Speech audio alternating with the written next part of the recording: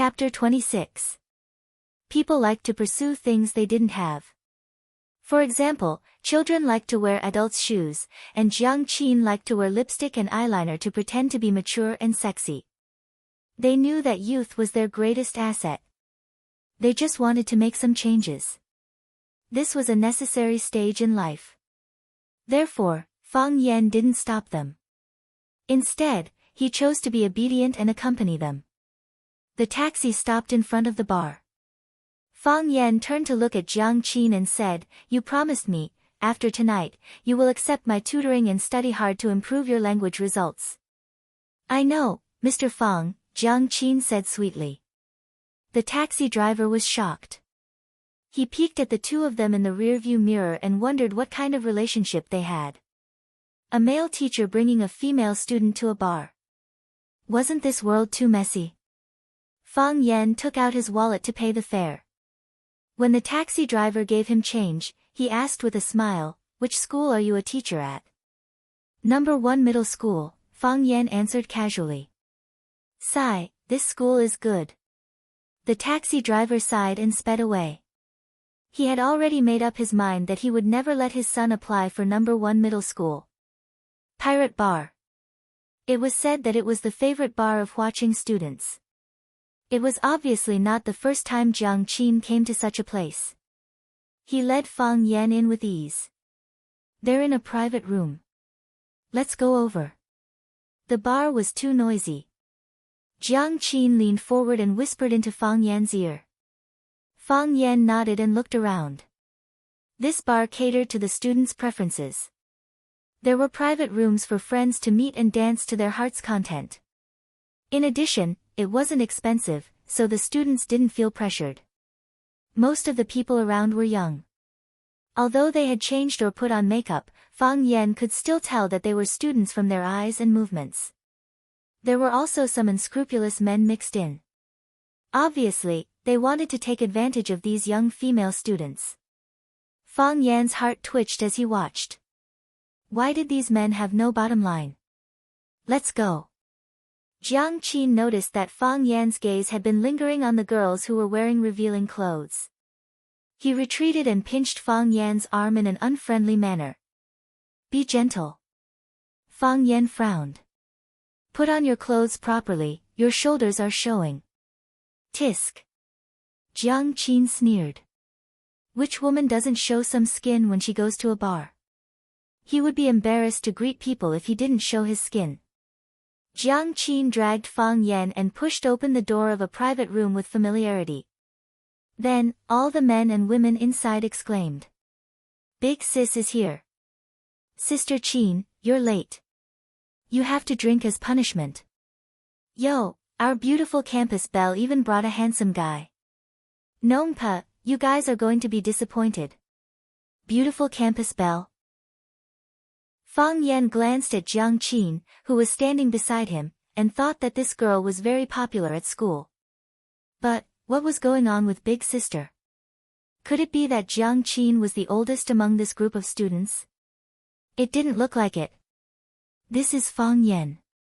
Jiang Qin held Fang Yan's arm and introduced him to the surrounding students. "My uncle." "My uncle?" Fang Yan's face darkened. "I'm not an uncle, okay?" What made him even angrier was that, under the influence of Korean dramas, the word uncle had a meaning that made people's imagination run wild. She introduced him as her uncle. Did she want others to misunderstand that they were boyfriend and girlfriend? Fang Yan felt that he had been deceived. Previously, he only said that he would accompany her to a place, but he didn't mention the issue of role-playing. "Jiang Qin is my niece," Fang Yan explained. He wouldn't be fooled. The dozens of male and female students in the private room were stunned for a moment, and then they roared with laughter. Qin, your uncle is so humorous." Yes, he's also handsome. And he's wearing a Chinese tunic suit." "I like mature men, it's not like that. Fang Yan was about to cry. His explanation made the little girls believe that he was Jiang Qin's boyfriend. However, he really wasn't. He was a tutor, a teacher. Jiang Qin looked at the beautiful girl standing in the middle of the crowd, wearing a white princess dress and a silver crown on her head, and said, Yuan Lin, happy birthday. As she spoke, she handed over a gift box wrapped in beautiful wrapping paper as a birthday gift. This was prepared in advance, and Fang Yan didn't know about it. Thank you, Qin Qin. Yuan Lin took the gift box, but her eyes stared at Jiang Qin's face without blinking, and said with a smile, Qin Qin, you're ahead of us. I thought you didn't fall in love in middle school. Feelings are the most difficult thing to guess. Jiang Qin smiled sweetly. In the past, I also thought I wouldn't fall in love with someone. But when your life appears in front of you, you will have a feeling that it is him, that it is that person. You want to be with him, you want to never be separated from him. This is love, right? Yuan Lin said with infinite emotion. When you speak, I can smell the scent of love. Yes. This is love. Life can't bear the weight, but we have to grit our teeth and hold on. For love, for our lover. I really envy you. You will also have such a day. Meet the right person, and hold hands with each other for the rest of your life.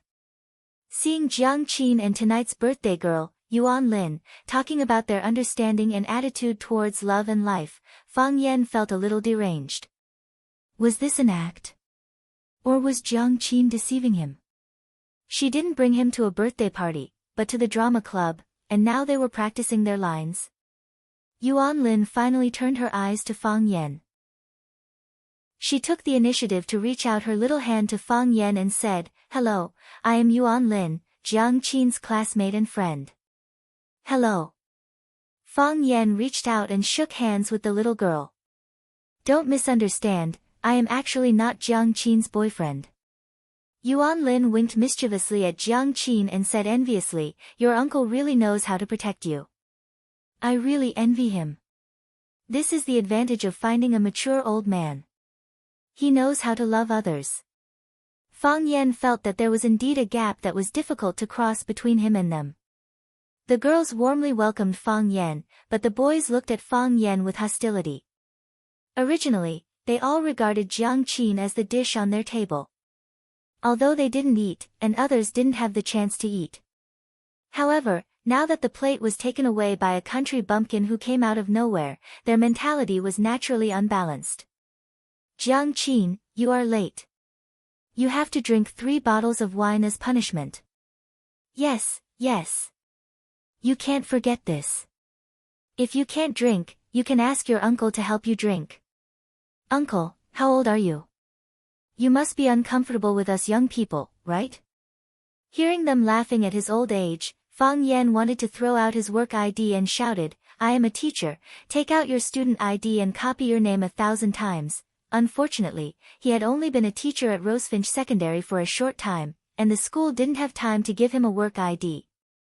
Most importantly, he didn't have the opportunity to get a work ID at Rosefinch Secondary. He was fired by the school. Jiang Qin turned to look at Fang Yan and said, Uncle, sorry to trouble you. I can't drink very well.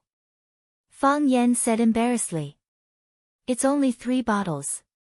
Don't worry, the alcohol content of beer is low, it won't get you drunk. A fair-skinned boy came over with 3 open bottles of beer. He cut his hair like Rukawa Kid and wore ear studs, looking quite fashionable and handsome. He was Nongpa, a strong competitor to chase after Jiang Qin. Uncle, this is the rule of our party. You don't want to see Jiang Qin break the rule, right? She is a famous big sister in our school. Can I try? Fang Yan said hesitantly. He took a bottle of beer, raised his head, and gulped it down. So handsome. The girls applauded. Again. Nongpa handed over the second bottle. I really can't. Fang Yan wiped the alcohol stain on the corner of his mouth, took the second bottle of beer, and gulped it down. Soon, the second bottle of beer was finished. 1 more bottle. Nongpa said. I'm really going to get drunk if I drink any more. Fang Yan said as he took the 3rd bottle of beer. Uncle, uncle, uncle. The girls applauded and cheered. Hearing the girls' clear and melodious cheers, Fang Yan felt that he suddenly became a few years younger. After the third bottle of beer was finished, Jiang Qin took a tissue from the box and wiped Fang Yan's mouth. She said, "Sit down and rest for a while. Do you want to eat something?" "Don't do this." Fang Yan stopped her. Letting a little girl wipe his mouth. He had to say that it was really enjoyable. But Fang Yan's heart was full of guilt. "No," Jiang Qin said. "This is what I should do." Seeing that the 3 bottles of beer didn't knock down Fang Yan, the boys didn't give up. After they discussed for a while, Nongpa took the lead and walked over. "Uncle, this is the first time we meet, I propose a toast to you." Nongpa raised his glass and said. "Taking turns?" Fang Yan didn't immediately accept the challenge, but looked at him with a smile and said, "It's not fun to drink like this. Why don't we play some small games?" "What games?" Nongpa asked. "Drinking games, couplets, dice, arm wrestling are fine," Fang Yan said. Nongpa thought about it and said, "Then let's roll the dice to see who's bigger. Each of us will bet 3 rounds with you, 1 dice to see who's bigger. The one with the smaller number will drink." They had a lot of people, and each of them would play 3 rounds with Fang Yan. According to the winning and losing ratio, they had to make Fang Yan drunk. "Okay. You're young, I'll listen to you." Fang Yan nodded. Seeing that there was a game to be played, everyone gathered around. "Can you do it?" Jiang Qin pulled Fang Yan and asked with concern. "Men can't say they can't do it." Yuan Lin giggled at the side. Girls liked excitement, and they liked this kind of scene. "I'll try to win as little as possible," Fang Yan said. Nongpa sneered in his heart. "I'll let you go home lying down tonight." Chapter 27. The first round, Fang Yan vs Nongpa. Nongpa shook the dice first and got a 5, which was not a small number. Nongpa glanced at Fang Yan proudly and said, "It's your turn." Fang Yan took the dice cup and said, "Looks like I'm going to lose." Bang! After shaking a few times, he gently covered the dice cup on the table. 6. 6. 6. Jiang Qin leaned on Fang Yan's side and cheered him on. The girl's body was soft and her hair had a sweet fragrance. It really challenged a man's weakness.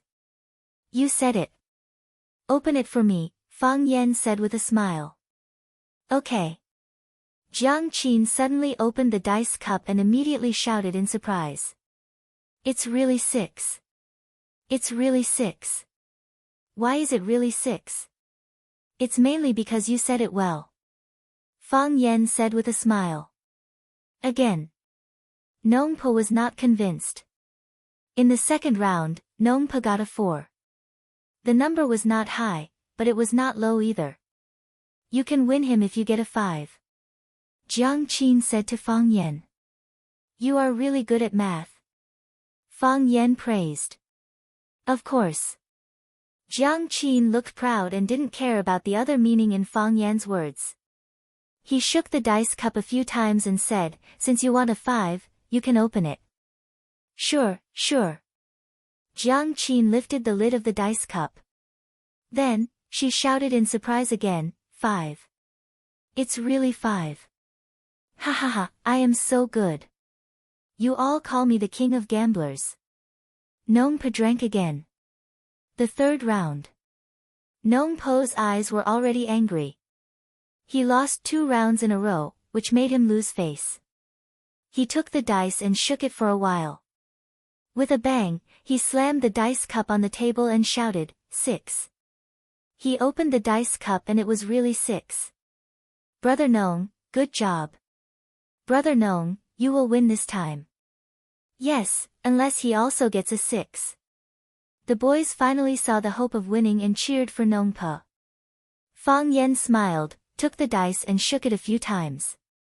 He said to Jiang Qin, "It's still up to you." "It's not good," Jiang Qin said hesitantly. "What if I lose?" Drink if you lose, Fang Yan said. Drink if you lose. Fang Yan said. We've won twice in a row, so we should lose once to be fair. Then I'll really open it. Yes. 6, Jiang Qin shouted in a tender voice. She suddenly opened the dice cup, and then her entire person was stunned on the spot. 6 dots. The 6 red dots were so dazzling. I let you lose, so why did you ask for 6? Fang Yan scolded. Fang Yan said. I said. Fang is Fang. Yan. Fang is Pa, but my luck is really too good. Maybe it's because I'm the goddess of luck, ha. It's a draw, Nong Pa said disappointedly. Let's make another bet. He took the dice and held them in his palm. After praying for a while, he put the dice into the dice cup. Hua la la, there was a long shaking, and then a sudden uncovering, 1 point. Nong Po's eyes were dull, and the flesh on his face kept twitching. God, please don't play with me, okay? Fang Yan glanced at Jiang Qin and said, Little sister, I think you are very talented. Why don't you learn gambling from me? Jiang Qin rolled her eyes at him. Her tender hands took the dice cup and gently shook it a few times. When it was uncovered, there were 2 dots. It was just a little bigger than Nong Pa. Fang Yan looked at Jiang Qin earnestly and said, If you win, you win. But you only win a little. Don't you know how insulting it is? One must be honest. Didn't the teachers in your school teach you? This was too much. I can't even stand it. Nong Pa had the urge to vomit 3 liters of blood.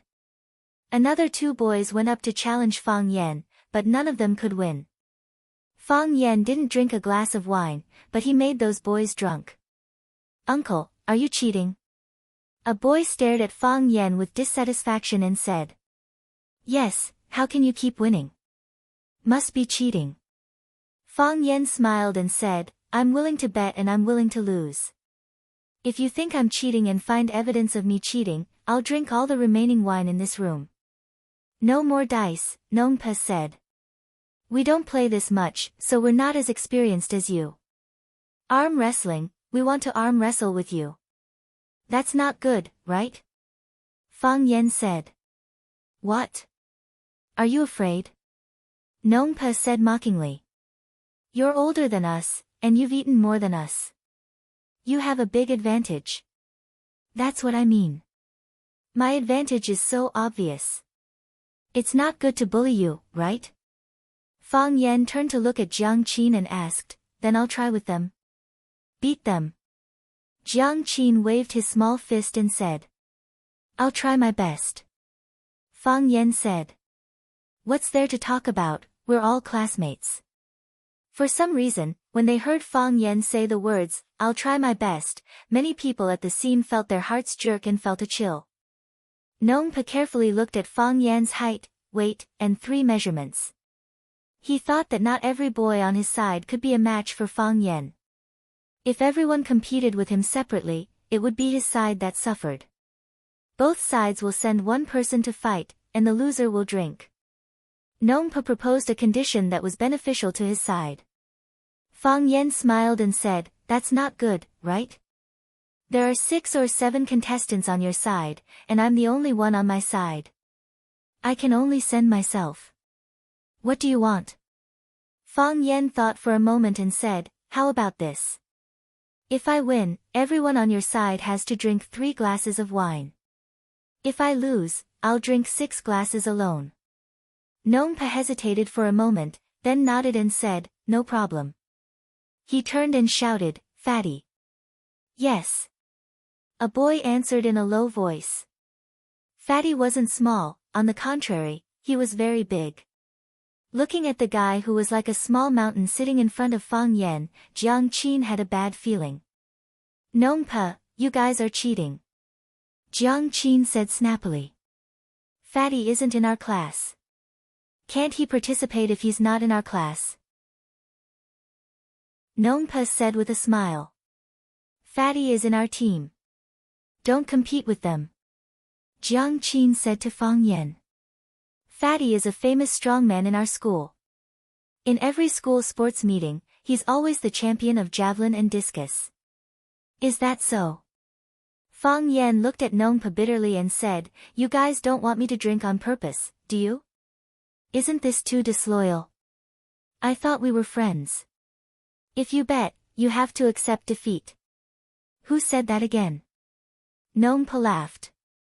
The other boys also had a wretched expression that said, "I'm cheating you." I said it. A man would rather die standing than live kneeling. Fang Yan said loudly. I'll compete with him. I'll be the referee. Yuan Lin said enthusiastically. When I say start, you two start.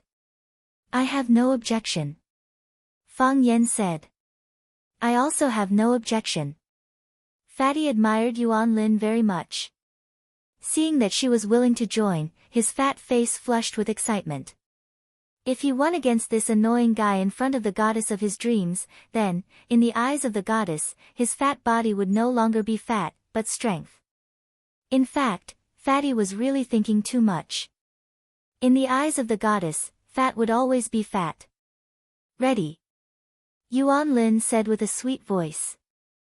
Fang Yan and Fatty held each other's hands, their elbows resting on the table. Begin. Yuan Lin shouted loudly. Her tender lotus-like arms were still swinging down forcefully. Fang Yan didn't move, and neither did Fatty. I said start. Yuan Lin reminded. What's wrong with these two people? They didn't cooperate at all. She said start, but they didn't use their strength. It has started. Fang Yan said. Ah. Everyone didn't understand what was going on. These two people didn't move. What kind of start was this? Very quickly, they found some clues. Fatty's fat face turned red. Fatty's red face was sweating. Fatty's sweaty face was covered with sweat. He gritted his teeth, his expression was ferocious, and he used all his strength. Even an idiot could see that Fatty had used all his strength, even the strength to drink milk. However, this guy was sitting there steadily. His face was not red, and his heart was not beating, as if nothing had happened. Everyone looked at Fang Yan in shock. What was this guy's background? How could he be so strong? Puff, Fatty used too much strength and held his breath for too long. The wine he just drank sprayed out, splashing on his and Fang Yan's hands and wrists. This guy. Fang Yan laughed. He dared to use hidden weapons. Poochie, everyone laughed. Fatty's red face was even redder. He was embarrassed to continue and said, I lost, I am not your opponent. Fang Yan loosened his hand and said, thank you for letting me win. I was almost plotted against by you. Fatty's face turned purple, and he rushed into the bathroom without looking back. Jiang Qin laughed and gasped. He took out a tissue from his bag and wiped the back of Fang Yan's hand. He said, you are so bad. How can you be so bad, uncle, you are so cute. I really like you. Yes, you are so cute. I really want to pinch your face.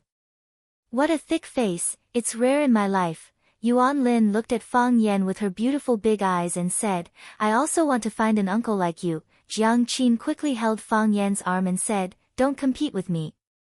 The melodramatic scene of two girls competing for a man played out in front of them, and the boys were heartbroken. In their hearts, uncle had become the most detestable form of address and group. Fang Yan stood up and said to everyone, I am really not Jiang Qin's boyfriend. Don't bully me anymore. The boys felt like they had been stabbed in the chest again. Damn, you should touch your chest when you talk. You should follow your conscience. Who is bullying who? We can't get you drunk, we can't win you in dice, and we can't win you in arm wrestling. You are so old, will you die if you let us win? Uncle, you are really a monster. Chapter 28. The farthest distance in the world was that Fang Yan was sitting at one end of the box, and the boys were sitting at the other end of the box. No one dared to provoke Fang Yan anymore. They all stayed far away. They finally saw the insidious nature of this guy. He said he couldn't do it, but it proved again and again that they were just showing off. It was the same for shaking dice and arm wrestling. No one was stupid enough to play drinking games with him. It was fine if the enemy insulted them, but they couldn't insult themselves. The boundary between Chu and Han was clear. No one drank, no one sang, and no one even talked. Yuan Lin, the birthday girl, saw that the atmosphere in the box was a little cold, so she stood up and said, "Everyone, don't just sit there. Let's go outside and dance for a while." "Okay, okay." Everyone agreed. The outside was more lively, and they also needed another way to relax their bodies and minds. It was too depressing here, and they couldn't breathe freely. Thus, a large group of people rushed to the outer dance floor in a majestic manner. The music was deafening, and it was hard to hear them clearly. The only way to communicate was with hand gestures. Fang Yan was pulled to the corner by Jiang Qin, and the other boys and girls also scattered in groups of 3 to 5 or in pairs. Fang Yan was not good at this kind of dance. He stood there like a straight telephone pole. Jiang Qin was much more active. Her body danced with the rhythm, and her small chest rose and fell. It seemed that she was very experienced. "Let's dance together."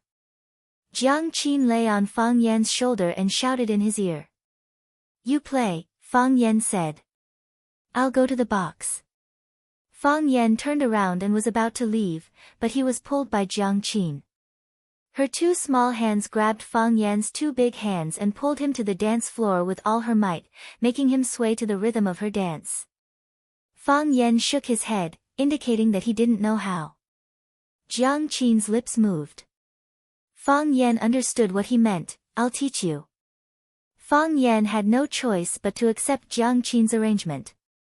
There was an advantage to being in such a place. As long as you moved casually, people would think that you were dancing. After seeing this clearly, Fang Yan became very talented. At this moment, a quarrel broke out in the crowd.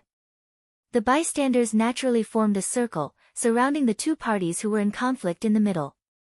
Fang Yan and Jiang Qin originally wanted to watch the show, but they found that one of the parties in conflict was an acquaintance of theirs.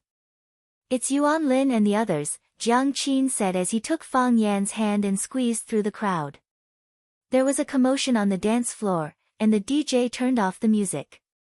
"What happened?" Jiang Qin stood beside Yuan Lin and asked. Yuan Lin pointed to a bald man opposite her and said angrily, "He touched my butt." "Little girl, you need evidence to speak." "When did I touch your butt?" "If you don't have evidence, I'll sue you for slander," the bald man said with a smile. "Or are you looking forward to me touching your butt because I'm handsome?" The bald man was wearing a fancy t-shirt, and the back of his hand was full of tattoos. Beside him stood several burly men.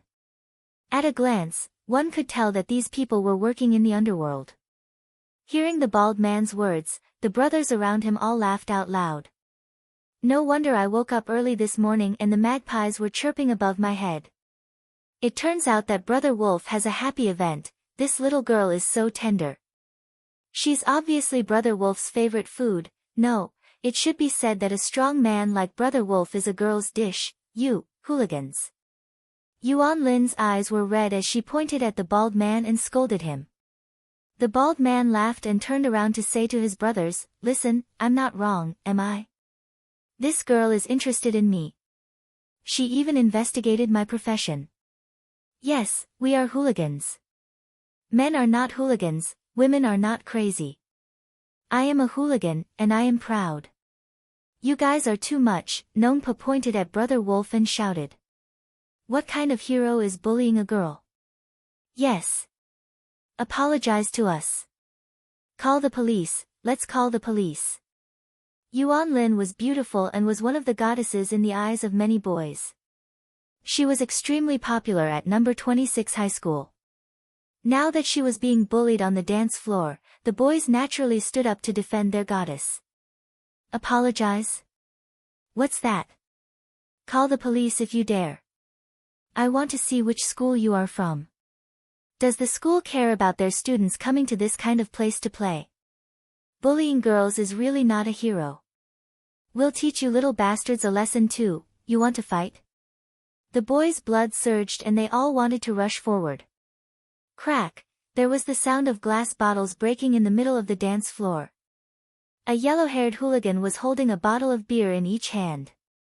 The two bottles collided, and then he waved the sharp mouths of the bottles and shouted, "Come, come, come, I'll let you bleed." The boys retreated at the same time. They were hot-blooded, but they were more afraid of bleeding. How could these naive junior high school students, who had almost zero social experience, be a match for these hooligans who often licked blood from their blades? What? Are you all afraid? Brother Wolf laughed proudly. You little bastards, why don't you go out and ask around?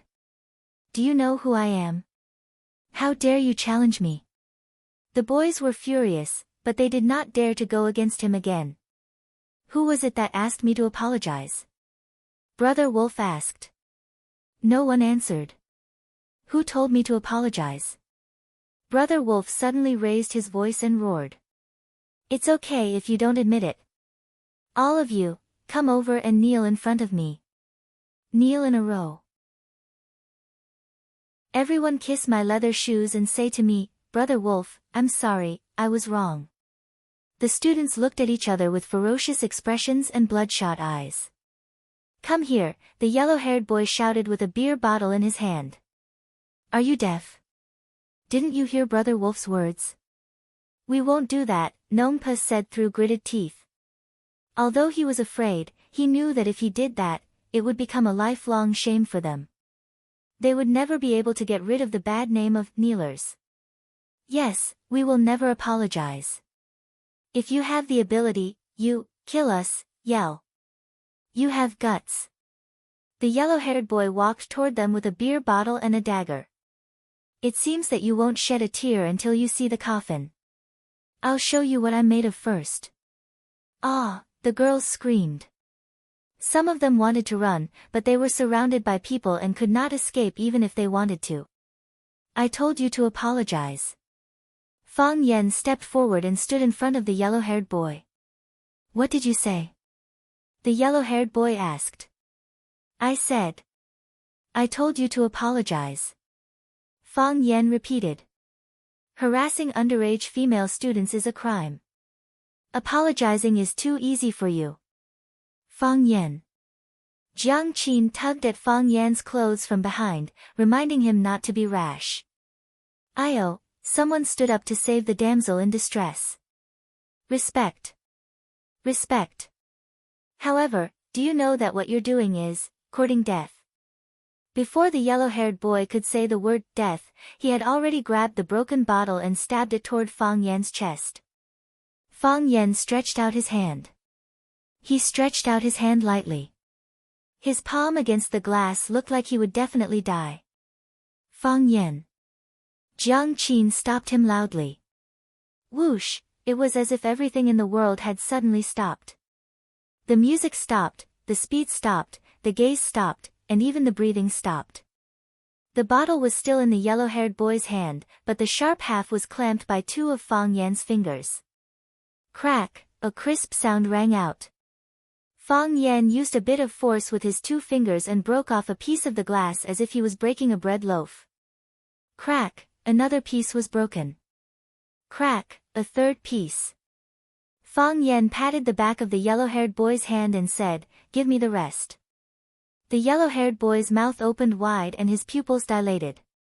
He obediently let go of Fang Yan and let him take the weapon. Jiang Qin was also dumbfounded. Was this really the Fang Yan he knew? The Tai Chi expert who couldn't squeeze into the bus and was stepped on by a middle-aged woman? The Rosefinch secondary language teacher who was forced by her mother to tutor her? Nongpa and his friends were also dumbfounded. This guy, was he Zhang Nanhai's bodyguard? Was he a Superman hidden among the people? How could he be so powerful? The tears in Yuan Lin's eyes stopped. She looked at Fang Yan with sparkling golden stars in her eyes. This man was so handsome. Fang Yan held a handful of glass fragments in his hand, looked at the bald man and said, "Brother Wolf, right? There has to be a name. I asked you to apologize. Brother, are you from the underworld?" Brother Wolf stared at Fang Yen and asked. "Don't flatter yourself." Fang Yen felt insulted. "I'm a teacher, and you're hooligans. How can we be on the same side?" "Teacher?" Everyone's eyes were on Fang Yan's face. Was this man really a teacher? "Personal teacher," Fang Yan explained to the audience, embarrassed. "I've always been by the students' side to protect their safety. Otherwise, why do you think I came to the bar? No matter who you are, with your skills." "I'll forget about today's matter," Brother Wolf said. "Brothers, let's go." With that, he turned around and left. For Brother Wolf, it was really a big shame today. He just wanted to eat a student girl, but he didn't expect to kick an iron plate. The students all breathed a sigh of relief. The matter was finally solved perfectly. "Wait," Fang Yen shouted. "This matter can't be paid back." Brother Wolf stopped, looked at Fang Yen fiercely, and asked, "What do you mean?" "All of you. Come here, kneel on the ground, kneel in a row. Everyone kiss their leather shoes or something else, say I'm sorry, I was wrong," Fang Yen said. Chapter 29. In many people's eyes, it was natural for a bad person to do evil. However, when a good person held a bad person to the standard of a bad person, everyone's eyes became strange. Hearing Fang Yan's words, many people showed a look of disbelief. Asking Brother Wolf to apologize? Is this guy crazy? Brother Wolf also thought that Fang Yan was crazy. He took out a cigarette from his pocket, and naturally, his men next to him came over to help him light it. Puffing out a few smoke bubbles, he squinted his eyes and looked at Fang Yan with his misty eyes. With a vicious expression, he said, "Brat, are you serious? Really, you can't afford to play."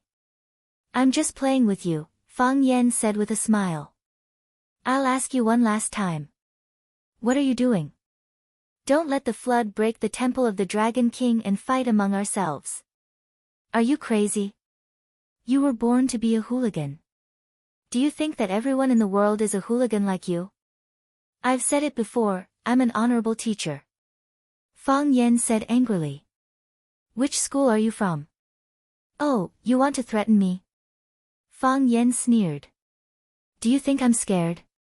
I'm Fang Huohua, a math teacher at number 1 middle school. Go ask around. There's no one in the school who doesn't know me. If you have the ability, come find me at number 1 middle school. I'll accompany you anytime." "Write it down," Brother Wolf said to the men around him. "Big brother, don't worry. We'll remember it. This kid won't have a good life in the future," one of the men said. They had decided to gather a group of brothers to visit Fang Huohua at number 1 middle school every day, so that he wouldn't be able to teach in the school safely. If it didn't work, they would use their big brother to put some pressure on the principal of number 1 middle school to kick this teacher out of the school. When meeting a soldier, it was hard to reason with him. When a scholar met a hooligan, he could only blame it on his bad luck. "I'll give you one more chance." Brother Wolf looked at Fang Yan and said, "Say sorry, Brother Wolf, and I'll pretend that I didn't hear what you said just now. Let's call it a night, what do you think? If I could say, sorry, to you, I wouldn't have asked you to stay when you were leaving just now." Fang Yan smiled. "I'm a person who cares a lot about face, especially in front of my female students. Do as I say, kneel on the ground, kneel in a row. Everyone should kiss their shoes or something else and say, 'Big brother, I'm sorry, I was wrong.' F***ck, do you want to die?" The hooligans were in an uproar. They were used to being lawless and taking the initiative to bully others. When had they ever been bullied like this? "Brothers, let's F***ck them up and let them bleed. Everyone, listen up." A teacher from number 1 middle school brought a female student to a bar. In the future, don't send your own children to be harmed by them. No matter how good his martial arts are, he's still afraid of a kitchen knife. Brother Wolf flicked the ash off his cigarette and looked at Fang Yan with a fake smile. He said, "Do you think that you can show off in front of us just because you know a few moves? I see that you're also a good man, so I kindly advised you. Since you've acted tough, you should take advantage of the heat and go back to F***CK. Do you think we're afraid of you? Since you don't know how to appreciate kindness, then let's not talk anymore." "Half a sentence is really too much," Fang Yan said. "Fight" was just one word. Fang Yan. Jiang Qin pulled Fang Yan's arm from behind, reminding him not to act rashly. These hooligans looked very fierce, and she was worried that Fang Yan would get into trouble. She was the one who brought Fang Yan out. If anything happened to Fang Yan, she would feel very bad. "Do you have to apologize for doing something wrong?" Fang Yan looked at Jiang Qin and asked gently. "Yes, but, do you have to be punished for breaking the law?" Fang Yan continued to ask. "Yes, but, no buts," Fang Yan said loudly. "If I were your teacher, I would definitely teach you this. You can't be corrupted by riches and honor, and you can't be subdued by force. I hope that my students are people with such integrity." Jiang Qin's eyes were intoxicated, and the blood of Nong Pe and the others, which had just retreated, boiled again. "Mr. Fang is right, whoever does something wrong has to apologize. That's right, why are you bullying us? We didn't do anything wrong. They harassed underage girls, send them to jail." The students waved their fists and shouted loudly. If it weren't for Fang Yan standing at the front, they might have rushed up and fought with Brother Wolf and the others. Of course, the premise is. Fang Yan waved his hand to signal everyone to be quiet. "Before you do this, you have to secretly measure in your heart whether you are a match for the enemy, or whether there is a peerless master like me who is willing to stand up for the injustice." The shouting stopped abruptly. Everyone's faces were purple and red, and they stared at Fang Yan with shame and anger. The onlookers also condemned, "This teacher is too deceptive. In the future, we must not let our sons, daughters, nephews, nieces, grandchildren go to number 1 middle school. It's okay to bully hooligans, but how can you bully your own students?" Crack! Brother Wolf threw the cigarette butt in his hand on the ground and stepped heavily on it with his leather shoes to crush the flame. He spat, looked at Fang Yan, and said, "Well, I won't take advantage of you. Come on, let's practice first." "What do you mean practice?" Fang Yan asked. "It's a casual fight.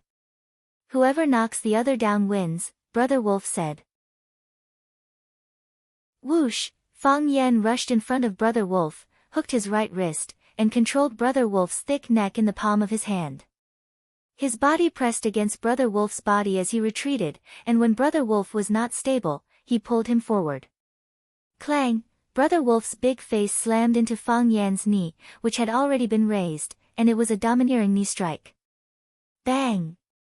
Brother Wolf's body lay limply on the ground, blood spurting from his nose, and he looked terrible. "Is that right?" Fang Yan asked. Brother Wolf could not answer, and the punks did not have the courage to answer. Jiang Qin and her classmates did not know how to answer. 1 second. Or even shorter. They did not see clearly what had happened. Why was Brother Wolf lying on the ground? The audience also expressed that it was too unsatisfying. The speed was too fast, the time was too short, and they did not see a physical fight. They did not see a punch to the flesh. If it was not for free, they would have asked the organizers for a refund. Fang Yan stepped on Brother Wolf's chest and said to the punks, "You guys, either sneak away, or I won't make things difficult for you. If you want to take Brother Wolf away, then listen to me, kneel on the ground and say sorry." Thump! Blondie knelt on the ground, hugged Fang Yan's leather shoe, and kissed it, shouting, "Big brother, I'm sorry." "Wrong kiss," Fang Yan said. "Kissed the wrong person." The blonde looked up at Fang Yan.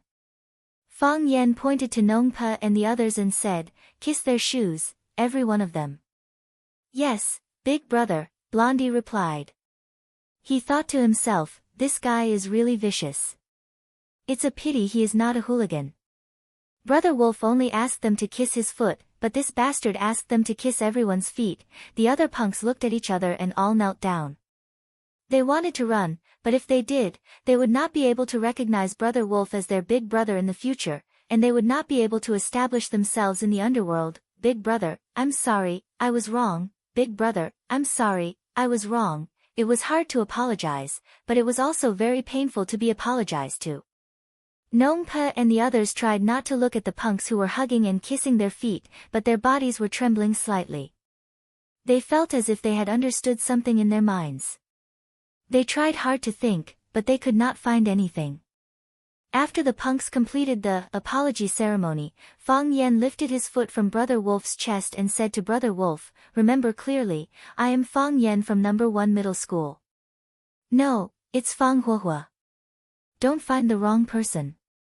He waved his hand impatiently at the punks and said, "Take him away." The punks rushed forward, picked up Brother Wolf, and ran outside quickly.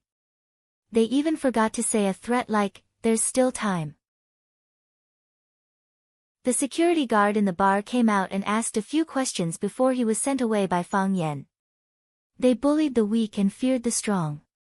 Fang Yen did not have a good impression of them at all. After this incident, no one was in the mood to play anymore. The girls went to the private room to get their bags and then left the bar under Fang Yen's lead. "Fang Yen, are you really a teacher?" "Number 1 middle school teacher Fang Huahua." "Is that your real name? You're so powerful. Do you know Kung Fu? Can you teach me?" The girls surrounded Fang Yen and asked all kinds of questions, but the boys looked at Fang Yen with evasive eyes. "Hey, what are you doing? I'm warning you, stay away from my uncle. Otherwise, don't blame me for severing all ties with you." "Zhao Xiaoman, get your filthy hands off me." Jiang Qin was like a little hen, protecting Fang Yen and not letting those bad friends get close. Fang Yen looked at Nongpa and said, "They will definitely take revenge. If you come out to play in the future, you must be careful."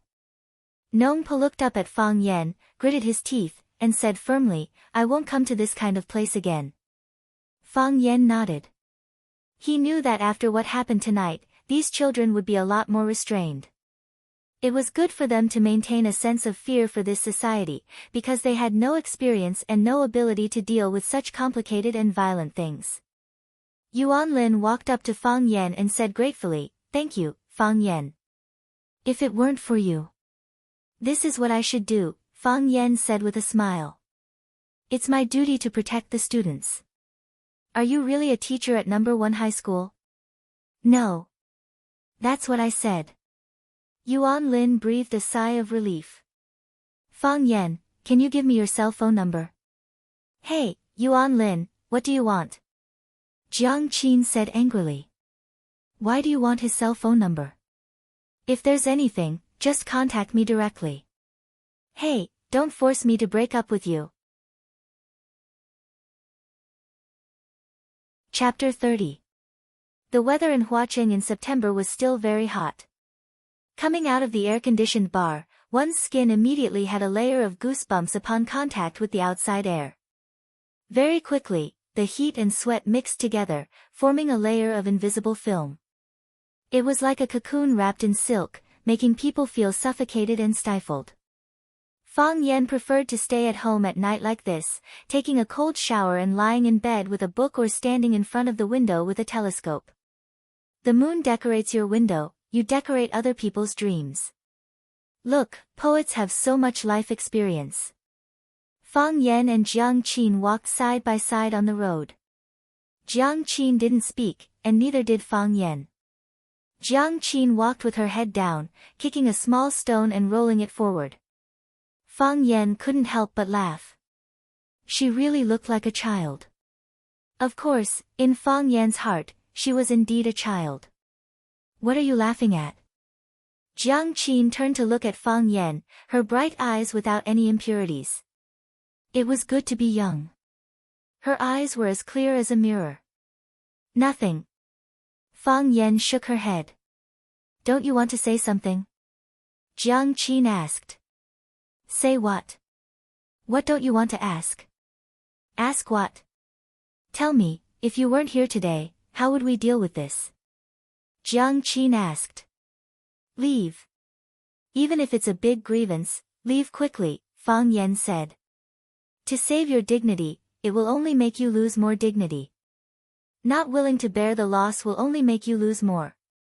How can you deal with it in such a straightforward and cool way? Jiang Qin asked. The greater a person's ability, the heavier the responsibility.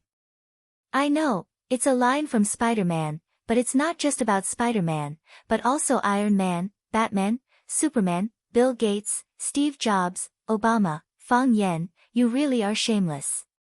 Jiang Qin curled his lips and said. This is a serious question. You shouldn't say something so frivolous, Fang Yan said. This will ruin the atmosphere of our conversation. It's also possible that after we talk tonight, you'll be enlightened, and your life will be different from then on. In the future, when I successfully write my memoirs, I will write that it was a night so serious that even the air froze. What are you trying to say? Jiang Qin asked. Girls shouldn't go to bars, Fang Yan said. I'm talking about girls who are still in middle school. Can't you just say it directly? I'm a teacher. If I speak as poorly as you, wouldn't that be an insult to the profession of a teacher? Fang Yan, call me teacher Fang Yan. You're so cheap. If you scold me, I'm going to tell your mom that you sneaked out to the bar instead of studying properly. I'm going to tell my mom that you touched my ass in a bar. Jiang Qin reached out to Fang Yan and said, lend me your cell phone. What do you want to do? Fang Yan asked warily. I want to call you on Lin. My cell phone is out of battery, Jiang Qin said. Fang Yan handed over his cell phone. Jiang Qin took the cell phone and tapped it quickly. What are you doing? Fang Yan asked. Jiang Qin threw Fang Yan's cell phone back and said proudly, I helped you delete Yuan Lin's number. Anyway, I know you don't like her. She saved my cell phone number.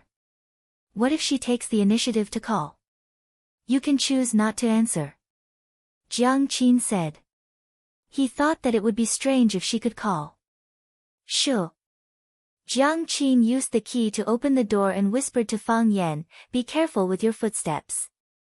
My mom might hear you. Don't shoo. I heard it. Sister Li's voice came from inside the door. Jiang Qin and Fang Yan looked at each other and helplessly opened the door to the courtyard. Mom, why aren't you sleeping? Jiang Qin stood at the door and greeted Sister Li with a smile. Can I sleep? Auntie Li said in a bad mood. She stared at Fang Yan with an unfriendly look and said to Jiang Qin, where did he go? It's all Mr. Fang's fault. Jiang Qin suddenly turned against Fang Yan and said angrily, we were only halfway through the tutoring when his stomach started growling. He said he wanted to go out and find something to eat. He just came to Huacheng and was unfamiliar with this place. How could I let him go out alone? I brought him out to find something to eat. I wanted to let him eat alone, but when I saw that the food was delicious, I ate it too. Jiang Qin patted his flat stomach and said, I'm stuffed to death. I'm afraid I'll gain a few kilograms. I need to lose weight quickly. Mr. Fang didn't eat his fill tonight. Sister Li looked at Fang Yan and asked. Jiang Qin's move was effective. He immediately changed the topic. Before Fang Yan could answer, Jiang Qin already said, Mom, are you really stupid or are you pretending to be? Mr. Fang just moved to our house. How could he eat so much in our house? When we were eating supper just now, he said he had to eat 3 bowls of rice every meal. But he has already eaten 3 bowls. Sister Li said. Ah, no, it's 4 bowls. Yes, Mr. Fang said he has 3 bowls at the very least. Usually, he has 4 to 5 bowls. He's afraid that you'll laugh at him, so he doesn't want to eat too much. Sister Li looked at Fang Yan apologetically and said, Mr. Fang, aren't you being too polite? Didn't I say it before? We're all family. Why are you being so polite in our house? Don't do it next time. I'll make more food in the future and make sure you're full. Okay, okay. Fang Yan wanted to find a hole to hide in. This Jiang Qin. Did she think he was a pig? Make more meat dishes. Mr. Fang said he likes meat, Jiang Qin said. No problem.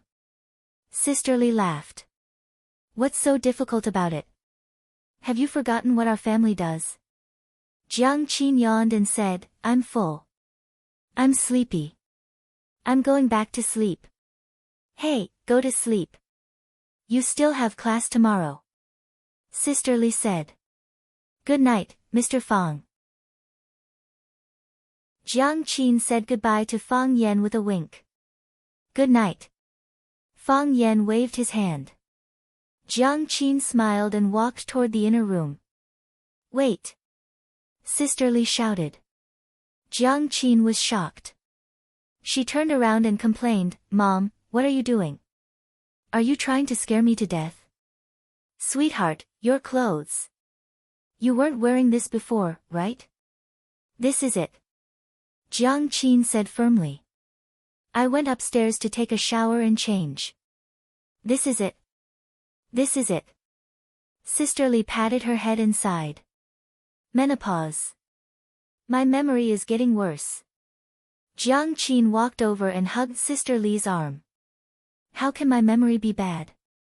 Why do you never forget to make breakfast for me in the morning? This silly child. Sister Li hugged her daughter lovingly and said with relief. Jiang Qin secretly stuck out her tongue at Fang Yan and went back to the room with Sister Li. Why does it seem like an affair? Fang Yan said, wiping the sweat on his forehead. When Huang Haoren returned home, his father, Huang Wenxiang, was sitting in the study, working. As the chief reporter of Huaxia Metropolis Daily, Huang Wenxiang rarely went to the newspaper office. Most of the time, he was out reporting news and writing manuscripts at home. Dad. Huang Haoren stood at the door of the study and gently knocked on the door. Huang Wenxiang looked up and saw his son. He adjusted his glasses and said with a smile, Haoren is back. Dad, I want to talk to you, Huang Haoren said. Huang Wenxiang hesitated a little, but he still closed the manuscript in his hand and said, let's talk. He knew his son and knew that his son was very calm. If there was nothing important, his son would not disturb his work. Even though his manuscript was in a hurry, he was still willing to give his son some time. Huang Haoren walked to the chair opposite his father and sat down. He said, Dad, I want to ask you to pay attention to an event. Oh, what is it?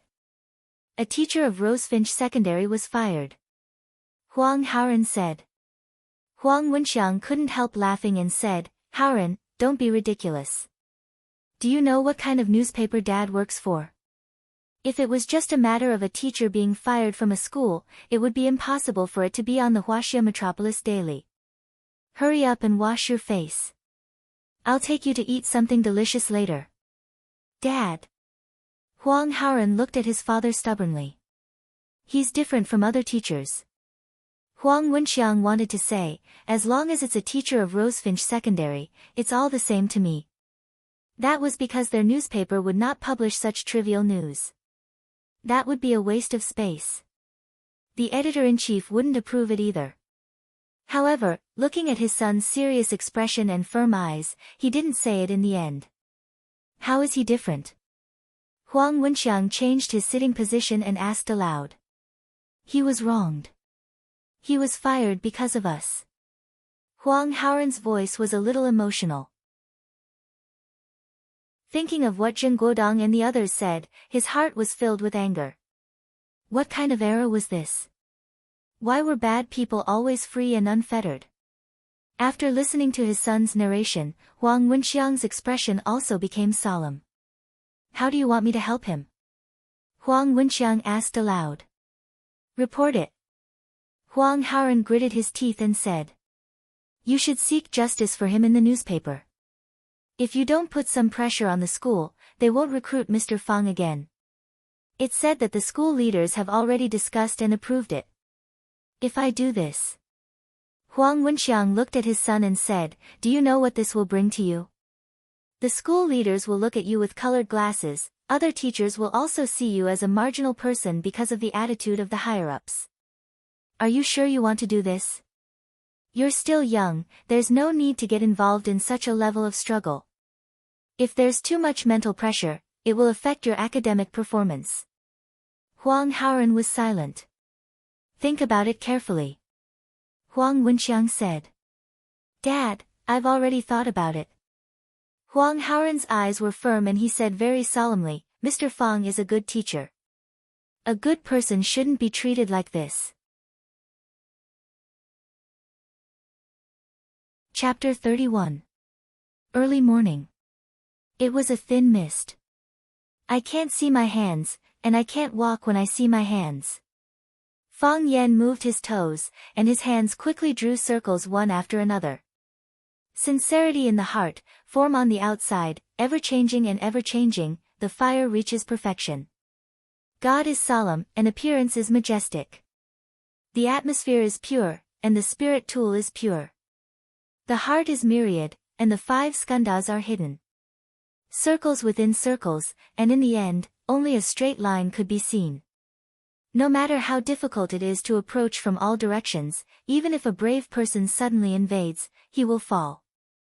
Fang Yan. Jiang Qin, who was wearing a blue school uniform with a ponytail and a pretty face, stood at the side with a smile. This girl seemed to have a dual personality. Last night, she was dressed like a nightclub queen, and now, she was back to being the pure and cute girl next door that Fang Yan was familiar with. Call me teacher. Teacher Fang Yan. Jiang Qin looked at Fang Yan's dance and said, Are you really a Tai Chi expert? When have I ever lied? That's a lie, Jiang Qin said with a pout. Didn't you say you're a teacher at number 1 middle school? Aren't you Fang Huohua? Aren't you teaching mathematics? Tai Chi is all about what's real and what's fake. You can't let your opponent see your background clearly, Fang Yan said confidently. What are you doing here? To get my bag, Jiang Qin said. Last night, they said they were going to tutor at Fang Yan's place, but in fact, they sneaked out. On the cabinet in my room. Fang Yan stopped practicing and wiped his hands with a towel.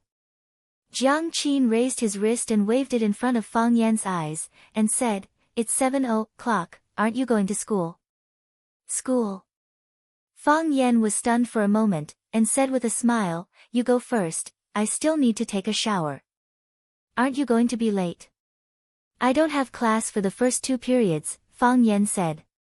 He was too ashamed to tell others that he had been fired after only 2 days of work. In that case, Sister Li would definitely not cook delicious food for him anymore, then I'll leave first. Bye. Jiang Qin waved at Fang Yan. Come back early tonight. To the bar again. Tutoring, Jiang Qin said, rolling his eyes. Do you think I'm an alcoholic? That's good, Fang Yan said with a smile. It seemed that last night's encounter had caused the lass to reflect on her actions. Outside, it was lively and bustling, but there were also demons and monsters hidden. To these children who had yet to reach adulthood, it was simply impossible to guard against. Watching Jiang Qin skipping away, Fang Yan also returned to his hut.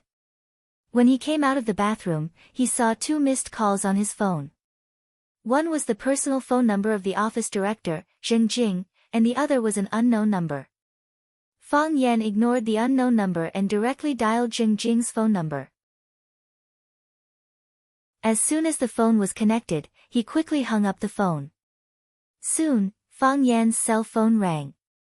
Director Zheng, I'm really sorry. Fang Yan apologized with a smile. I accidentally hung up the phone. I was about to call you. Fang Yan, come to the school.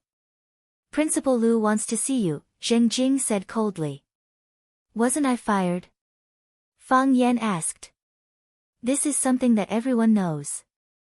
You don't have to repeat it again, Zheng Jing said. Fang Yan thought, this guy's mouth is really vicious, and his words are not gentle at all. Is he still a model teacher? Fang Yan rushed to the principal's office, but he didn't see the office deputy director, Zheng Jing, outside. Instead, a delicate little clerk was waiting at the door to greet Fang Yan. Seeing Fang Yan coming, the little clerk stood up and said, "Mr. Fang, Principal Lu is waiting for you in the office. He said that you can go in directly when you come." "Thank you." Fang Yan thanked the little clerk. "You're welcome." The little clerk blushed and said with a smile. He thought, everyone says that this new teacher, Fang Yan, is a troublemaker, but he is actually quite handsome. He is also young, much younger than other teachers. Although his job is not very stable, he is still barely worthy of me. Fang Yan knocked on the door of Lu Chaoga's office. When he heard a "please come in" voice, he pushed the door and went in. Lu Chaoga stood by the window with her back facing Fang Yan. She was bending over and trimming a potted plant. Her figure was exquisite, and her buttocks were plump. Looking from the side, her chest was heavy, and it looked very majestic. She was wearing a delicate black uniform, which concealed some of the sexy air brought about by her explosive figure, but it also added a lot of intellectual beauty to her. Seeing Lu Chaoga's clothes, Fang Yan thought of a small joke. A wife asked her husband, "Honey, which clothes do I look best in?" The husband replied, "Honey, you have to be good-looking first." Lu Xiaoga was good-looking, so she looked good whether she wore clothes or not. Fang Yan leaned over and said, "Oh, Principal Lu has changed his hobby and started to play potted plants. Flower arrangement needs to be calm and complete the whole work in the best state of mind. Only when it is done in one go can it show the most smooth and harmonious beauty." Lu Chaoga did not reject talking about flower arrangement techniques with Fang Yan, because it was very difficult for her to meet a flower arrangement enthusiast, and the other party was also an expert. Potted plants are not so strict. If you can't finish it today, you can continue tomorrow. It's enough as long as you have a general model in your mind. In our country of Huaxia, there is a saying that the ass determines the mind. Because Principal Lu likes flower arrangement, he looks down on potted plants. In fact, potted plants are the same as flower arrangement, they both need to invest feelings. They also have vitality, and they can also show the artistic form or effect we want in the most perfect posture. Fang Yan said. 1 book, 2 paintings, 3 inserts, 4 scissors, 5 craftsmen, each of which when done to the extreme is art. Lu Chaoga thought for a long time, nodded and said, "You are right, I am biased. Principal Lu is knowledgeable and has a wide range of hobbies, and he is so humble. I am far inferior to him." Fang Yan sincerely praised. "Hearing you say that, I don't feel happy at all," Lu Chaoga said. She put the scissors on the windowsill, took off the leather gloves on her hands, turned around and walked to her desk. "Principal Lu, you asked me to come here, to give me my salary, right?" "I knew it, Rosefinch Secondary is such a big and famous school, why would it care about my few hundred yuan?" "Impossible. The salary will be paid on the 15th of next month," Lu Chaoga said. Fang Yan counted with his fingers and said awkwardly, "Sigh, I am running out of food." "What?" Lu Chaoga asked. "I said I am running out of money to eat," Fang Yan complained. "In order to make a living, I am tutoring people outside." Lu Chaoga looked at Fang Yan in surprise and said, "It doesn't look like it." She really couldn't imagine how a person like Fang Yan could not have money. "Do I need to lie to you about this kind of thing?" Fang Yan smiled bitterly. "Principal Lu, you don't know, it is hard to find a job nowadays, and the prices are expensive. Rent, water, and electricity all need money, right? Food, drink, and toilet also need money, right? Even if I asked someone to help me clean my shoes, it would cost 3 yuan. I bargained for 2 yuan, but they were not willing. In the end, it was 250 yuan. Which man doesn't want to show his extravagance in front of a beautiful woman? I also want to tell you that I drove my Bentley sports car here today instead of taking the bus. I also want to tell you that I ate French steak and foie gras last night. The foie gras was too old for me to swallow. I am a man, and you are a beautiful woman, why didn't I do that? I have no money in my pocket, so it is a lie to tell you." Principal Lu, can you lend me some money? Fang Yan looked at Lu Chaoge shyly and said, when I get my salary, the first priority will be to pay you back.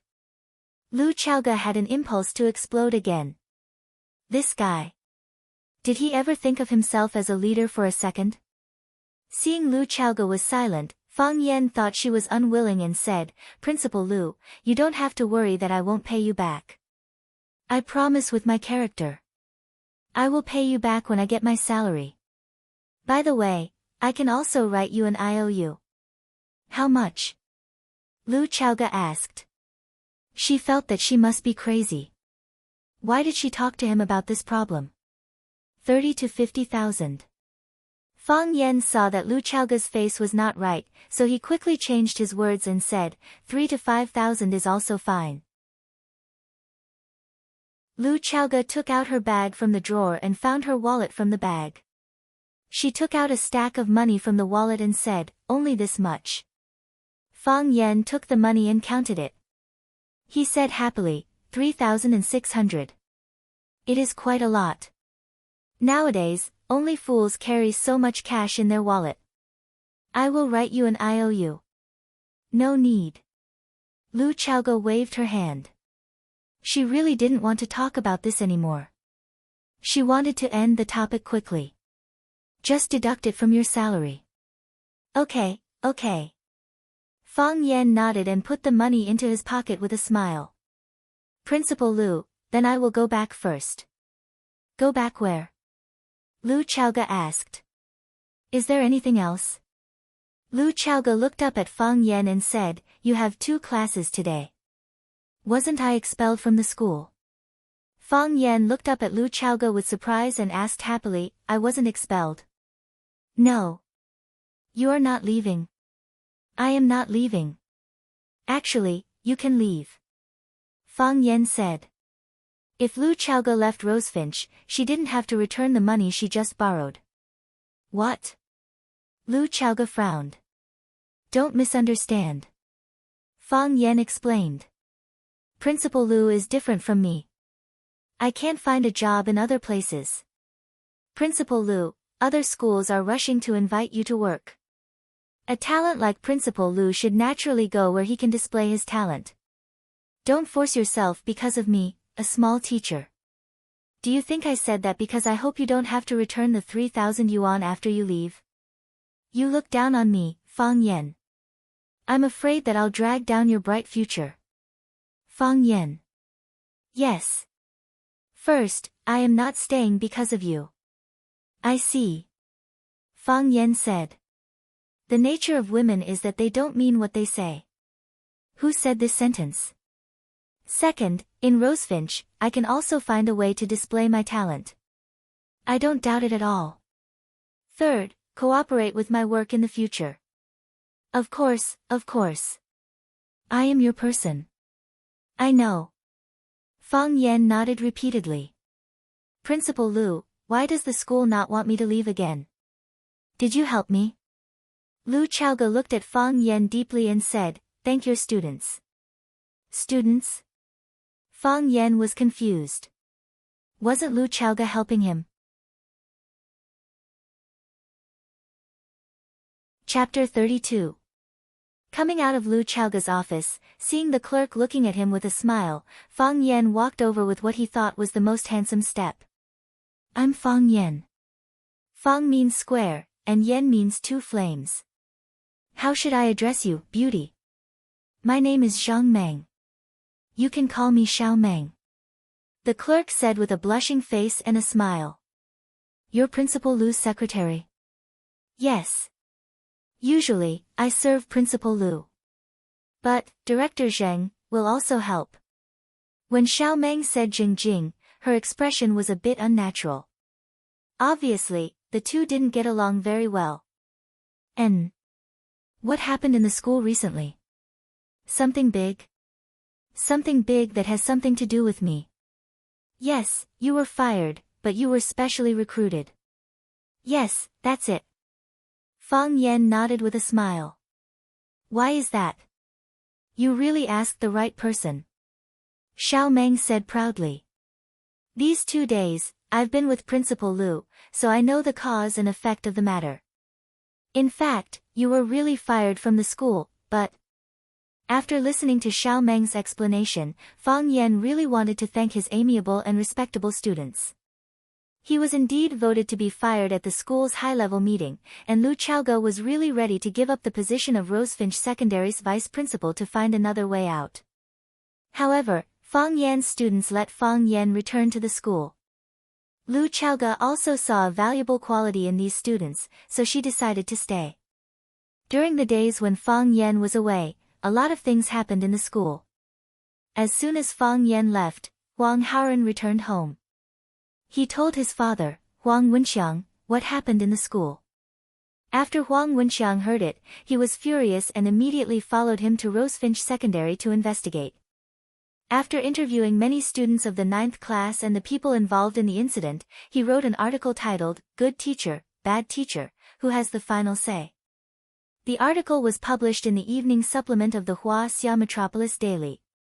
As soon as the article was published in the newspaper, it caused widespread discussion in the society. The teacher in the eyes of the students was a good teacher, but he was dismissed by the school because his teaching methods deviated from the classics. Such an outcome made the parents of the students very dissatisfied. The parents of the drowning girl, Zhu Fang, rushed to the school. Originally, they wanted to cause trouble for the school. But after listening to their daughter's explanation and the intercession of Class 9 students, not only did they not get angry, they even sent a letter of thanks to the school. The letter of thanks arrived, but the person who thanked them was chased away. This was undoubtedly a harsh slap to the school's face. The parents whose children were studying at Vermilion Bird Middle School also inquired about this matter from their children. Listening to the children who had witnessed the poetry recital recounting what happened at that time, and seeing the excitement and envy in their children's eyes, the parents also began to think about whether they could transfer their children to Class 9 or not.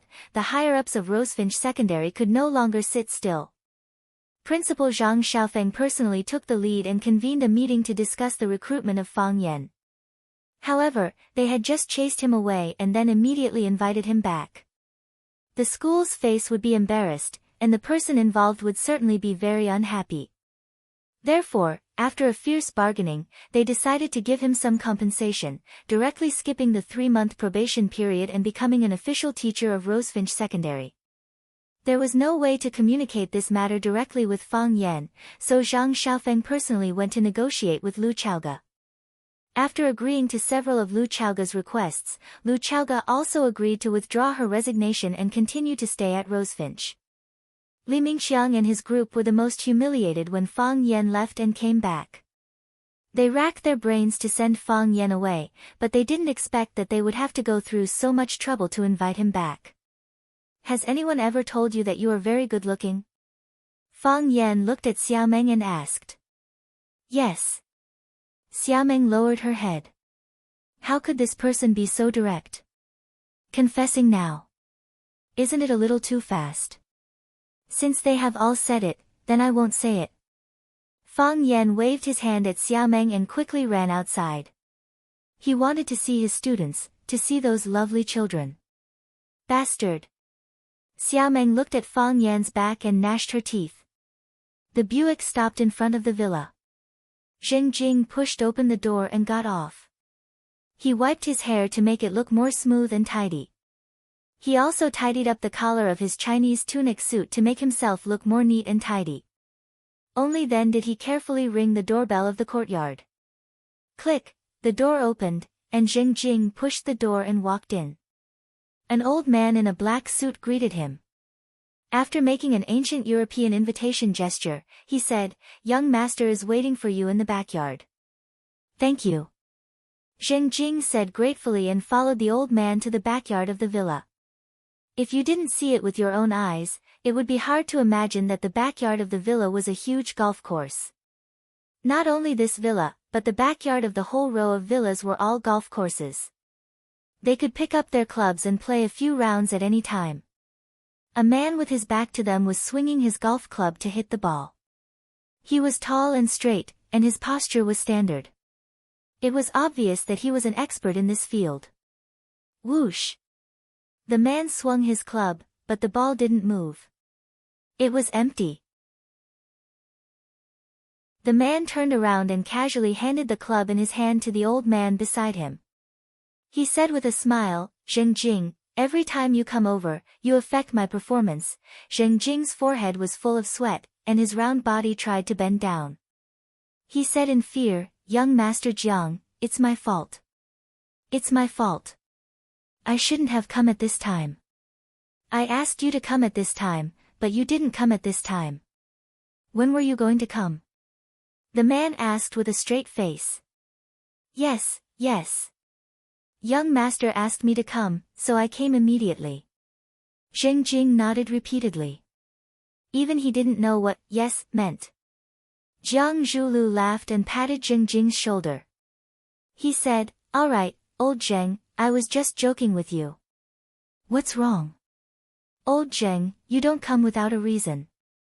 You said you have something to talk to me about." "What is it?" "Young Master Jiang, it's like this." Zheng Jing glanced at the old butler beside him and hesitated. "Say it." "Uncle Lu is one of us," Jiang Zhulu said casually. He trusted this old butler a lot. "It's about Principal Lu," Zheng Jing said carefully. "She's too close to a man. I'm worried." The smile on Jiang Zhulio's face was even brighter. "What kind of man?" "Teacher," Zheng Jing said. "A new language teacher in the school." "Teacher?" Jiang Zhulu laughed. "Old Zheng, do you think I should be worried?" "I'm not worried." "Young Master Jiang, you don't have to worry about anyone," Zheng Jing quickly explained. I think this person is a bit different. Young Master Jiang should pay attention to him." "How different?" "Despicable." Jiang Zhulu looked at Zheng Jing in surprise and asked, "What kind of evaluation is that?" "Young Master Jiang, this is what I really think." "How should I put it?" "If I had to find a word to describe him, the first word I would think of would be despicable. He's really annoying." "If that's the case." Jiang Zhulu looked at Zheng Jing with a faint smile. "Why should I pay attention to such a despicable person? Maybe men don't like him, but women will probably like this kind of man, right?" Zheng Jing said uncertainly. In any case, he didn't like Fang Yan a million times in his heart. Before he came, he was Lu Chaoga's #1 confidant. After he came, not only did he steal his flattering lines, but he also made Lu Chaoga alienate him more and more. Because of him, Lu Chaoga reprimanded him several times mercilessly. He felt that his pride was hurt. Fat people were also human, okay? How uncomfortable would it be for them to treat him like this? Jiang Zhulu looked at Zheng Jing thoughtfully and said, "Do you think it's possible for Lu Chaoga to fall in love with such a despicable person?" "Principal Lu did a lot of things for him," Zheng Jing said. "Really? Tell me about it," Jiang Zhulu said with great interest. "Several times he got into trouble, it was Principal Lu who came forward to protect him. This time he was expelled from the school, but Principal Lu—" "If you don't finish your sentence next time, don't ever say the second half of it," Jiang Zhulu said. Principal Lu wanted to leave with him. She also said that if he left, she would also leave, Zheng Jing said hurriedly. "Old Zheng, that's right. I hate beating around the bush when I speak," Jiang Zhulu said with a smile. He waved to the butler, and the butler immediately gave him the golf club. Jiang Zhulu took the club, clenched it with both hands, and suddenly smashed it towards Zheng Jing's head. Ah! Zheng Jing was caught off guard and was attacked. He covered his face and fell to the ground, crying in pain. Jiang Zhulu didn't intend to let him go so easily. He waved the club and hit his face again and again. Ah! Zheng Jing held his head with both hands and screamed. "Pa!" Jiang Zhulu didn't stop until the club flew out of his hand. He took the white silk handkerchief from the old butler and wiped his hands. He squatted down and looked at Zheng Jing's scarred face. He reached out and pulled him up from the ground. He asked with concern, Old Zheng, are you okay? I'm fine. Young Master Jiang, I'm fine, Zheng Jing said with a sobbing tone. It's good that you're fine. I'm just a person with a bad temper. Jiang Zhulu said apologetically. But, if you let me vent, it'll be fine. Isn't that right? Yes, yes. I understand. I understand. Old Zheng, you're so disappointing. I put you in this position so that you can take good care of Lu Chaoga. What happened? You didn't even tell me that such a big thing happened. Things happened too fast. I didn't have time. How fast? That Fang Yan. He came here 2 days ago. 2 days. The smile on Jiang Zhulio's face froze. 2 days, and Lu Xiaoga is leaving with him. Yes. Jiang Zhulu was silent. After a long time, he suddenly asked, Old Zheng, what kind of person do you think I am? A charming person. No, no. You're not telling the truth. Jiang Zhulu waved his hand. There was an inexplicable sense of ridicule on his handsome face. I'm a pervert. Am I right? Tell me, is this B*TCH afraid of a pervert? He must be afraid. He must be, Zheng Jing said. That's good. Jiang Zhulu nodded in satisfaction. It seems I should have a good talk with him. I wonder, does this B*TCH have a sword that can save his life? Chapter 33. Qingxin Tea House. Fang Yan personally boiled the water to make tea. He filled the cup in front of Huang Wenxiang with the teapot and said with a smile, the conditions here are too simple. If there's a chance in the future, I'll definitely make a cup of good tea to entertain the distinguished guests. What kind of distinguished guest am I? Huang Wenxiang said with a smile. He took a sip of the tea and said, You don't say. The tea brewed by Mr. Fang really tastes different. I saw that Mr. Fang's tea brewing technique is quite skilled and exquisite. Is Mr. Fang good at the tea ceremony? It's not really a tea ceremony. I'm influenced by the elders in my family and usually like to drink tea with them. After drinking a lot and seeing a lot, I more or less understand it. Fang Yan looked at Huang Haoran, who was sitting next to him and willing to be a supporting character, and said, Haoran, do you like tea? Yes, Huang Haoran said. But the students in the class all like to drink Coca-Cola. Maybe they'll like tea in the future too, Fang Yan said with a smile. What do you have in mind? Huang Wenxiang asked. He was a reporter, so he was extraordinarily sensitive to the subtext that could be hidden in every sentence. I'm going to let them know some knowledge about the tea ceremony, Fang Yan said with a smile. The tea ceremony is the quintessence of Huaxia. Brewing tea and drinking it can calm people down, cultivate their character, and improve a person's personal quality and cultural accomplishment. It's a pity to lose such a good thing. It can't be passed down by one person, nor can it be passed down by one family. If a group of people and a country were to pass it down, why would we worry that the tea ceremony of Huaxia can't be carried forward? But the tea ceremony technique is not in the scope of the language textbook. If you teach this, aren't you afraid of being expelled from school again? Huang Wenxiang asked doubtfully. Fang Yan did not answer Huang Wenxiang's question. Instead, he looked at Huang Haoran and asked, Huang Haoran, do you think the students will like the tea ceremony lesson? Yes. Huang Haoran's eyes lit up. I'm sure many students will like it. Do you think this is good for you? Fang Yan asked again. Yes, Huang Haoran said. We're also willing to learn some extracurricular knowledge. We also want to learn things that interest us, but there's too much content in the textbooks and too much extracurricular homework. We don't have the time or the channels, so we can only leave it at that. Actually, the students liked these things very much. Why did the dance club and taekwondo club have so many members? Isn't that proof that everyone likes these things? Fang Yan was very satisfied with Huang Haoran's answer. Only then did he say to Huang Wenxiang, because there is no test, as a teacher, he doesn't teach. Is this really for the good of the students? But now, all the schools are only using fractions. If you delay the students' studies. Who says that students who learn the way of tea can't get high marks? Fang Yan retorted. There are a few months in a semester. How many pages are there in a Chinese textbook? If you study hard, a month's time is enough.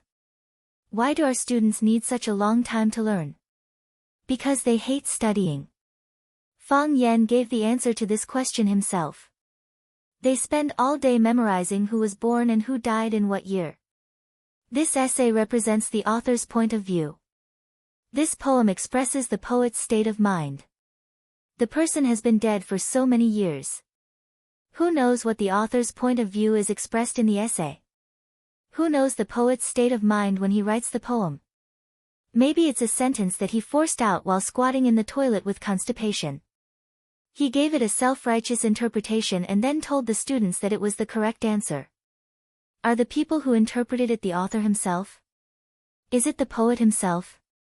Since that was not the case, why did they think that their interpretation was correct? Why can't the students have their own interpretation? Must the students' interpretation be wrong? If every student has their own interpretation, then how can we determine if they get a score? Huang Wenxiang asked. Why does it have to be based on a unified thinking to get a score? Fang Yan said helplessly. Literature is art. Art is something that is hard to determine. We rank the students on a scale of 1, 2, 3, 4, 5, 6, 7. The first one is closest to the poet, and the second one understands the poet the best. However, we can't teach any poet. Interesting point. Huang Wenxiang smiled. Do you mind if I organize these words and post them on the Huaxia Metropolis Daily? The last essay received a great response from the parents.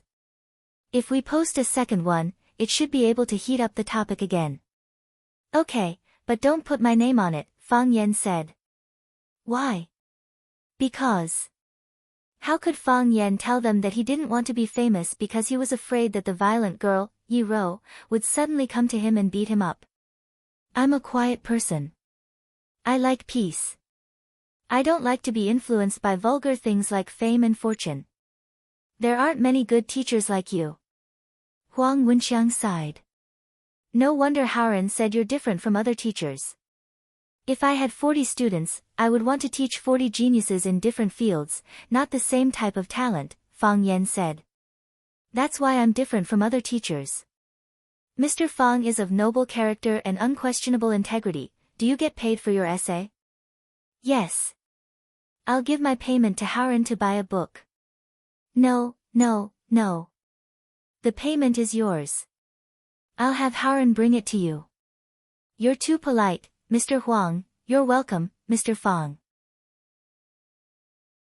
There were 2 Chinese classes in the afternoon, so Fang Yan didn't get off work early.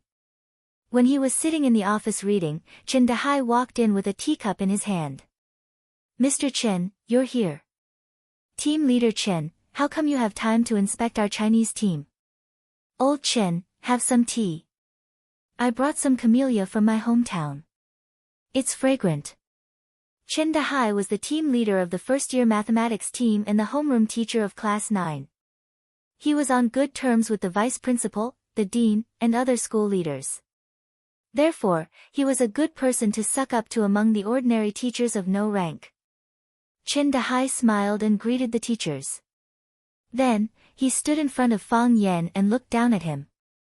He said, Mr. Fang, these are the leave slips from Zheng Guodong, Chen Tao, and Li Yang. They're not feeling well, so they asked for leave from me. I told them to go back and rest. After Zhu Fang fell into the water, Zheng Guodong, Chen Tao, and Li Yang ran to Fang Yan and mocked him. They were so sarcastic that they almost got into a fight with the other students who were on Fang Yan's side. Now that they knew from their family elders that not only did Fang Yan not leave, but he was coming back to be their Chinese teacher again. How could they have the nerve to come to class? It was impossible to find someone to send leave slips on their behalf. Last time they did that, Fang Yan had directly written on the back of the slip, "No approval." They couldn't bring themselves to look for Fang Yan to ask for leave. Therefore, they acted on the spot and turned their attention to Qin Dahai. Wasn't Qin Dahai their homeroom teacher? Couldn't they just ask for leave from the homeroom teacher? Fang Yan knew exactly what Jin Guodong and the others were thinking. He took the leave slips and looked at them. He asked with concern, "Are Jin Guodong, Qin Tao, and Li Yang seriously ill?" "It's not a big deal," Qin Dahai said with a smile. He thought to himself, "Fang Yan, I'd like to see how long you can be so arrogant. It's fine if you offend others, but even Director Zhang's son hates you. How can you have a good life at Rosefinch Secondary? Are they hospitalized?" "I'll go to the hospital to see them," Fang Yan said. "They're not hospitalized." Qin Dahai felt very uncomfortable. How could this person say that? Who would go to the hospital for no reason? "I saw that they only asked for 2 classes. There shouldn't be enough rest time, right?" Fang Yan looked at the class schedule on the table and said, "The first 2 classes tomorrow are my Chinese class, and the whole afternoon the day after tomorrow will be my Chinese class. Why don't they ask for these 5 classes together?" "Mr. Fang." Qin Dahai's face darkened. "Students ask for leave based on their own physical condition. How can you encourage them to ask for so much leave in advance?" Fang Yan smiled and said, "I'm just afraid that they will suddenly have a stomachache during my Chinese class tomorrow. The day after that, they will be on their period again. So, I'm reminding them to ask for leave at once. Isn't that better? It's convenient for them, and it's convenient for me." It seems that Mr. Fang is prejudiced against these 3 students. Qin Dahai began to accuse Fang Yan. No. Not at all." Fang Yan waved his hand. "Although Teacher Qin framed me behind my back, I won't treat Qin Tao differently just because he is your son.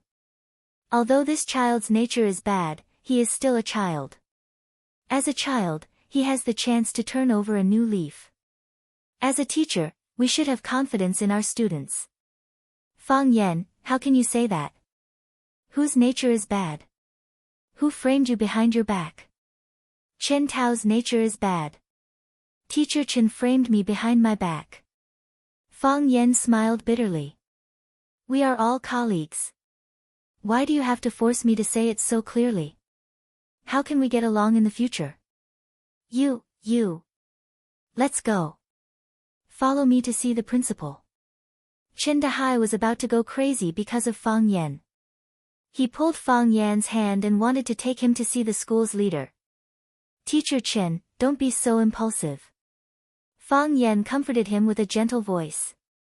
"The fewer people who know about this, the better. If you make a ruckus like this, everyone will know. It won't be good for you and Qin Tao. Qin Tao is still a child. He can still be saved. Qin Tao is a child, so he can still be saved. As for you, Teacher Qin, there is no medicine that can save him." The other teachers couldn't sit still anymore. They all came over to mediate. "Yeah, Teacher Qin, don't be so agitated. Let's talk this out. Fang Yan, you're too much. How can you talk to Team Leader Qin like that?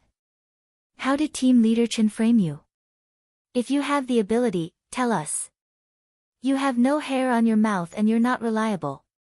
I really don't know why the school recruited such a child, I say, everyone."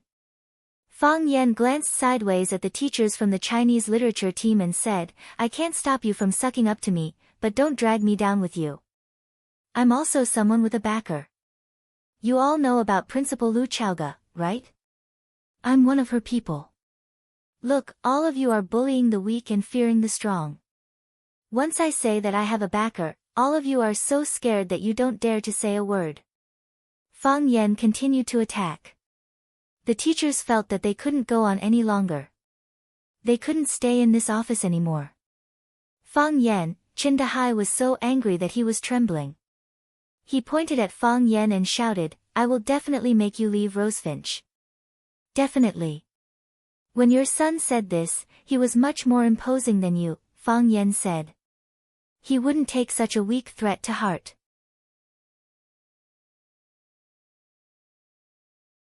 Chapter 34.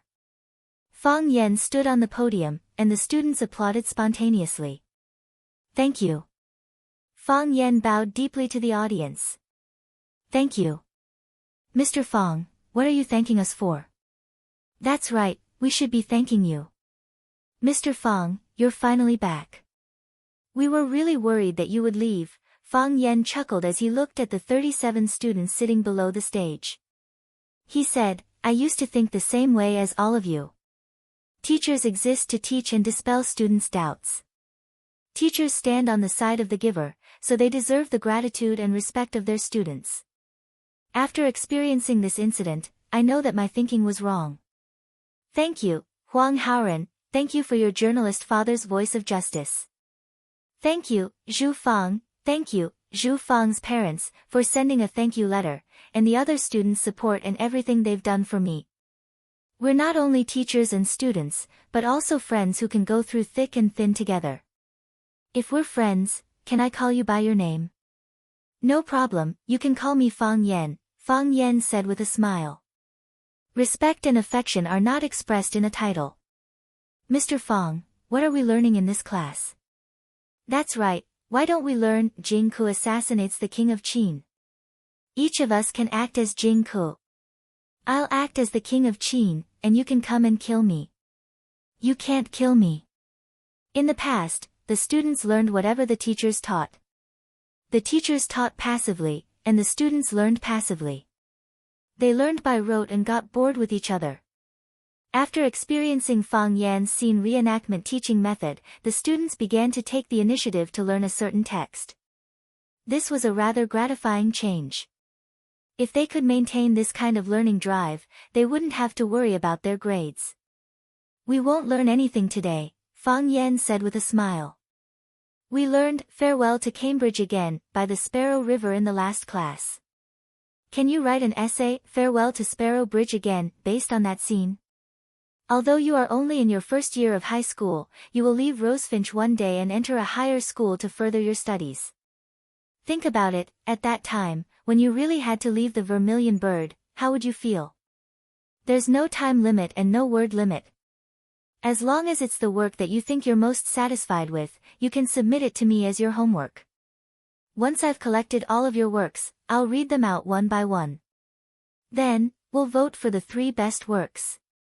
The best work will be awarded the title of Outstanding Poet in Class 9, and you'll get an extra mark on your language grade. Oh right, he could also use this point to exchange for a leave of absence from his language class. If you don't want to listen to me. We don't want to exchange for leave. Who would be willing to take a leave from Mr. Fang's class? Exactly. If he wanted to take a leave of absence, he should have taken another class.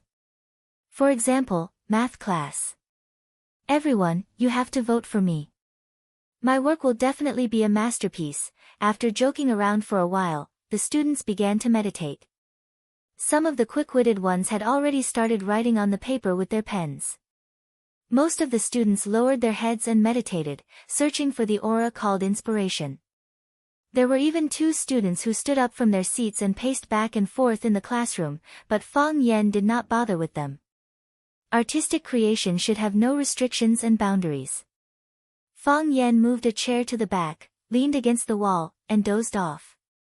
It's so comfortable to be a teacher. Fang Yan sighed in his heart. If he were still at home, his father would probably force him to practice kung fu again. He really didn't understand why he kept practicing when he couldn't beat Yi Gentle no matter how much he practiced. Fang Yan thought that the next time he saw Yi Gentle, he would compete with her in reciting 300 Tang poems. Whoever could recite more would be the winner. In fact, on the day of the duel when Fang Yan was 18 years old, he also asked Yi Gentle to do the same. Unfortunately, the violent Yi Gentle didn't understand his feelings and beat him until he cried for his parents. She untied his black belt and surrendered, saying that he couldn't do it. Blood debt. Thinking of that embarrassing scene, Fang Yan felt angry. You must pay with blood. Next time, I will throw snowballs at her when I see her. I can't do close combat, but I can at least gain some advantage by attacking from a distance, right? Fang Yen couldn't help laughing when he thought of how he had smashed Yi Gentle's head with a snowball and how she had cried and begged him for mercy. Mr. Fang. Mr. Fang, wake up. Huang Haoran shook Fang Yan's arm and shouted.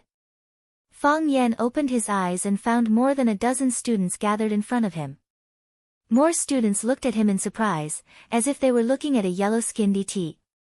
Why are you all looking at me? Fang Yan felt that his face was damaged. I just took a nap for a while. How did I fall asleep? Didn't I ask you to write poems?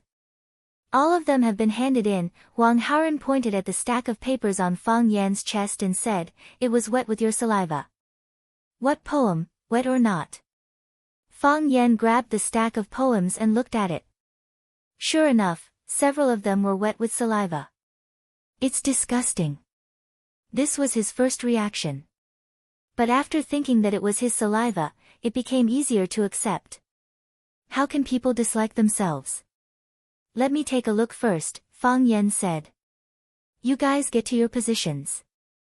Mr. Fang, are you okay? Huang Haoran asked with concern. I closed my eyes to think, Fang Yan said. I was too tired last night and accidentally fell asleep. Mr. Fang has been under too much pressure these past 2 days. Huang Haoran explained to the students around him. Everyone, don't disturb Mr. Fang's rest. Understood. Understood. The students looked as if they understood and quietly dispersed. Fang Yan was expelled from the school. If this happened to anyone, they probably wouldn't have the mood to accompany a little girl to a bar to drink and sing, right? You guys are so good to me. Fang Yan looked at the way they left quietly. His eyes were moist and his heart was sour. I will also treat you guys as treasures in my hands. Fang Yan flipped open the poems that the students handed in. He was furious and shouted, which idiot wrote a poem without writing his name? Do you think you are Li Bai, Du Fu, by Ji? You can tell who you are just by looking at your style. Don't make mistakes easily until you reach that step. Teacher Fang Yan. Someone shouted at the door. Hey! Fang Yan looked up and it turned out to be the school's principal, Zhang Xiaofeng, standing at the door of the classroom. Fang Yan was shocked.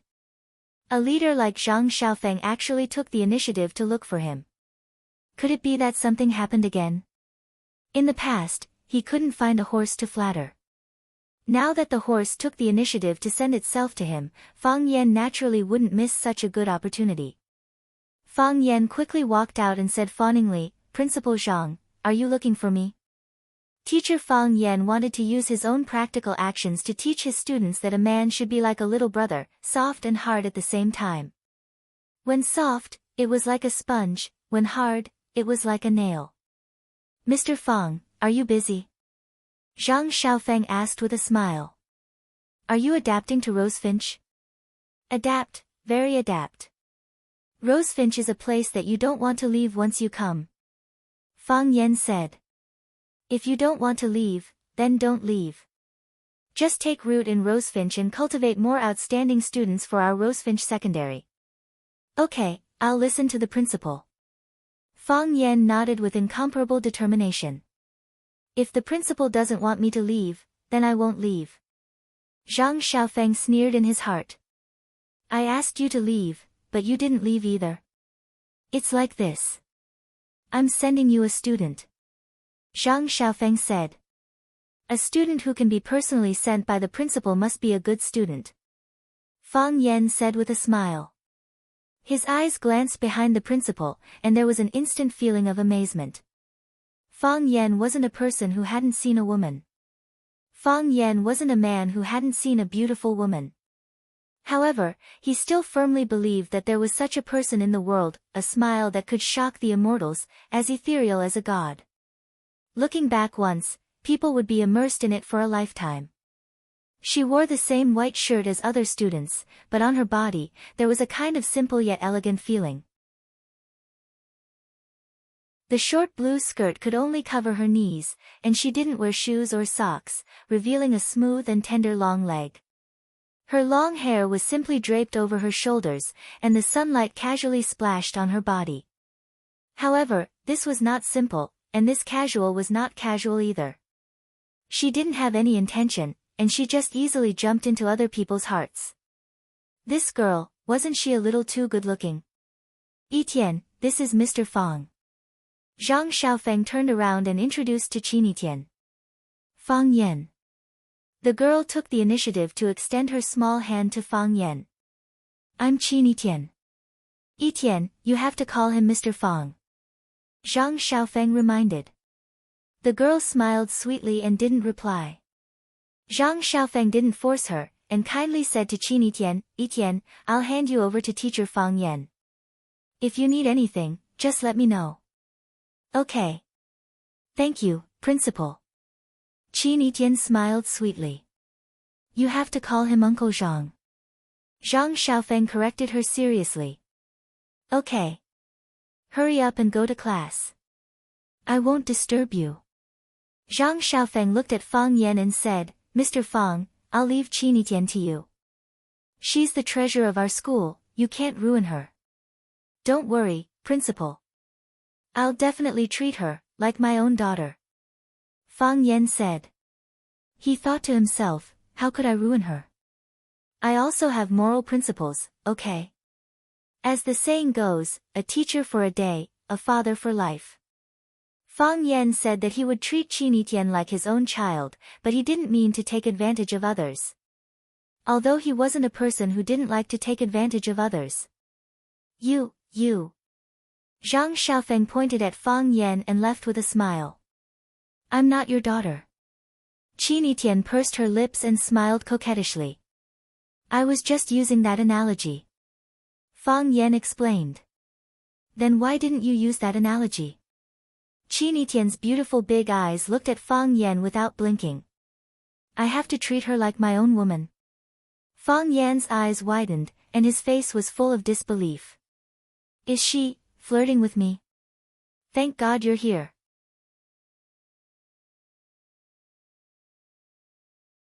Chapter 35.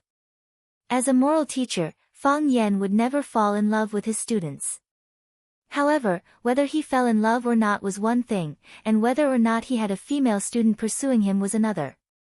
Just like how many female stars in the entertainment industry said to reporters, I don't want people to call me a vase. Please pay more attention to my acting skills.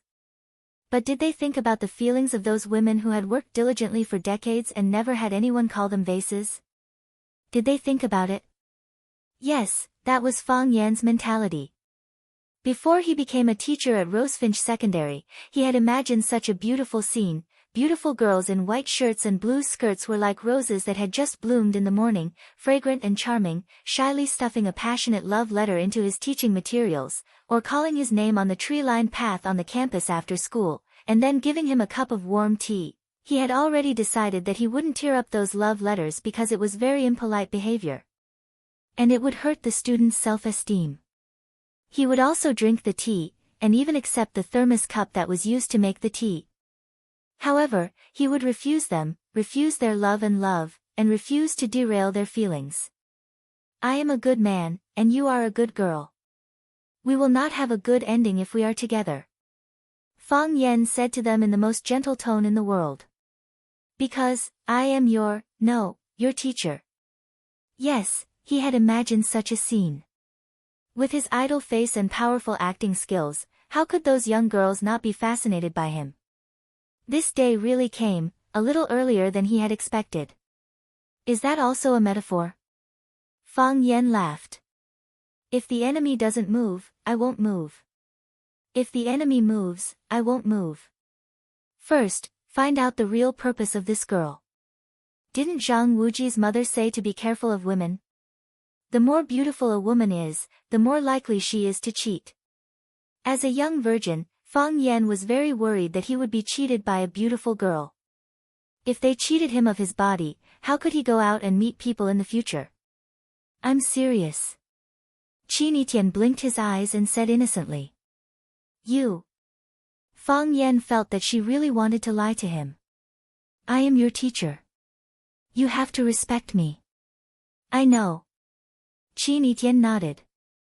That's why I want to put you in the most important position in my heart. Fang Yan, according to past practice, shouldn't you be introducing new classmates to your classmates? Call him Mr. Fang. Okay, Fang Yan. Fang Yan was very stubborn, but the other party was even more persistent than him. Standing on the podium, Fang Yan said to everyone with a smile, let's welcome our new classmate, Qin Yitian, with a warm round of applause. No one spoke. No one applauded. However, the boys' faces were flushed, and they had an excited expression on their faces. Even Huang Haoren, who was usually the calmest, was full of excitement. He looked at Qin Yitian standing on the front stage with burning eyes. Something is wrong. Fang Yan frowned. He smelled the restlessness in the air. What did these guys want to do? Qin Yitian walked to the podium, glanced at the audience, chuckled and said, I know you all know me. I am Qin Yitian. Clatter, the applause was like thunder. Qin Yitian. Qin Yitian. Qin Yitian. Whether boys or girls, they shouted Qin Yitian's name enthusiastically. Fanatical fans were like this when they saw their idol. What's going on? Fang Yan felt very hurt. When he introduced himself, no one applauded.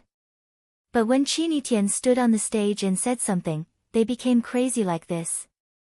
Qin Yitian raised his hand, and the applause and shouting stopped immediately.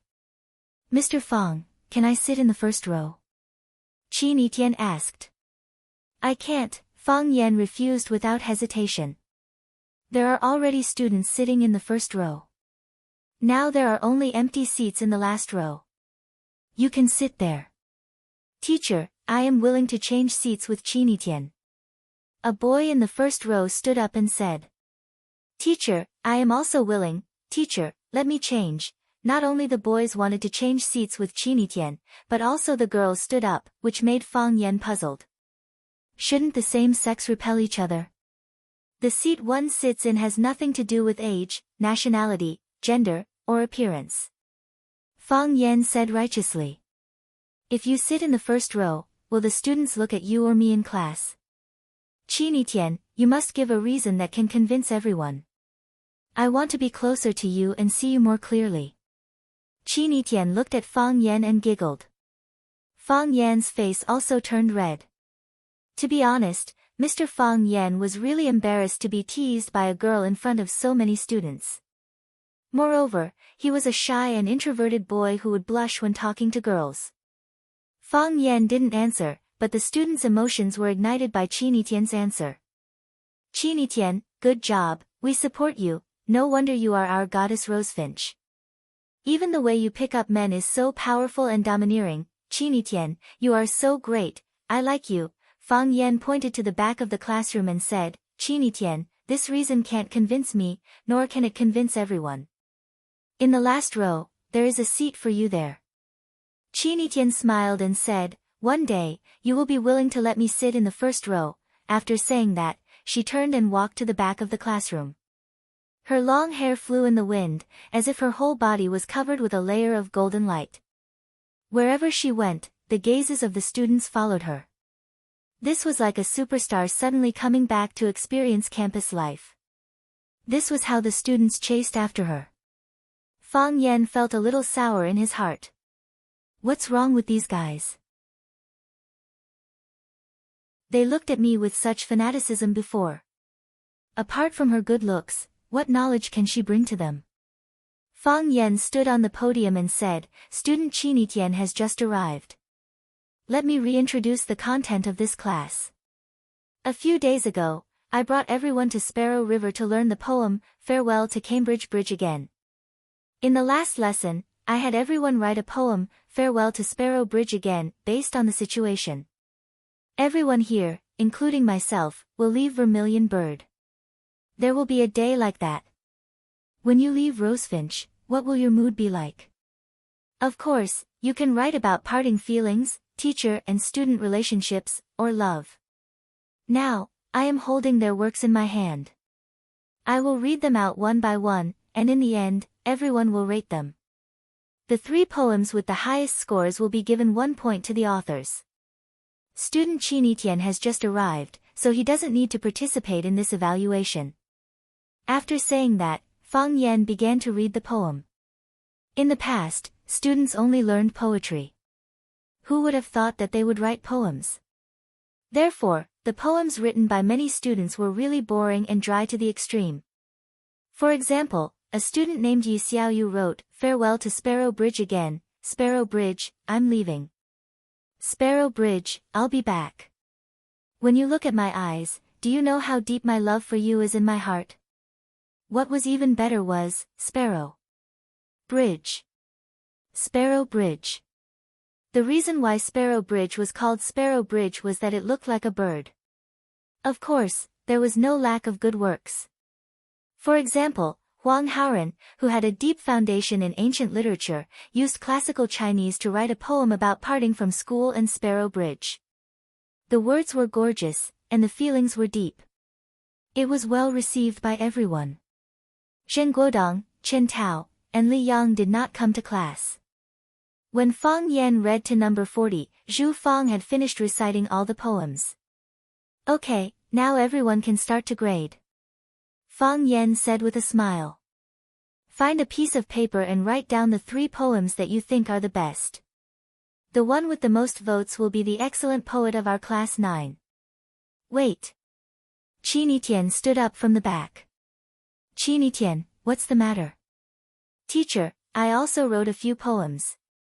Can you help me take a look?" "How many?" "A few. I have more time." Fang Yan walked to the back of the classroom and took a stack of paper from Qin Tian. He looked at the poems written in beautiful font and asked, "Did you just write this?" "Yes," Qin Tian said. "I didn't bring my bag. I borrowed the pen and paper from Ho Xiaolong." A boy sitting next to Qin Tian smiled honestly, silently proving the authenticity of what Qin Tian said. "Poems must have feelings, I have feelings," Qin Tian said. "You took them to Sparrow River to learn, farewell to Cambridge again. I stood on the shore and admired it. No wonder she could write a poem in such a short time. She was one of the spectators of Farewell to Sparrow Bridge Again." Thinking back to the bustling scene of people surging on both sides of Sparrow River, mixed with beauties that he didn't notice, Fang Yan felt a sense of heroism. "You want to participate in the selection too?" "Since I've written it," Qin Tian said indifferently.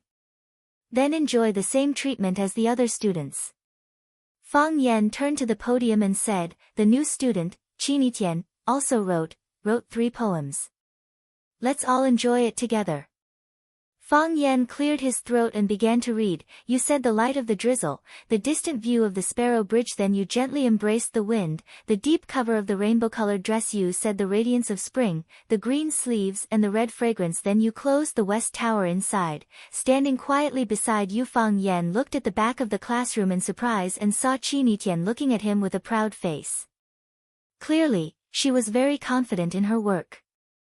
To be honest, Fang Yan wasn't confident that he could write such a beautiful sentence in such a short time. It didn't seem like the writing of a high school student. It was more like the feelings of a woman with countless emotional experiences. How did she do it? "You said the gentle breeze blew, I lay drunk and pondered, then I closed the doors and windows tightly, the tents filled with sorrow, you said the tenderness of love, how can we forget each other?" Yet my eyes turned slightly, they turned to frost.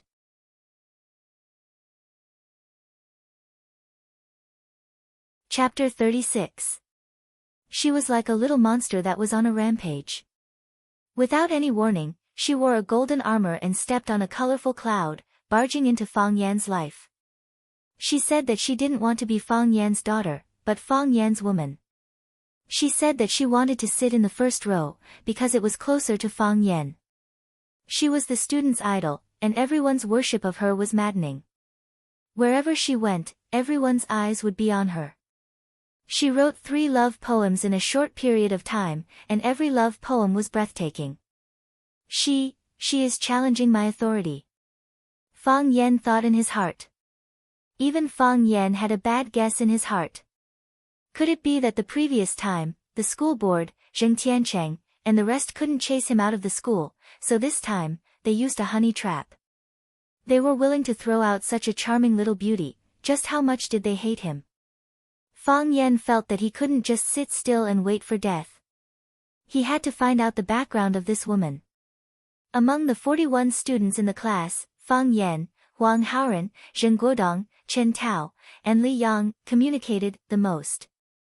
Of course, Zheng Guodong, Chen Tao, and Li Yang wouldn't cooperate obediently. So, the only person he could ask was Huang Haoren. Fang Yan could see the flickering light in Huang Haoren's eyes. He must have a good understanding of Qinitian. Without a doubt, Qinitian's 3 poems were the best of the day with a full vote. In other words, the prizes that were originally prepared for the top 3 had become hers alone. She suddenly gained 3 points. If she only scored 57 points in the next language exam, then with the 3 points she had now, she would be able to pass. However, with the profound knowledge she had displayed, did she look like the kind of student who could only score 57 points on a language test? Fang Yan felt that what he should be worried about now was that if she scored 98 points on the language test, plus the 3 points she had now, would he have to give her 101 points? Forget it, I can only exchange it in batches. Or maybe he could deduct more points from her when he marked the exam paper. After class, Fang Yan shouted, "Huang Haoren, come out with me."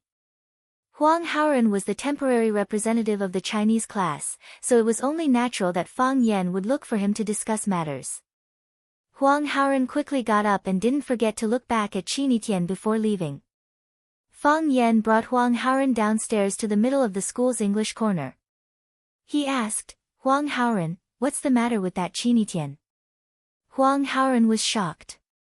His face turned red and he stuttered, "Mr. Fang, I what? Just say it. You're a man, why are you being so wishy-washy?" Fang Yan said in a bad mood. I do like Qinitian, but, this time, it was Fang Yan's turn to be shocked. He brought Huang Haoren out to find out more about Qinitian. How did he find out that he was a teenager in love? Classmate Huang Haoren, this matter, Mr. Fang, I'm not the only one who likes Qinitian. All the boys in the school like Qinitian. Huang Haoren sold out all the boys in the school. Even the most advanced rocket couldn't catch up with this speed. Why? Fang Yan asked. Huang Haoren raised his head and looked at Fang Yan. He didn't understand what he meant.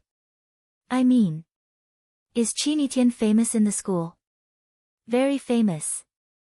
Huang Haoren became excited and said, she's very famous in the entire Huacheng. This year, because she's going to apply for Rosefinch, countless people followed her to apply for Rosefinch, including the top students in the city. This year, Rosefinch has the highest enrollment rate in years. You're one of them? Fang Yan asked with a smile. Huang Haoren was a little embarrassed. He adjusted his glasses and said with a red face, I think Rosefinch is very suitable for me. I was lucky enough to meet Mr. Fang. Why is she so famous? Fang Yan asked. Because she's a genius. Huang Haoren said without hesitation. In what way? Everything. Fang Yan shook his head and said, Huang Haoren, I heard from your father that your future dream is to become an excellent news reporter. What are the 3 elements of a reporter? Fast, accurate, and fresh. You can't be replaced by personal feelings. You've been blinded by your feelings, haven't you? It's true. Hearing that Fang Yan didn't trust Qinitian, Huang Haoren was a little anxious. Qinitian is really a genius. This is recognized by everyone. Don't think that she's only in her first year of high school. Even the second and third year students call her senior sister Etienne. This kind of feels like a gangster boss. Fang Yan thought in his heart. After listening to Huang Haoren's explanation, Fang Yan felt that he should understand more clearly what made Qinitian, this student, different from others. He found a stone bench and sat down. Then, he patted the seat next to him and said, Sit down and tell me. Huang Haoren didn't sit down. He stood in front of Fang Yan and said with a smile, "Do you know? Qin Yitian is a legend in the world of elementary school. She studied in number 1 middle school. Number 1 middle school is the best middle school in Huacheng. The students there all have good grades, and there's a lot of pressure. However, everyone's goal is to get second place, because the first place belongs to Qin Yitian. She studied in our number 1 middle school for 3 years and was the champion of the whole grade for 3 years. What's more, she was first in every subject in the whole grade. She didn't show any signs of being biased. At that time, we felt that nothing could stump her. Even some Olympiad math questions that the teacher deliberately asked were easily solved by her. Just because she's good at studying? No. At that time, didn't Apple English Channel organize a host selection competition in Huacheng? Every contestant had to give a speech in English. She signed up, but in the end, all of the contestants were rejected. The organizer was in a difficult position because Qin Yitian wasn't an adult yet, and she was still a student. If they signed a contract with her, it would be much more difficult. If they didn't sign a contract with her, they would go back on their previous promise, and it would be difficult to quell the pressure of public opinion. In the end, Qin Yitian withdrew herself, saying that she had to focus on her studies and didn't have time to be a host. Apple English Channel didn't want to let go of such a talent, so they signed a contract with her as an on-camera reporter. Good at English? Good at giving speeches? In high school, hip-hop was very popular. She selected her own team members and choreographed her own hip-hop dance to enter the Huadong District Hip-Hop Dance Competition. The national finals were to be held in Yanjing, but she forfeited, saying that the air quality in Yanjing was too bad. At the graduation ceremony, she wore a red gown and sat in front of the piano to play Liszt's Paganini's Three Bells. At that time, we didn't understand it, but we thought it was beautiful. Later, when I looked it up, I found out that this piece was also called Campanella, and it was an arrangement by Liszt based on the theme of Violin Concerto No. 2 in B minor, by the Italian violinist Paganini. The Bells was written in a rondo style, and every time the theme appeared, it had to be performed in a new way. It was very difficult. It was said that only a few people in Huaxia could perform this piece. Li Yundi, the Prince of Piano, performed this piece in Vienna and caused a sensation. Her program became the most popular program at the graduation ceremony, and many students especially bought Liszt's CD to listen to because of her. She can also play the piano. She was the president of the school broadcasting club in our first high school, and also in Rosefinch Secondary. She adapted the dance of Little Swan, rehearsed the play, Romeo and Juliet, participated in the Olympic Math Olympiad and won a prize, and was a special guest of the observatory. Oh, she's also very good at volleyball and tennis. Doesn't she have any shortcomings? Yes. She's too beautiful. Huang Haoren said with a face full of regret. Too many people like her. Fang Yan was very sad. How could a teacher teach a student like this? Do you think her parents know she's so good? They should know, Huang Haoren said. If that's the case, why did they send their daughter to school? Do you think she has some ulterior motives for coming to our class? It's a little strange. Huang Haoren nodded and said. The first class is the best class in the whole grade, and Qin Yitian got into Rosefinch with the best grades in the city. As soon as he entered Rosefinch, he was appointed as the temporary class monitor of the first class. I don't understand why she was transferred from the first class to our 9th class. Our 9th class is famous for being a problematic class, and Teacher Zhu was kicked out less than a month after he came. Teacher Zhu? The one before me? Fang Yan asked. Yes. Teacher Zhu is also a good person. Why was he kicked out? They said they found out he was having an affair with a girl. How is that possible? Teacher Zhu just came here, how could he have an affair with a girl? Did he offend someone? I'm not sure. Huang Haoren shook his head. Fang Yan had doubts in his heart, but it was not convenient for him to ask. After all, Huang Haoren was just a student, and it was impossible for him to know too much inside information. You just said that Qin Yitian was specially transferred from the first class, the best class in the whole grade, to our 9th class? Yes. Huang Haoren nodded. Mr. Fang, didn't you know Qin Yitian before? Listen, this question really hurts one's self-esteem. I am a teacher, and they should know me first. How can they ask me to know every student?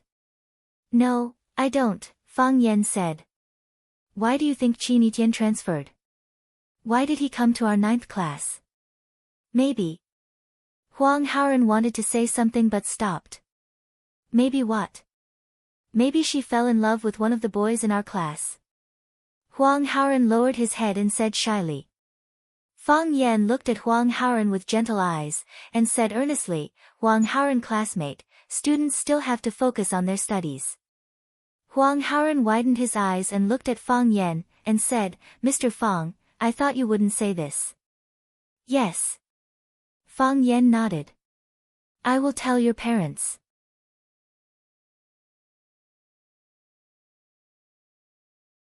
Chapter 37. The bell rang, and Huang Haoren returned to the classroom. Fang Yan sat on the stone chair lazily, feeling uneasy. Qin Yitian, are you the reinforcements brought by the monkey? Are you thinking of me? A girl sat beside Fang Yan and asked aloud. Yes. Fang Yan replied, Why did you run out? It was class time, but Qin Yitian appeared in front of Fang Yan. This girl skipped class as soon as she came. Isn't she too arrogant? Maybe there are some things that Huang Haoren didn't say clearly. Qin Yitian said. I didn't ask him anything. Fang Yan hurriedly explained. What's wrong with this girl? Does she think she can understand everyone's mind? Did you notice that there's a sign on your head that says, you're trying to expose yourself? Qin Yitian asked. That's right.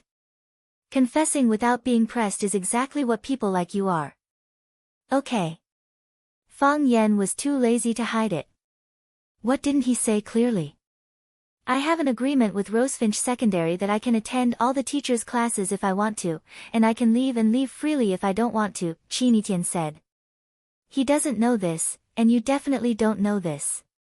You're so arrogant, what do you want the teachers to think? That's their business. Qin Yitian smiled. They'll feel a little uncomfortable in the short term, but they'll get used to it after a long time. If you can't change others, then work hard to change yourself. Fang Yan looked at Qin Yitian's almost perfect side profile and said, I don't understand, why did you transfer from class 1 to class 9? For you, what's the difference between class 1 and class 9? In other words, isn't class 1 more suitable for you than class 9? When you brought the students of class 9 to the Sparrow River to learn, farewell again, I happened to be sleeping in the grass by the river. You're the first one to come out and stand on Baldy's broken ship.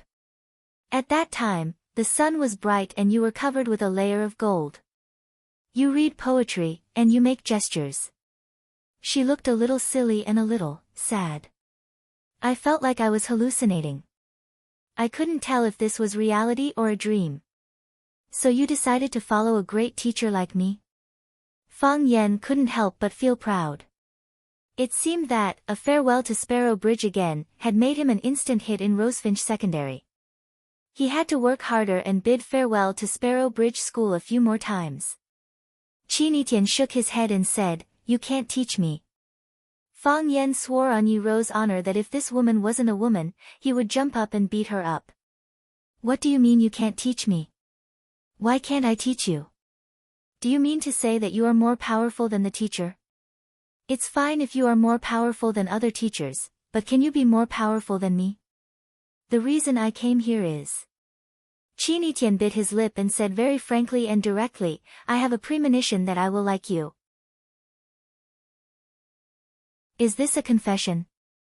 It must be. Qin Yitian, don't joke about this kind of thing with the teacher, Fang Yan said angrily. Fang Yan, you don't have to test me. Qin Yitian looked at Fang Yan with certainty. Without any shyness or evasion, he said, That's what I think. I never need to hide myself. I am your teacher. Fang Yan said. So what? Qin Yitian said disdainfully, as if he didn't care about Fang Yan's identity as a teacher at all. Are there any cases of teachers and students falling in love and marrying each other in history? Besides, I just feel that I will like you. I just feel that you are a little different from other boys. Whether I will like you or not depends on your performance and what I see with my eyes, Qin Yitian said indifferently. This feeling will become stronger and stronger, or it may become lighter day by day. Who knows? Just for this, you deliberately changed classes. Fang Yan felt that it was difficult for him to understand the psychology of girls nowadays. What were they thinking? Love. Qin Yitian looked up at the sky and said softly, although I don't think it is very important, isn't it good to experience the feeling of falling in love? Sorry, Fang Yan said. I don't have time and obligation to accompany you to experience it. Qin Yitian giggled. What are you laughing at? Fang Luo was a little angry. Fang Yan, how do you know that you won't like me? I will definitely not like you. Is that so? Qin Yitian clapped his hands and stood up, saying, Fang Yan, while I am watching your performance, you should also watch me. There are some things that you can't control. At that time, you will know that the identity of a teacher is really not worth mentioning. Qin Yitian waved his hand at Fang Yan and said, Fang Yan, see you in the next class. Call me Mr. Fang. No. Qin Yitian refused. I won't call you Mr. Fang. Because I can't teach you. That's not true. The teachers of Class 1 can't teach me either, but I am still willing to give them enough respect. Qin Yitian turned around and explained this matter seriously with his delicate and flawless face. I won't call you teacher. We are in an equal relationship. If I call you teacher, it will only widen the distance between us. Huang Haoren told you that I am not stupid, right? This kind of multiple-choice question is not difficult for me. After saying these words, Qin Yitian held his head high and swaggered away like a proud little swan. Fang Yan's whole body was lying on the stone chair. He pulled out a green foxtail and put it into his mouth, saying with a sneer, Qin Yitian, you dare to provoke my dignity. I am really King excellent. After school in the afternoon, it was the most crowded time of the school gate. Of course, Fang Yan couldn't squeeze the school gate with the students, so he got off work early. Fang Yan now had the teacher certificate of Rosefinch Secondary. He pinned the certificate to the chest of his clothes and proudly walked past the envious eyes of the security guards at the gate. He felt that his life realm and the standard of life had been improved and sublimated again. Before, he needed to register at the security guard post when he went in and out, and the security guard called to report to the inside. It was really too troublesome. Soon, Fang Yan's good mood turned bad. Because as soon as he walked out of the school gate, he was surrounded. A blonde pointed at Fang Yan and shouted, It's Fang Huahua. Slap. The blonde's head was slapped. Brother Wolf came over with a group of people and said with a sneer, He is not Fang Huahua, he is Fang Yan. Yes, yes. It's Fang Yan. Don't change your name, don't you have any shame? The blonde pointed at Fang Yan and scolded. I didn't say I wasn't Fang Yan, Fang Yan sneered. He knew these hooligans. They were the hooligans who tried to molest Yuan Lin when he accompanied Jiang Qin to the bar. The hooligans usually had nothing to do, but they valued their reputation more than anything else. Fang Yan was not surprised that they came to seek revenge. However, they had found the right place so quickly, which proved that they were still very capable. If I had told you that my name was Fang Yan, would you have known how to write the word yen? Boss, he said we didn't know how to read, a bald man said angrily. Slap. The bald man was also slapped on the head. I know, Brother Wolf said angrily. Brother Wolf stared at Fang Yan fiercely and said, Fang, we meet again. Don't act like you know me. Do I know you? Fang Yan said disdainfully. But I know you. Brother Wolf pointed to his chest and said hatefully, "Do you remember when you stepped on this spot?" Fang Yan was amused and said, "Now that you've reminded me, I do remember." "How can I not remember? When you were lying on the ground and looking down at me, didn't you think I was handsome?" Fang Yan, sure. Fang Yan put his finger to his mouth and motioned for them to be quiet. "Lower your voice." "Why? Are you afraid?" Brother Wolf obviously misunderstood Fang Yan's meaning. "Afraid that we will make things worse and affect your reputation? Afraid that you can't keep your job?" Brother Wolf was very proud. "Yes, we are here for this goal. You hurt me, and you want to laugh it off. There are no doors or windows. You think too much." Fang Yan waved his hand. "Your voice is so loud that people will misunderstand that I am as uncultured as you." "What is that saying again?" "A person's opponent determines a person's achievements. To see whether a person is good or not, it depends on who his opponent is.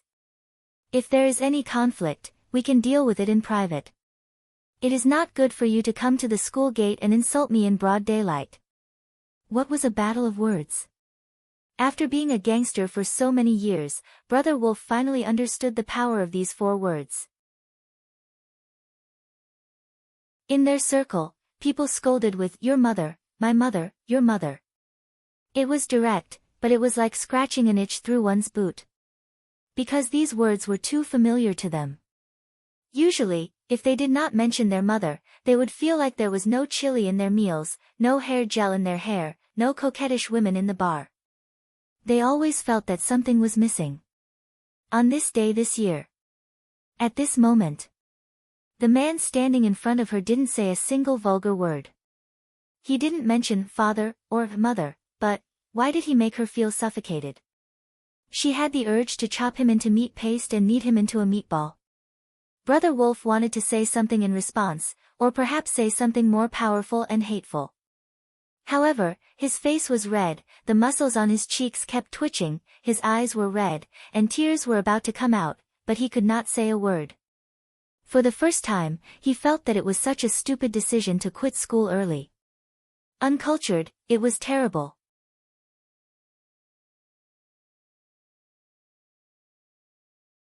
Chapter 38. Dang, Fang Yan got off work 2 minutes earlier so that he could avoid the rush hour after school. However, because of these hooligans' delay, the precious 2 minutes that Fang Yan had specially prepared for himself were wasted. As the school bell rang, the originally quiet school suddenly boiled up. The students were like wild horses that had broken free from their restraints, rushing outside with a loud bang. Rumble, the whole school shook because of this. The students rushed to the school gate and were immediately attracted by Fang Yan and the hooligans around him. "Hey, isn't that the language teacher of the 9th class?" Yes. "He is Fang Yan, I saw him at the Bird River, so handsome." "Did he provoke the hooligans in the school?" "Those people are not good people at first glance." Li Ziqiang was the leader, and a leader must have the style of a leader. Therefore, every time when it was time to get off work, he would slowly pack up the things on his desk, and when the students and teachers were almost gone, he would go downstairs to go home. Today, as usual, when he heard the school bell ring, he was still holding a book, The Importance of Student Education, with great interest. Bang! His office door was forcefully pushed open from the outside. Before he had time to get angry, a young teacher had already said anxiously, "Deanly, someone is causing trouble at the school gate. They've blocked the school's main gate." "Someone is causing trouble?"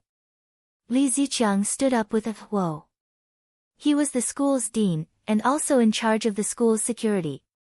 "Where's the security department? Didn't they send someone out to deal with it?" "Dean." A big man in a security uniform trotted in and said, "Dean, I'm here." "Zhao Dazhu, what are you doing?"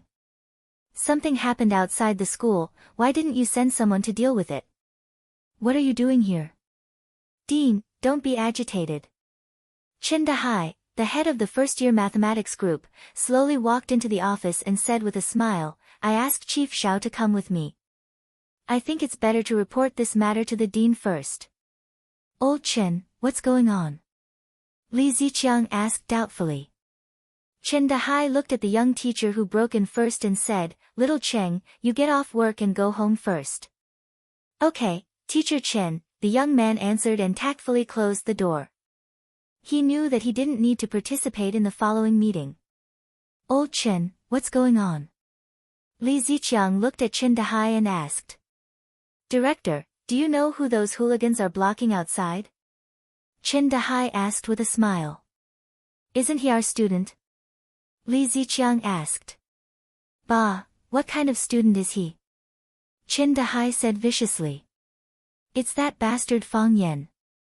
I don't know what kind of person he provoked outside, but now that they've come to seek revenge, he'll have a taste of his own medicine later. Fang Yan? Li Ziqiang asked. He immediately understood why Chen Dahai brought the security chief to see him. It was said that a useless scholar was a scholar. If the scholar were to use his evil thoughts, he wouldn't be someone that an ordinary person would be able to handle. Yes, it's him. Chen Dahai laughed coldly. Director Li, for a teacher like this, I don't think there's a need to ask Section Chief Xiao to help him out, right? Wasn't he very capable? Then let him deal with it himself. Li Ziqiang pondered for a moment and said, Nothing will happen, right? After all, this is the school's entrance. If something happens, I'm still in charge of the school's safety. I don't want to be stained with the stench of sh*t, Director Li, don't worry. Zhao Dazhu said with a fawning face. I've already asked Little Yang and Little Huang to keep an eye on him.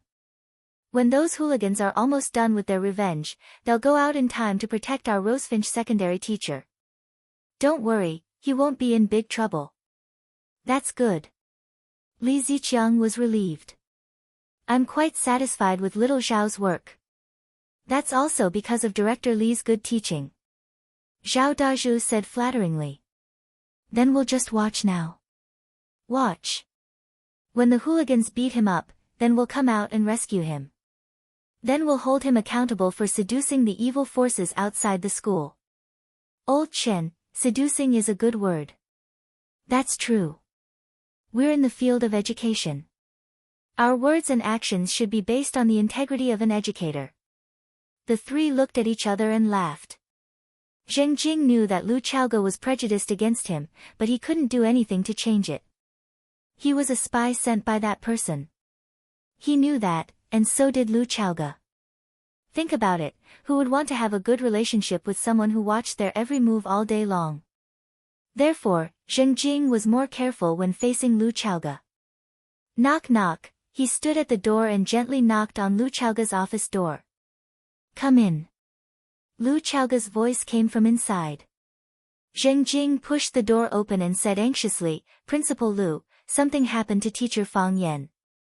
Lu Chaoge was standing by the window trimming a potted plant. After listening to Fang Yan's, but thinking theory, she put her heart into it. She realized that potted plants were like flower arrangements, they indeed required emotional investment. In that case, your state of mind would be different, your goals would be different, and the artistic enjoyment you'd receive would be different. It had to be said that although Fang Yan was young, he still had some skill in artistic appreciation. Hearing Zheng Jing's words, her first reaction was to frown and ask, what happened again? Zheng Jing heard Lu Chaoge use the word, again, and understood that Lu Chaoge had a deep dislike for the troublemaker. Indeed, anyone who met such a troublemaker would have a headache. Wherever he went, he would stab people. No matter how useful he was, he couldn't be used. Look at how many things had happened in the past few days. She was secretly happy, but she didn't show it at all. I'm not sure. It seems that he was surrounded by a group of hooligans at the school gate. The students are staring at him. I'm afraid they'll make a move. Make a move. Lu Chaoge threw the scissors on the windowsill and said, Go out and see. Brother Wolf, are you okay? Brother Wolf, how are you? This kid has a bad mouth. Brothers, hit him with a brick. Shut up, all of you, Brother Wolf roared. He felt that his little universe was about to explode, and he also felt that his heart, liver, and lungs were about to explode. The hooligans immediately shut up. They were still very disciplined. In this aspect, he was even better than some students. Fang Yan.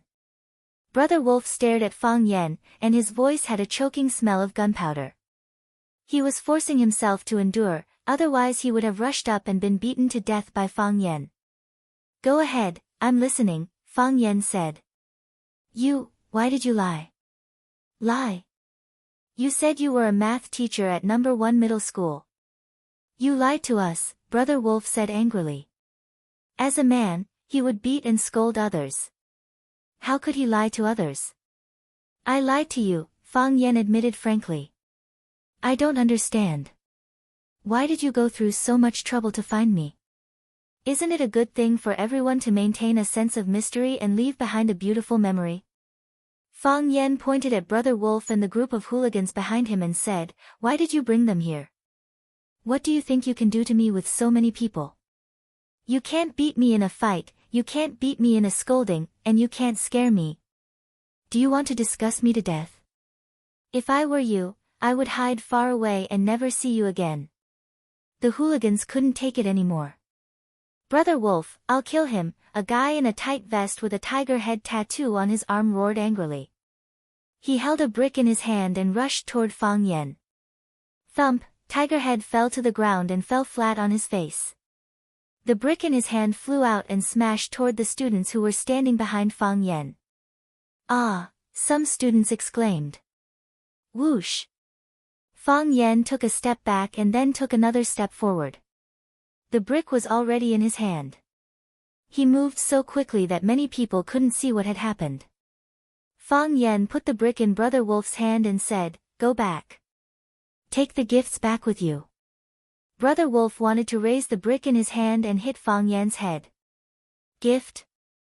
It was a gift from the god of death. After they were humiliated by Fang Yan in the bar, they went looking for Fang Yan like crazy. They looked for No. 1 high school, No. 2 high school, No. 2 high school, No. 3 high school, and finally found him in Rosefinch Secondary, only to find that they couldn't do anything to him. Rush up and let him beat them up again. Your weakness is stupidity, but your strength is fear of death. Fang Yan seemed to know Brother Wolf's mentality very well. He stared at him sharply and said, Fear of death is a good habit. Only those who are afraid of death will not die. The muscles on Brother Wolf's face twitched, and he whispered, I didn't want to fight. I just came over to say hello to you. He waved to his underlings and shouted, Let's go. Thus, the gangsters turned around and left. Fang Yan smiled and waved to the students around him. He said, They admire my talent and want to ask me to be their tutor. How can I have the time? I can only refuse regretfully. Everyone has a positive heart, and gangsters are no exception. I am very pleased that they have the spirit and desire to learn. We can't deny a person's ambition because of his identity. If all the idle people in society could be like them, how harmonious and beautiful our world would be. Clap clap, the students applauded enthusiastically. Don't clap, don't clap. This is what I should do. Fang Yan smiled modestly.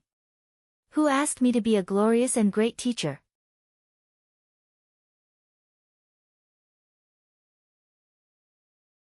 Chapter 39.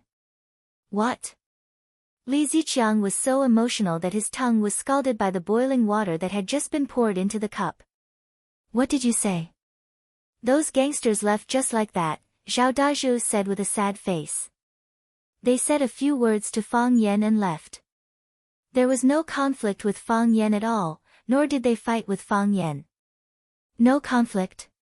No fight? Li Ziqiang stuck out his tongue and scolded angrily, What are they doing here? I don't know. You don't know? Didn't you ask someone to keep an eye on him? How come you don't know? This is a bit strange. Chen Dahai's face was gloomy, and his heart was very uncomfortable. What a beautiful dream they had.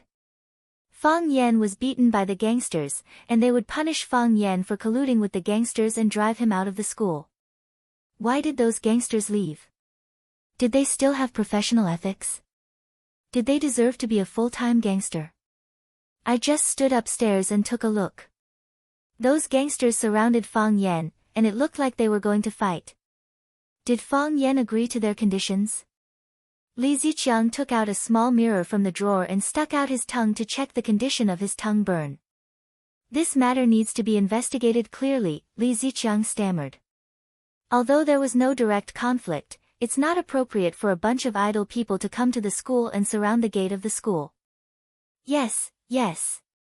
I will investigate it now, Zhao Dazhu said. After Zhao Dazhu turned and left, Chen Dahai walked in front of Li Ziqiang and said, Director, this kid's luck is really good. There was no conflict, so I can only reprimand him a few words. I'm afraid it's not easy to use this excuse to fire a formal teacher. Let's put it aside first. Li Ziqiang waved his hand and said, Dahai, I know you and Fang Yan have a conflict. However, let's put this matter aside first. The reporter's report is still there. If it is too obvious, it will make us look inferior. Director, I understand. I don't have any personal conflicts with him. I just feel that, this matter can't make Director Zheng feel uncomfortable. Am I right? Chen Dahai said with a smile. Li Ziqiang nodded and said, Don't worry. With us around, he won't have an easy time in Rosefinch. Mr. Fang, are you all right? Mr. Fang, even a little hooligan wants to hire you as a private tutor. You're too amazing. Mr. Fang, is that man Brother Wolf? He's very famous on West Street. Fang Yan dismissed the students who surrounded him and asked about his well-being. Just as he was about to walk to the bus stop, someone shouted from behind, Fang Yan. Fang Yan turned around and saw Vice Principal Lu Chaoga standing not far away, looking at her. As expected, this woman was alarmed as well. Fang Yan walked quickly to Lu Chaoga and said, Principal Lu, did this also alarm you? The entire school has been alerted, Lu Chaoga said with a cold expression. This guy, can't you just calm down for a bit? You've only been here for a few days. Do you know how much trouble you've caused? Actually, it's not a big deal. The school doesn't have to deliberately praise me. Otherwise, others will misunderstand and think that I, Fang Yan, am vain. Fang Yan said embarrassedly. Besides, they wanted to hire me as a private tutor, but I refused. I'm now an official teacher of Rosefinch Secondary. My heart is completely on the students of Rosefinch Secondary. How can I have the time and energy to teach them? Lie. Ah. Fang Yan nodded. However, you can't think that I'm a profiteer just because I refused them. As long as a hooligan is motivated, he's also a motivated hooligan. This reason is still acceptable, right? Come with me, Lu Chaoga said.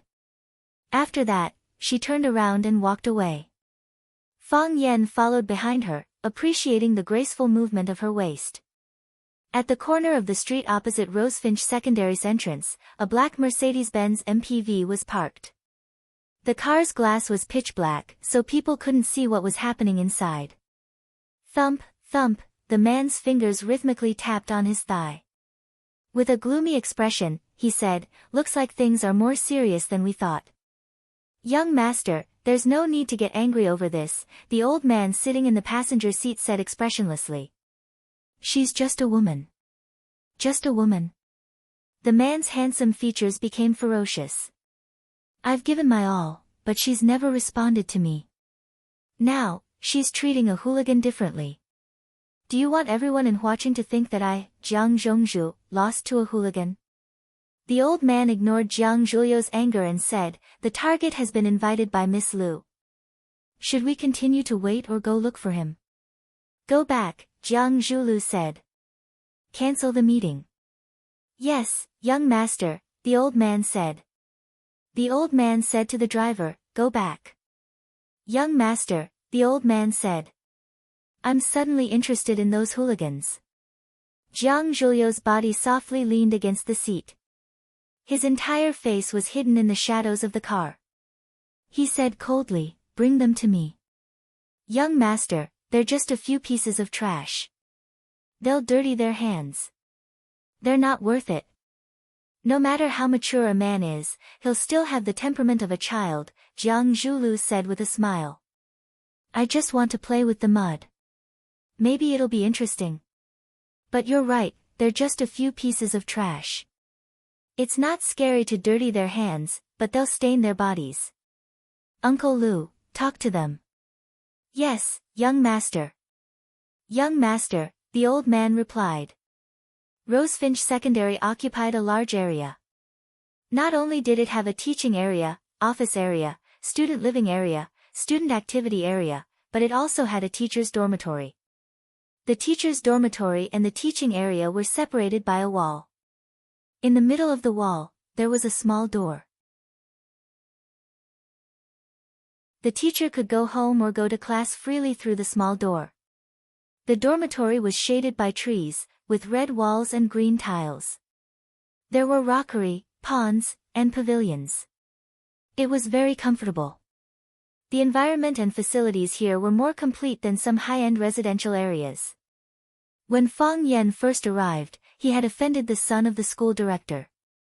Therefore, the school's logistics department had no intention of assigning him a dormitory.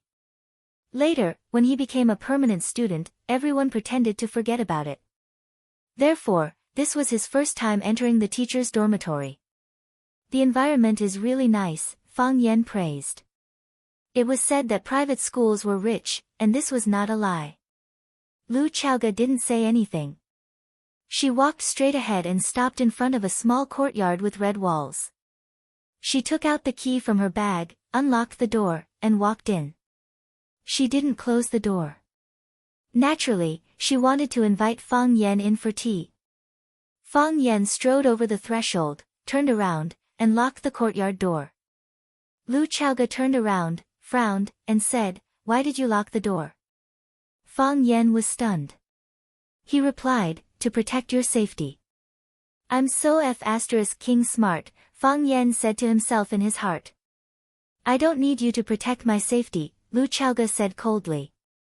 "As a man, I'm duty-bound," Fang Yan said with a serious expression. Lu Chaoge didn't bother to argue with him on this topic. She turned around and opened the door of the house. A delicate fragrance came to her face. This was a row of 3 tile-roofed houses with a separate door and courtyard. It was like a small villa hidden in the school park. The courtyard was well lit, and a large number of potted flowers were planted on the eaves. The unknown flowers were in full bloom. There were red, yellow, purple, and brilliant red flowers. The tempting fragrance was silently emitted by these beautiful elves. Perhaps because the door of the room hadn't been opened for a long time, the fragrance of the flowers in the room hoarded. As soon as the door was opened, it couldn't wait to roll out. After entering, Lu Chaoge unbuttoned her clothes and was about to take off her little suit jacket. Fang Yan was anxious and said, "Don't do this. I'm not a casual man, what did you say? According to international practice, shouldn't we have a glass of red wine first?" Fang Yan carefully put forward his personal opinion. He really didn't have much experience in this kind of thing. He just saw some similar plots from a few unconventional novels and TV movies to use as reference. Lu Chaoge was too lazy to talk to him.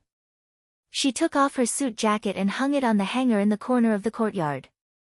Then she wore a slim white shirt and went to open all the windows in the room. A lot of fresh air rushed in, and the rich fragrance of the flowers in the room was slowly diluted. Mr. Fang Yan felt very regretful. It turned out that taking off clothes was for work, not for pleasure. Lu Chaoge went to the kitchen to boil water and made 2 cups of tea. Then she sat on the sofa in the living room, looked at Fang Yan and asked, "What's going on? Didn't I just explain it? Do you think I'll believe it?" "No," Fang Yan said. "That excuse is enough to cover up their accusations and attacks on me, right? I didn't have any conflict with them. I have to understand more clearly."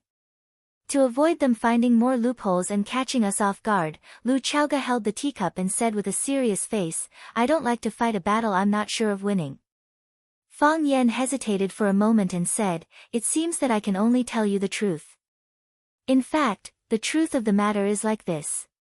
Yesterday when I came home from school, I passed by the entrance of a bar and saw them molesting a little girl. The girl was obviously a female student. At that time, there were two villains fighting in my mind. The villain called Beast said, 'Let's go, let's go. It has nothing to do with you anyway, and that girl is not your student.' The villain who is worse than Beast said that he would break his head and bleed if he encountered a hooligan. The villain who is worse than Beast was beaten to death by the villain who is worse than Beast. So I went up to stop a malicious harassment incident. So they want to retaliate?" They were originally prepared to retaliate. But the moment they saw me, they suddenly felt that it was intolerable to treat a teacher who was filled with a sense of justice and served the students wholeheartedly like this. Everyone shook hands, thanked each other for their hard work, and went back. "Do you think I believe you?" Lu Chaoga asked expressionlessly. Fang Yan seriously looked at Lu Chaoga's snow-white delicate face and clear and charming eyes. He grinned and said, "I think you are really beautiful."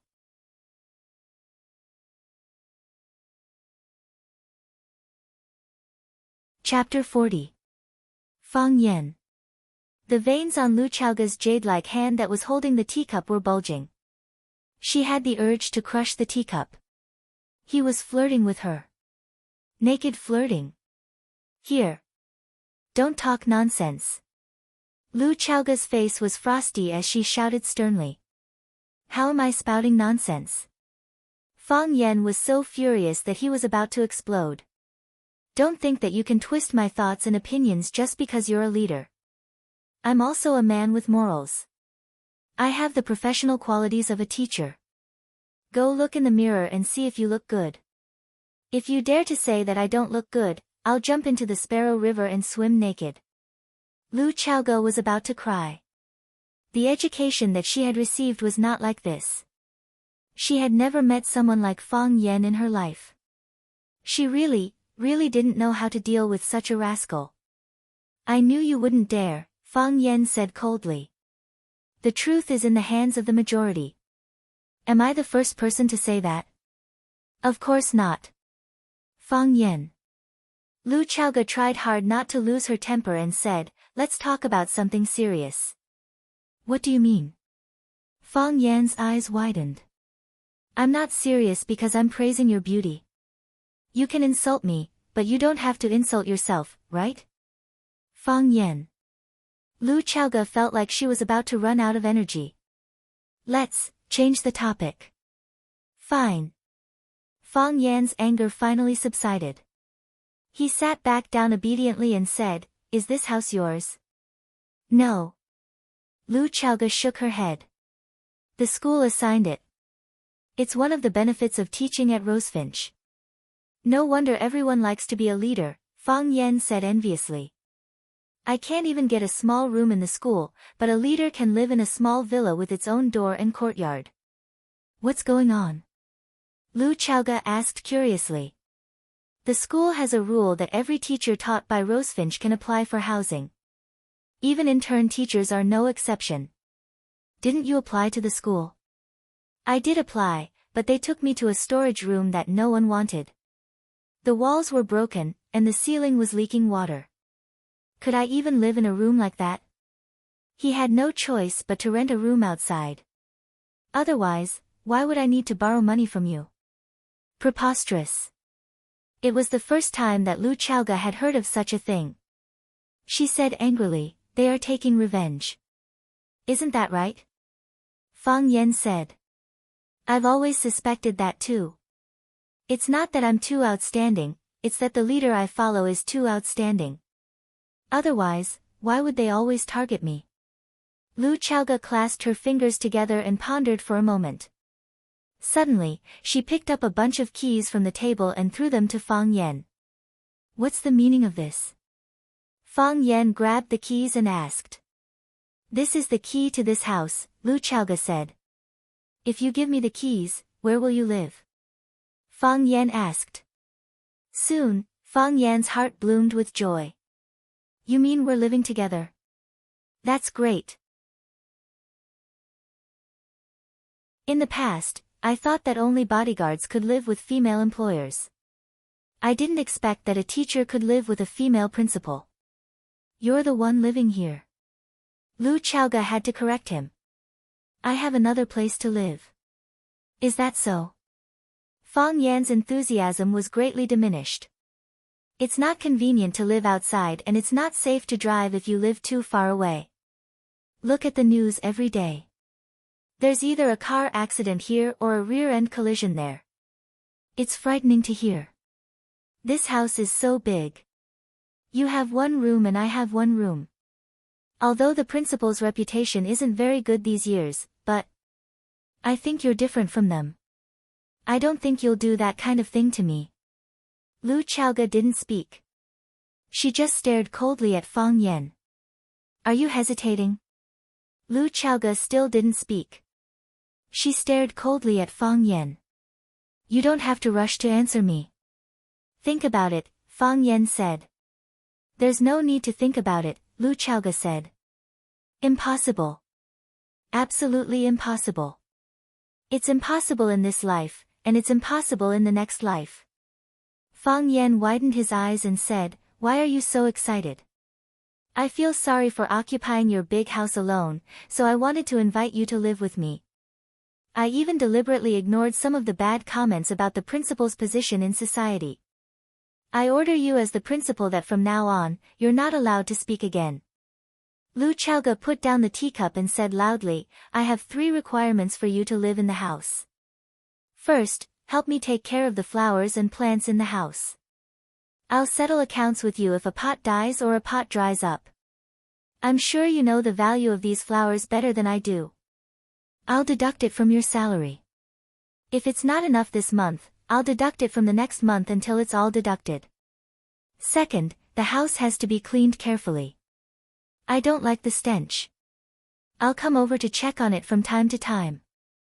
Third, don't bring any random people in. If the neighbors think you're affecting them, I'll take back the house immediately. Do you understand? Fang Yan didn't answer. Lu Chaoga didn't want to hear any more of his answers. She jumped up from the sofa with a whoosh. She carried her bag and walked to the door. She grabbed her suit jacket from the hanger and walked out. Tap, tap, tap, the high-heeled shoes tapped on the bluestone floor. It seemed that she was in a hurry. Understood. Fang Yan breathed a sigh of relief. He could finally speak. After Lu Chaoga left, Fang Yan suddenly felt much more comfortable. This woman was too cold to Fang Yan. He couldn't feel the warmth of spring. She really wasn't a qualified leader. Fang Yan walked around the house with a teacup in his hand. There were 3 tiled houses, with bedrooms on the left and right sides, a living room and a Western-style kitchen in the middle. The layout of the house was similar to that of a single-story villa. Of course, Fang Yan could understand that no matter how rich the school was, they couldn't be too ostentatious. Otherwise, if the media reported it, the parents knew that the teachers lived in villas and deliberately didn't send their children to tuition. Where would the teachers collect tuition fees? The front yard was very large, with flowers and plants on both sides. Although the backyard was small, there was an open-air set of stone tables and chairs, as well as some flowers and plants. It had to be said that Lu Chaoga really had an extraordinary love for flowers and plants. I'm going to live in this house in the future. Fang Yan couldn't be happier. You're really good at flattering yourself. Teacher Fang Yan used practical actions to prove to everyone that flattery was pervasive. Some people said that they hated people flattering them the most, but if you had to flatter them, they would still be very happy in their hearts. If Fang Yan didn't praise Lu Chaoga's beauty, how could he live in such a beautiful house? It's nothing more than a matter of technique. Fang Yan concluded in his heart. He felt that his performance today was still not bad. Women, after all, who didn't want to hear others say that they were beautiful? Of course, some details could still be perfected, but one must not be arrogant and complacent. As soon as Lu Chaoge walked into the campus, the office's deputy director, Zheng Jing, ran up to her and asked with a smile, "Principal Lu, you haven't had dinner yet, right? Do you want the school's special kitchen to cook a few dishes for you?" Zheng Jing had been standing guard at the entrance of the campus and the teachers' living quarters. Obviously, he knew everything about Lu Chaoge's movements. "Do you know that teacher Fang Yan is being troubled by the logistics department?" Lu Chaoge didn't respond to Zheng Jing's attentiveness and walked quickly to the school's parking lot. "Principal Lu, about this, I heard some rumors," Zheng Jing said awkwardly. He secretly cursed in his heart. "Seems like that damn hooligan reported me to the leader again. Is he still a man? Why does he always use these dirty tricks? Just thinking about it made me angry. Why didn't you tell me? I don't think it's a big deal." Zheng Jing was a little guilty. Of course, he knew that the logistics department dared to do this because they wanted to smear Lu Chaoge's reputation. "Isn't Fang Yan your person? I won't let him have a good life in school, I won't give you face." But, thinking that after saying it, Lu Chaoge would jump out to stand up for Fang Yan. "My little Fang Yan, why is it your mess again? Do you know how much trouble you've brought me after you came? Do you really think so?" Lu Chaoge suddenly turned around and stared at Zheng Jing with a sharp gaze. Zheng Jing's forehead was dripping with cold sweat, but he didn't dare to find an excuse to lie to Lu Chaoge. This woman was very smart, he knew it a long time ago. "Call the logistics supervisor, Qin Jiang, and tell him that I'm lending my assigned room to teacher Fang Yan. Let them handle the residential procedures for teacher Fang Yan. Principal Lu, this isn't good, right? This is your house, you're giving it to a new male teacher. I want everyone to see that I, Lu Chaoge, will not mistreat anyone who follows me," Lu Chaoge said domineeringly. "People who can do things and do things should be rewarded." Zheng Jing was silent. He was actually worried that if Lu Chaoge gave her assigned house to Fang Yan, there would be rumors in the school that she and Fang Yan had an ambiguous relationship. Otherwise, there were so many male teachers in the school, why did she give it to Fang Yan? If the rumors appeared, how would he explain it to the man known as Jiang Zhongzhu in a certain circle? Would he swing a baseball bat and beat him again? However, Lu Chaoge deliberately led the topic to buying a horse's bone, so he couldn't say that out loud. Besides, it was his own lack of awareness and dirty thoughts. Touching the wound on his forehead, Zheng Jing sighed softly. But this is a dirty world.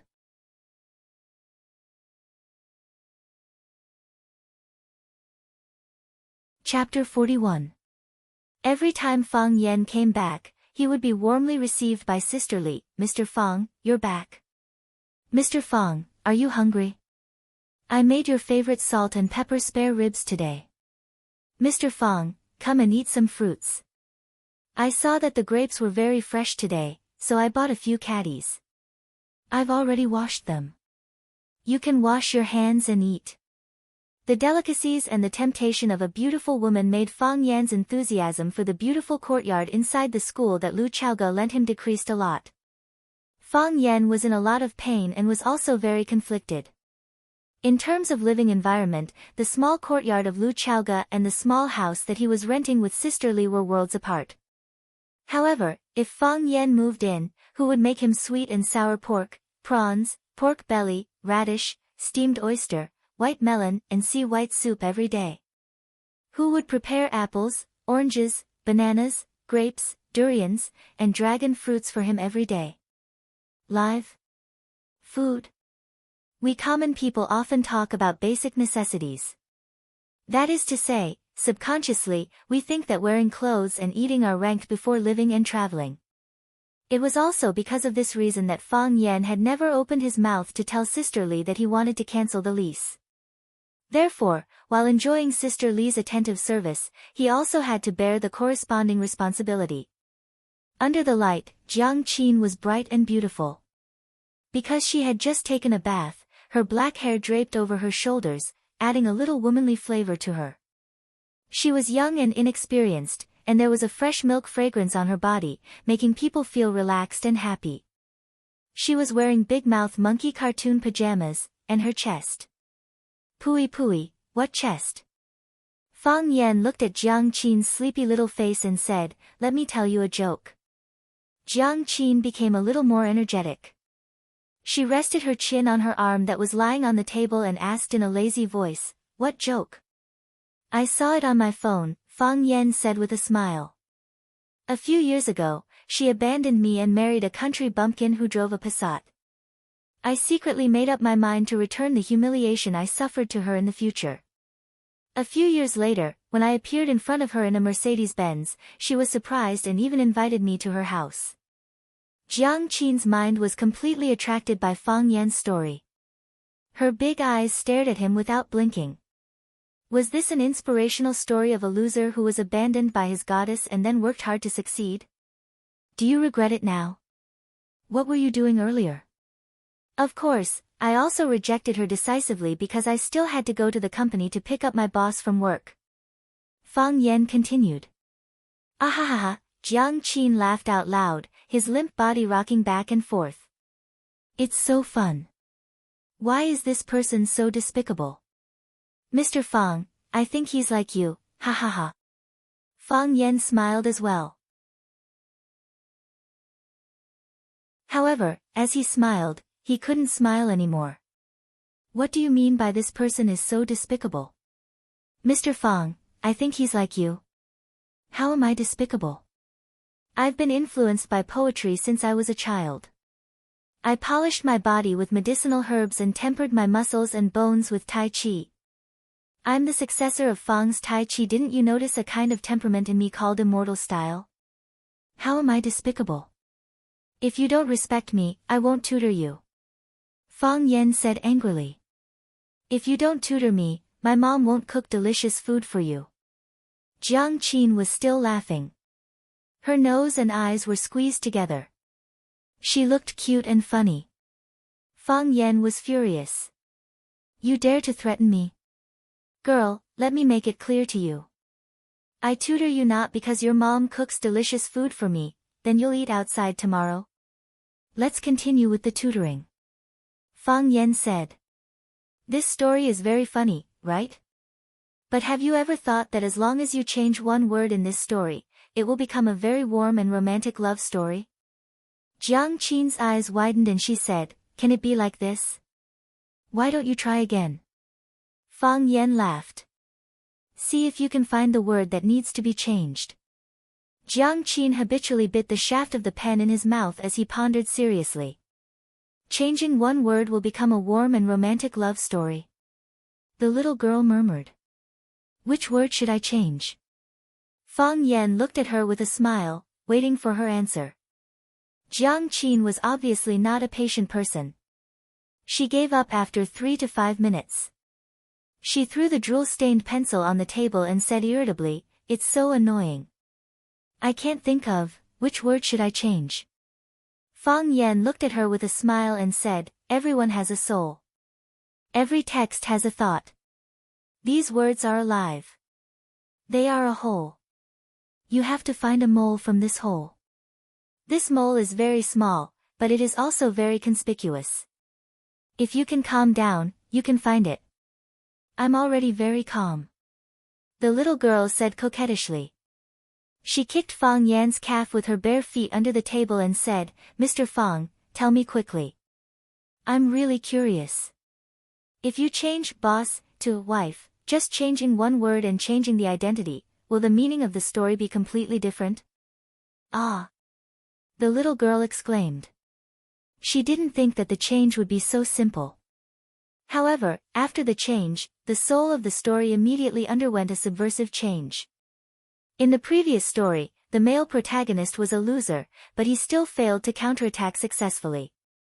After changing one word, the male protagonist not only proved his ability in society, but also remained loyal to his wife. The ex-girlfriend lost a potential dark horse who was serious and responsible for his feelings. "Think about it seriously," Fang Yan said. Jiang Qin nodded and agreed, lying on the table in silence. Fang Yan didn't pay attention. He held a copy of The Classic of Tea alone and read it with relish. I have a picture in my mind. Jiang Qin said aloud. What? The picture of the man and his ex-girlfriend. The picture of the man and his current wife. He is really a good man. Jiang Qin said. Like me? Different from you. You don't respect me again. Isn't it enough for my mother to respect you? Mr. Fang. Jiang Qin looked at Fang Yan with bright eyes. What do you want to say? I understand what you mean. The girl smiled proudly, her smile was sweet and soft. It's good that you understand. Fang Yan also smiled. Every paragraph of text has a door of life.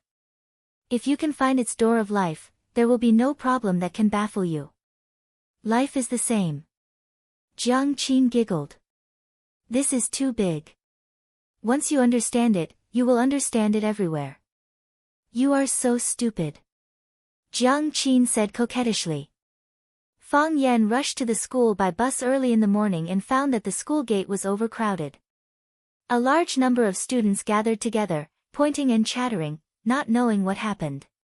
Fang Yan quickly ran towards the crowd, pulled a boy's school uniform and asked, Student, what happened? The boy turned back unhappily and said, Please, can't you see it yourself? The front is blocked, I can't see it. What does it have to do with me if you can't see it? The boy said and turned back. Students these days really don't know how to respect their teachers. Fang Yan thought angrily in his heart. He patted the boy's shoulder again. The boy turned back angrily and found that the annoying guy was looking at him with a smile. Student, what happened in front? Are you crazy? I have a card. Fang Yan waved the Rosefinch secondary teacher card in front of the boy. Fang Yan. Teacher. Call me teacher or Mr. Fang. Fang Yan said with a straight face. Class is about to start, why are you crowding at the school gate? Go back to the classroom and prepare. What happened in front? Mr. Fang. Someone is looking for you. Looking for me? Yes. They said you hit someone. The boy stuttered. The children of leaders like Zheng Guodong could ignore the teacher, Fang Yan, but if an ordinary student insulted the teacher, the consequences would be very serious. The boy was really scared now. I hit someone. Fang Yan was stunned for a moment and laughed. How could I not hit someone? Fang Yan was a Tai Chi master. He practiced with his brothers at home every day. How could there be no injury in a competition? He not only hit someone, but he was also beaten. The knowledge he learned was very comprehensive. The boy was even more scared and wanted to hide as far as possible. Mr. Fang. Mr. Fang. Someone pulled Fang Yan's clothes from behind. Fang Yan turned around and saw the security guard, Baldy, looking at him anxiously with a bald head and said, Mr. Fang, you are here. These people have been blocking the school gate for more than half an hour. They can't be driven away. Talk, talk, talk. Baldy paused for a long time and finally said, they said blood for blood. Blood for blood? Whoever took their blood should return it. They said you took it, Baldy said. Why did I take their blood? Fang Yan laughed. I don't know them. You know them, Baldy said. They're here for you. They even put up a banner saying that debts must be paid, and murder must be paid with one's life. And there are reporters interviewing them. Baldy, clear the way, Fang Yan shouted. Okay, Baldy agreed and shouted, make way, make way, make way, let the security team handle the work. Then, he led Fang Yan out of the crowd and cleared a path. Fang Yan was elated when he saw the person who was surrounded by the crowd. He really knew these people. They were Brother Wolf and his gang. The last time Brother Wolf brought people to stop Fang Yan, they were scared away by Fang Yan. Why did they come again this time? Brother Wolf was not there, but there were a few of his men holding a big red banner. On the banner was written, "Violent teacher hits people. Blood for blood." There was a stretcher on the ground, and on the stretcher was a little blonde. The blonde's head was wrapped in gauze like a mummy. Blood was still seeping out of the gauze. His face was full of blood, and he looked terrible. He did not have long to live. Fang Yan was angry. He took a big step forward, grabbed the banner, and threw it on the ground. He scolded, "I can tolerate your revenge, but I can't tolerate you writing wrong words on the banner." He squatted down and used his finger to touch the blood on the blonde's face. He added a side to the taste of blood for blood. "Blood for blood," Fang Yan said to the blonde seriously.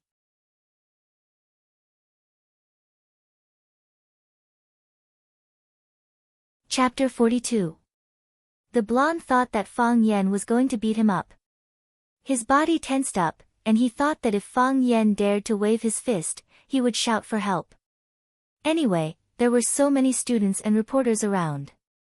That bastard would not dare to do anything to him. The blonde was afraid.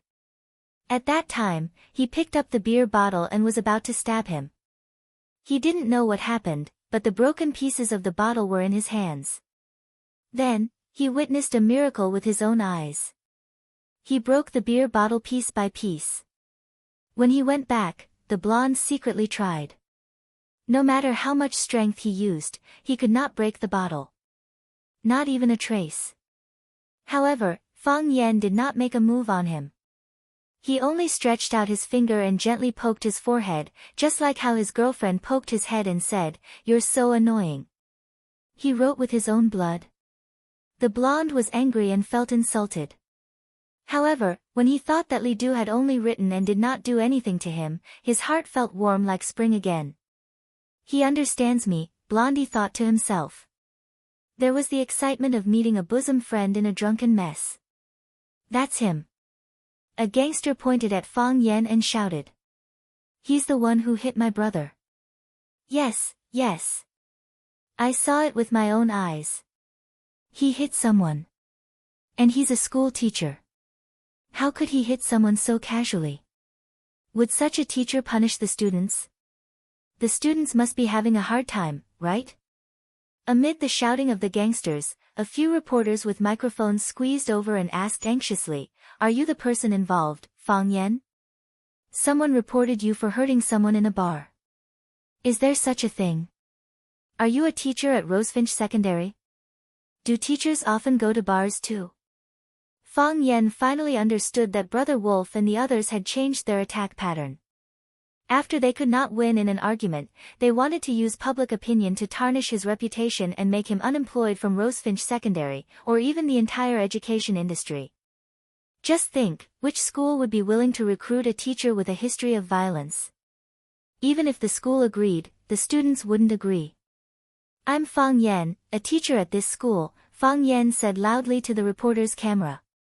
"I don't hang out in bars often. Strictly speaking, that was the only time I've been there. One of my students was having a birthday party at a bar. The students' parents were worried, so they asked me to go with them to have a look." Fang Yan glanced at Blondie and said, "I didn't hit him, but he wanted to hit me, but he missed." When the camera turned to Blondie, he lowered his head in shame. This was too humiliating. "I did hit someone. It was their boss, Brother Wolf." Brother Wolf was said to be a very powerful member of a gang in Huacheng. When he was dancing on the dance floor, he harassed and molested a female student. This was beyond my understanding. Perhaps it was because of my profession, but I had a natural closeness and affection towards students. I couldn't just watch them do evil. Even though they had a lot of people, even though they were hooligans, even though they had countless ways to take revenge on me, I had to stand up for my students. I had to protect my students from harm. Fang Yan's sharp eyes scanned the audience and said firmly, "This is the basic professional quality of a teacher." Clap clap clap, the students applauded enthusiastically. The hooligans were anxious. Weren't they here to extort money? Why was the wind blowing in his direction in the blink of an eye? The hooligans had no intelligence, but the reporters who were hired with a high salary wouldn't be led astray by Fang Yan's few words. Mr. Fang, you said that a student's parents invited you to accompany their child to a bar. May I ask, are the students boys or girls? A young reporter wearing small glasses asked aloud. Girls, Fang Yan said. In my eyes, students don't differentiate between boys and girls. There's only one difference between them, and that is, good students and bad students. You said that there's a classmate called Brother Wolf who molested your student. Do you have any evidence? They said that I hit someone. Do they have any evidence? Fang Yan pointed at the blood on the blonde's head and said, the blood is real. However, what happened a few days ago is still bloody. He didn't bleed to death. Even a woman wouldn't dare to do this when she's on her period. The blonde was about to cry. Big brother, can you not always bully me? I'm just a group of actors. I was forced by the boss to act in this role. We have a piece of information in our hands. A female reporter interrogated. In the information, you were hugging a girl and dancing. Is that the girl you were talking about? As the female reporter spoke, she held up a color photo for Fang Yan to see. Although the photo was a bit blurry, it was still possible to make out Fang Yan's face when he was facing the camera. Fang Yan felt a dull pain as if someone had hit him hard on the head. They have a photo. Why would they have a photo? At that time, the scene was so dark and the lights were flickering. Who would have thought of taking a photo with their phone? Wait. Fang Yan quickly understood. If they had a photo, there was only one possibility, a screenshot from the bar. The video was recorded 24/7. After they got the video, they only needed to edit the clearer images when the lights were flickering. Since Brother Wolf had a strong background, it was not surprising that he could get the video from the bar. They only needed to keep the evidence that was beneficial to them and delete all the other videos. Even if they called the police, it would be useless. The fact that the gangsters had an IQ was really scary. The female reporter raised the photo in her hand and asked loudly, Teacher Fang Yan, is your relationship with this girl normal? Does the student's parents know about your relationship? Because Rosefinch Secondary had a strong female leader, Lu Chaoga, no one smoked in the meeting room every time there was a high-level meeting. Those who were of a lower rank than Lu Chaoga did not dare to smoke. Those who were of a higher rank had to take care of the feelings of their female colleagues and deliberately did not smoke. In the workplace, women more or less had a certain advantage. The more beautiful a woman was, the more advantages she had. This is too much. This is a disgrace to our Rosefinch Secondary. How could a proper Rosefinch Secondary teacher do such a thing? I feel sick just thinking about it. How old are those children? How could he do it? We have to think of a way to save them. The reporters are still waiting at the door. Li Ziqiang did not speak. Lu Chaoga did not speak. Zhang Xiaofeng also did not speak. Everyone else was making a ruckus, but these few people did not say anything. This time, we must fire Fang Yan. One mouse spoils the whole pot of soup. Another vice principal said. Yes, Vice Principal Wang is right. Our Rosefinch's reputation cannot be destroyed by a scumbag, someone agreed. Li Ziqiang glanced at Lu Chaoga and asked with a smile, Principal Lu, what do you think? In the past, Li Ziqiang did everything possible to expel Fang Yan from the school, but Lu Chaoga protected him time and time again. The two of them were already enemies. Now, Fang Yan made such a serious mistake, but Li Ziqiang did not say anything about expelling him.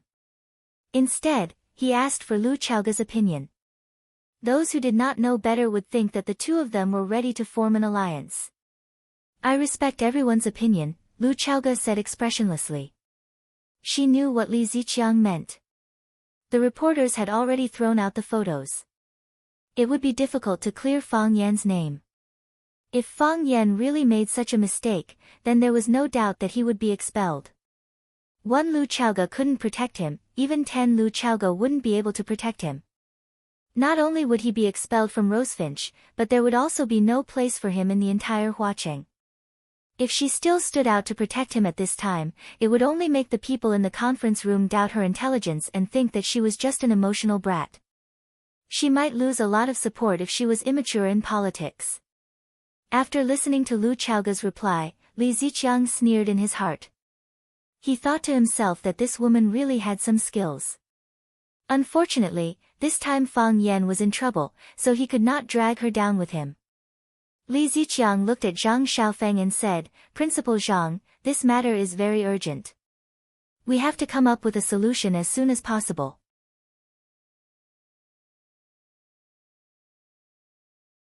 If we don't deal with it in time, the reporters will make false reports or the students will post it on the internet. We will be in a very passive position. My suggestion is to remove Fang Yan's name from the school and reserve the right to hold him accountable. Zhang Xiaofeng lowered his head and didn't answer. No one knew what he was thinking. Do you think this punishment is too light? Li Ziqiang secretly thought in his heart. Of course, we have to cooperate with the police to investigate Fang Yan and see which school he brought students to the bar to dance. See if there are any students from our Rosefinch. I agree with Director Li's suggestion. I agree. I also agree. The leaders on Li Ziqiang's side expressed their views one after another. Zhang Xiaofeng put down the pen in his hand, cleared his throat and said aloud, "Before the matter is investigated clearly, we are in a hurry to expel our teacher from the school. Isn't this too hasty? Won't it give people the feeling that there is something fishy going on?" Everyone was stunned. Didn't Zhang Xiaofeng also want to expel Fang Yan? Why did he stand up for Fang Yan now? They looked at Lu Xiaoga in horror. Could it be that the two of them had reached some sort of agreement? If this was the case, it was really hard for them to change the decision made by the principal and the vice principal. However, when they found that even Lu Xiaoga looked at Zhang Xiaofeng with a surprised expression, things may be far more complicated than they thought. What the hell happened? This was the question in everyone's heart. I agree with Principal Zhang's opinion. Lu Xiaoga raised her head and said straightforwardly.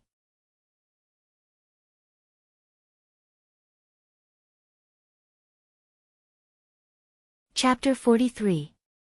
Others laugh at me for being crazy, but I laugh at them for not seeing through me. Looking at Fang Yan sitting in front of her, Lu Xiaoga suddenly thought of Tang Yin's poem.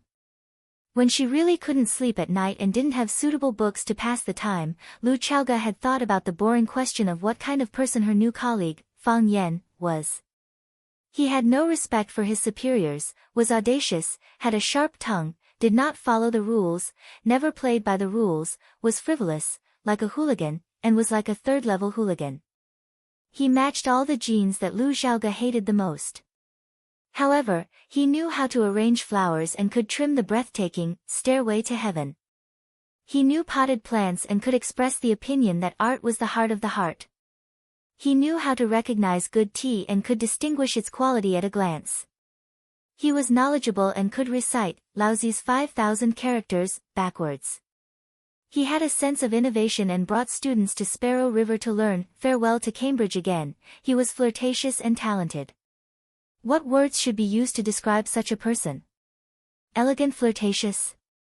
Lu Xiaoga had admired him, and hated him.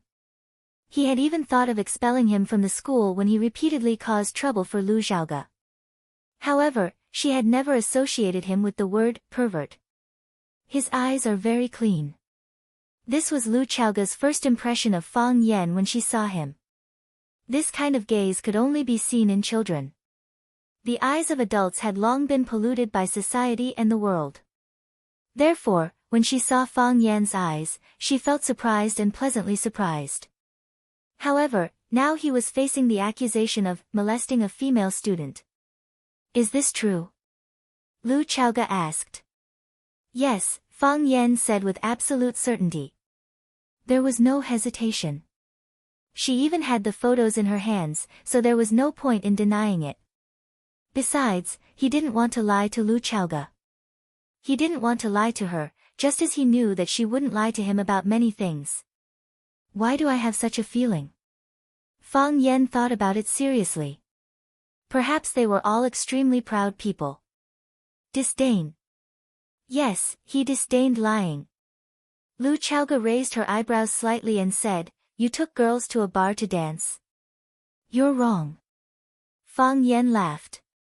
"A girl took me to a bar to dance." Lu Chaoga frowned even more and said coldly, "Do you think anyone will believe you? Do you believe me?" Fang Yan looked at Lu Chaoga's delicate and beautiful facial features and asked aloud. Lu Chaoga's thoughts paused for a moment. She never thought that Fang Yan would ask her such a question. "Do you believe me?" She thought about it seriously, and the answer was yes. She believed. "I believe you," Lu Chaoga said. "I'm the only one who believes it." "Is that important?" "It's very important." Fang Yan opened his mouth and smiled brightly. "I don't care about people, I don't care about what they're thinking." Lu Chaoga wanted to ask, "Am I someone you care about?" but she didn't say anything in the end. Because she felt that asking this question would sound like flirting. She was the principal, and he was a teacher. They were colleagues who were superior and subordinate, not in the same bed. "There are some things you already know," Fang Yan explained. "The school's logistics department refused to assign me a room, so I rented a small room outside. The landlady has a daughter who is in the 3rd grade of number 1 middle school. She treated me to dinner every night and asked me to tutor her daughter. The landlady's cooking was delicious, and I was really short of money. The temptation was too great, and I couldn't refuse." "Why did you go to a bar?" Lu Chaoga asked. Tutoring wasn't a problem. There were many teachers at Rosefinch Secondary who taught students outside. The school wouldn't say much if they knew. However, you took a female student to a bar to dance, and someone took a photo of you. This was a big problem. That night, the girl had a classmate's birthday, and she invited me to the birthday party. I agreed. Fang Yan looked at Lu Chaoga and said, "You want to ask me why I didn't stop them, right?" "I wouldn't stop them. Because I knew that stopping them wouldn't have any effect. It would only make these rebellious children worse. I followed them to protect her, and I believed that I wouldn't do anything excessive. And then there was a fight. Those people are hooligans," Fang Yan said.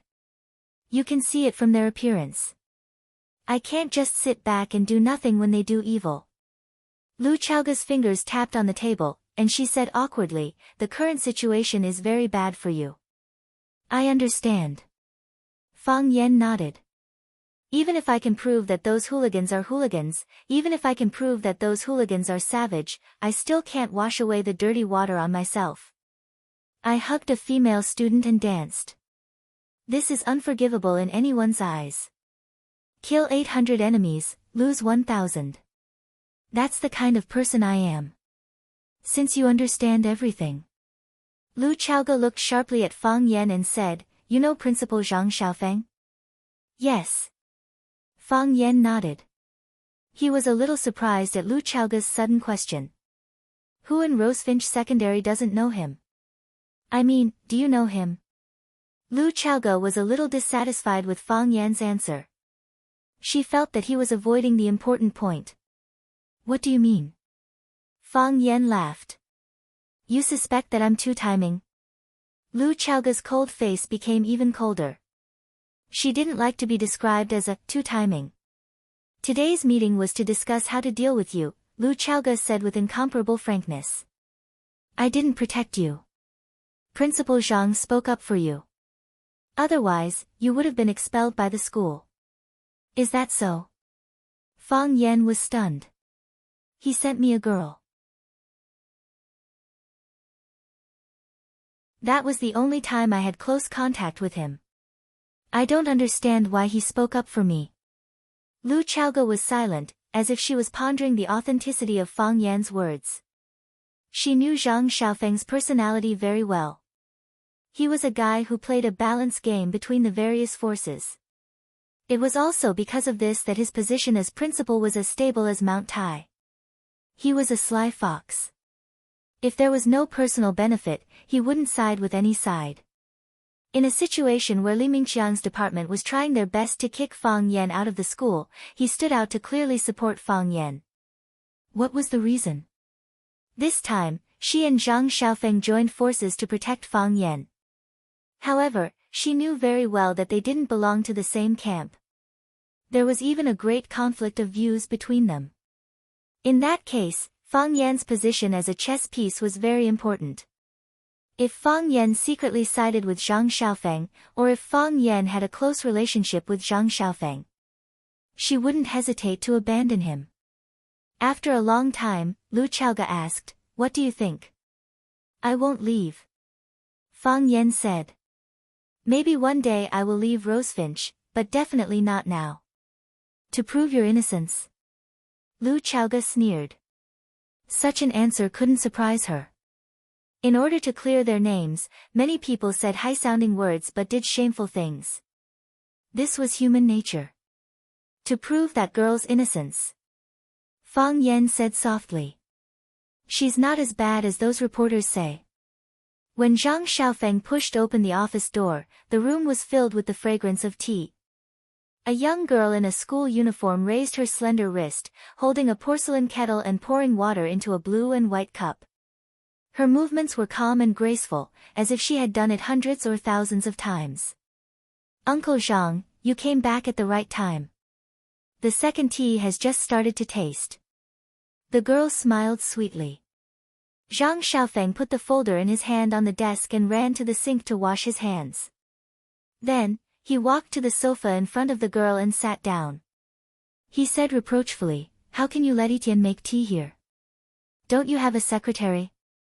If you want tea, ask the secretary to make it for you.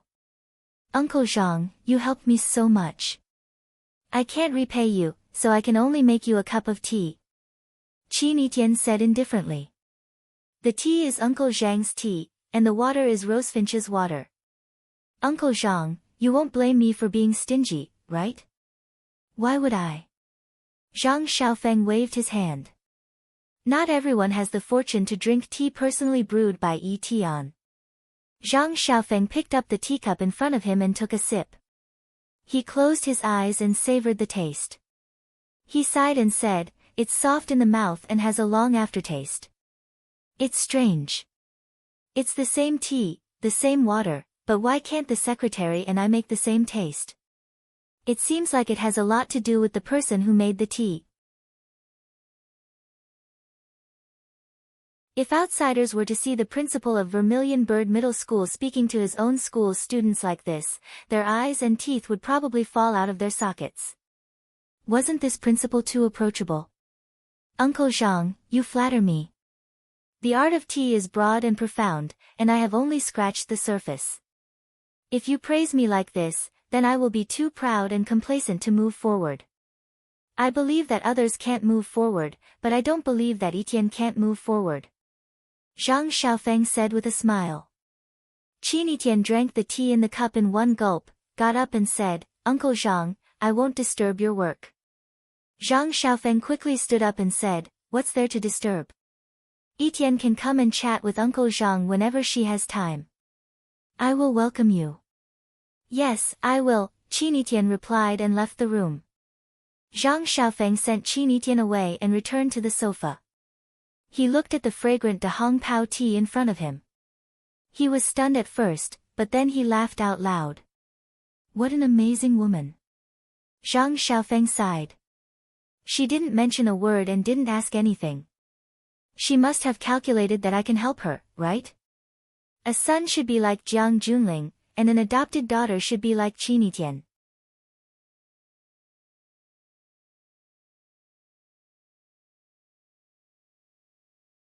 Chapter 44. In the same tea house, in the same location. However, people's states of mind were very different. Fang Yan could feel that Huang Wenxiang, who was sitting opposite him, was looking at him with a strong sense of scrutiny. He could feel this kind of gaze from Lu Zhaoga, and he could feel it from everyone he met. There was a scandal between a male teacher and a female student, and it was a junior high school student. Such an incident was enough to nail him to the pillar of shame. There was a long silence. Huang Wenxiang sighed softly and said, Mr. Fang, it's not easy. Fang Yan smiled and said, do you believe me? Yes. Huang Wenxiang pointed at Fang Yan, who was making tea and said, if it's true, why are you still in the mood to make tea so leisurely? Why? Do you have a plan in mind, or are you prepared for the worst? Fang Yan brought the teacup to Huang Wenxiang with a pair of bamboo tweezers and said, Director Huang, do you have any way to help me? Huang Wenxiang was a senior reporter of Huaxia Metropolis Daily and the director of the Current Affairs Department, so Fang Yan called him Director Huang. Huang Wenxiang shook his head and said, I also learned about this from my colleagues in the media. They all said that they had some big news in their hands. I asked around and it was said that there was someone behind this incident. According to those guys working state, I'm afraid they have received a lot of writing fees from others. Fang Yan's eyes were piercingly cold, but returned to normal in an instant. He asked, do you know who is behind this? Huang Wenxiang smiled and said, Mr. Fang, you are young and inexperienced in society. Naturally, the one who started the trouble should be untied. It's enough to bite on one line, right? I'm stupid.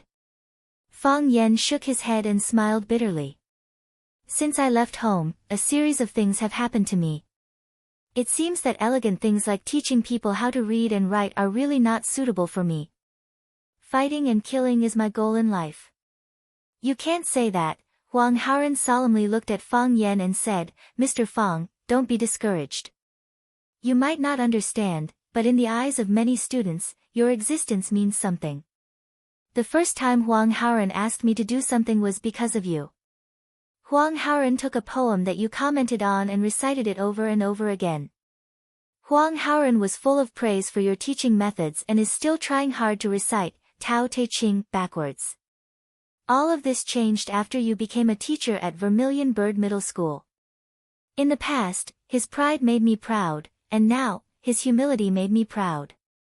As a father, I want him to be a humble and cultured person, not a cultured but arrogant person. Huang Haoren told me that he looks forward to language classes every day because you surprise them every class. Huang Wenxiang looked at Fang Yan sincerely and said, I also look forward to the countless surprises you bring to Huang Haoren and countless Huang Haoren.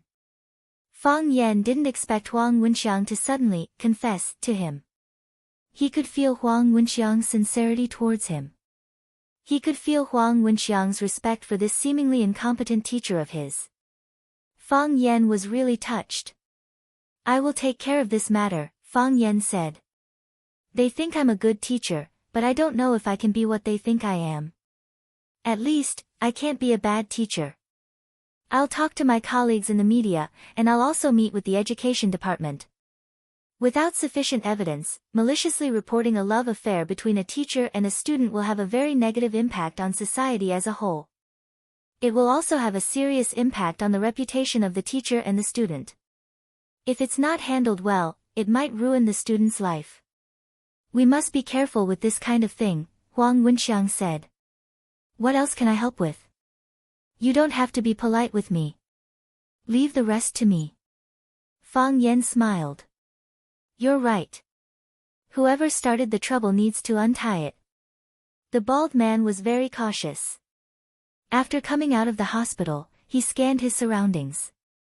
He didn't find anyone suspicious before walking quickly towards a white Volkswagen. He opened the door and got in.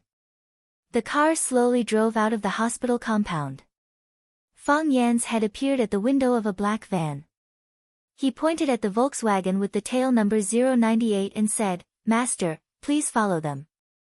No problem, the skinny driver agreed readily and quickly started the car. As long as it's a prey that I, One Sword Peak Racing God, have my eyes on, don't even think about escaping from me. Brother, please remind me, which way did the car turn? The convenience store on the left, Fang Yan said in a bad mood. This One Sword Peak Racing God was too lame. Oh, that kid is playing ambush. Oh, he's going to buy cigarettes. One Sword Peak Racing God reached for the cigarette box and threw it back. He laughed and said, I almost forgot, little brother, you don't smoke. Smoke by yourself. Don't worry about me, Fang Yan said. That won't do. One Sword Peak Racing God shook his head. If you don't smoke, I'll smoke by myself. Isn't that letting you inhale my secondhand smoke? We unlicensed drivers also have professional qualities. Fang Yan decided that he would never talk about professional qualities with others again. The Volkswagen started again, and the van followed closely behind. Brother, are you a detective? What? Fang Yan was stunned. I specialize in investigating cases of husbands keeping mistresses and mistresses, cheating and whatnot, One Sword Peak Racing God said with a smile. Just like Detective Conan. Detective Conan also investigates cheating? I think so. One Sword Peak Racing God was not very sure. You do this kind of job? It sounds very mysterious. You actually guessed it. Fang Yan admitted it. The reason he admitted was because he did not want One Sword Peak Racing God to ask more questions. He pointed to the Volkswagen owner in front and said, that guy's mistress hired me to find out if he went back to have dinner with his wife tonight. Are you really a detective? Are you still hiring? It depends on your performance. Just watch. One Sword Peak Racing God stepped on the gas, and the van rushed toward the Volkswagen. Slow down, and be careful. Fang Yan quickly reminded. The van stopped in front of a nightclub called Yulong. Fang Yan looked at the rows of white thighs in front of the nightclub and frowned again. He was not familiar with this kind of place. Do you need help? One Sword Peak Racing God asked. Not for the time being. Fang Yan paid the rest of the fare and said, leave a business card and wait for the interview notice. Good. I'm on call. One Sword Peak Racing God was very excited. You don't know, but I admire Detective Conan. Bang! Fang Yan had already opened the door of the van and strode toward the entrance of Yulong nightclub. When he was about to reach the door, he put the phone in his hand to his ear and said loudly, Mr. Wang, I'm going up. You drink first, don't wait for me. I understand, we won't go back until we are drunk tonight. When the manager saw the guests, she quickly came to greet them. Fang Yan waved his hand at her, and she immediately retreated. It seemed that this was a regular customer of Yulong nightclub, and a friend had already booked a private room. The bald man was waiting for the elevator, accompanied by a girl in a red cheongsam. The two seemed to be very familiar with each other. The bald man made some touching gestures, and the girl just pushed him away, but she was not angry. Fang Yan put the phone in his pocket, walked behind the bald man, patted him on the shoulder, and shouted, Brother Bald. The bald man turned around and saw Fang Yan standing behind him with a face full of horror. When he opened his mouth to speak, he found that his shoulder was in pain. The pain was so painful that he could not speak and could not breathe smoothly. In the blink of an eye, there were dense beads of sweat on his forehead. Fang Yan used the golden bell mysterious finger to press the Ming Men point on the bald man's shoulder and said with a smile, Brother Bald, are you also looking for Brother Wolf? Brother Wolf called me and asked me to come here to see him. The woman in the cheongsam saw the handsome Fang Yan, and her eyes immediately became bright. She asked with a smile, this handsome guy is unfamiliar? First time here. Do you know Brother Da? Yes. The bald man and I have been good brothers for many years, Fang Yan said with a smile.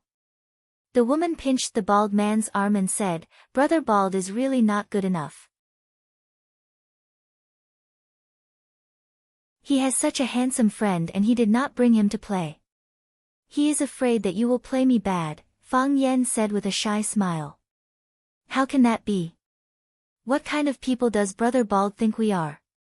The girl said coquettishly. We will treat you well. The elevator arrived, and the girl rushed into the elevator and directly pressed the number 3. Fang Yan knew that his guess was right. Brother Wolf was in the Yulong nightclub, and the room they were in should be on the 3rd floor. The bald man only felt that his body was weak, and he did not even have the strength to walk. He wanted to sit on the ground, but Fang Yan's hand lightly rested on his shoulder, as if it was his life. His body was completely out of his control. When he was in pain, his old lover was flirting with Fang Yan, which made his body even more uncomfortable. "Bitch, see how I will deal with you later," the bald man cursed in his heart. The elevator stopped on the 3rd floor, and the Cheongsam girl led the way. The music was loud, and rows of long-legged girls were led by the manager in black uniforms to different rooms. Only when they were ordered by a customer would they end this necessary but humiliating tour. Although Fang Yan had been holding the bald man's shoulder, it did not attract other people's attention. There were many people in the nightclub who called each other brothers, so this kind of behavior was really nothing.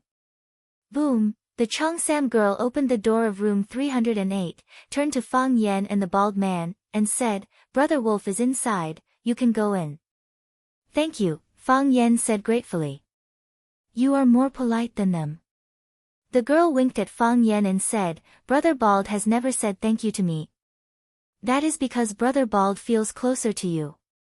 As Fang Yan spoke, he had already walked into the room with Brother Bald in his arms. Brother Wolf was hugging 2 women and singing, and he did not feel the danger.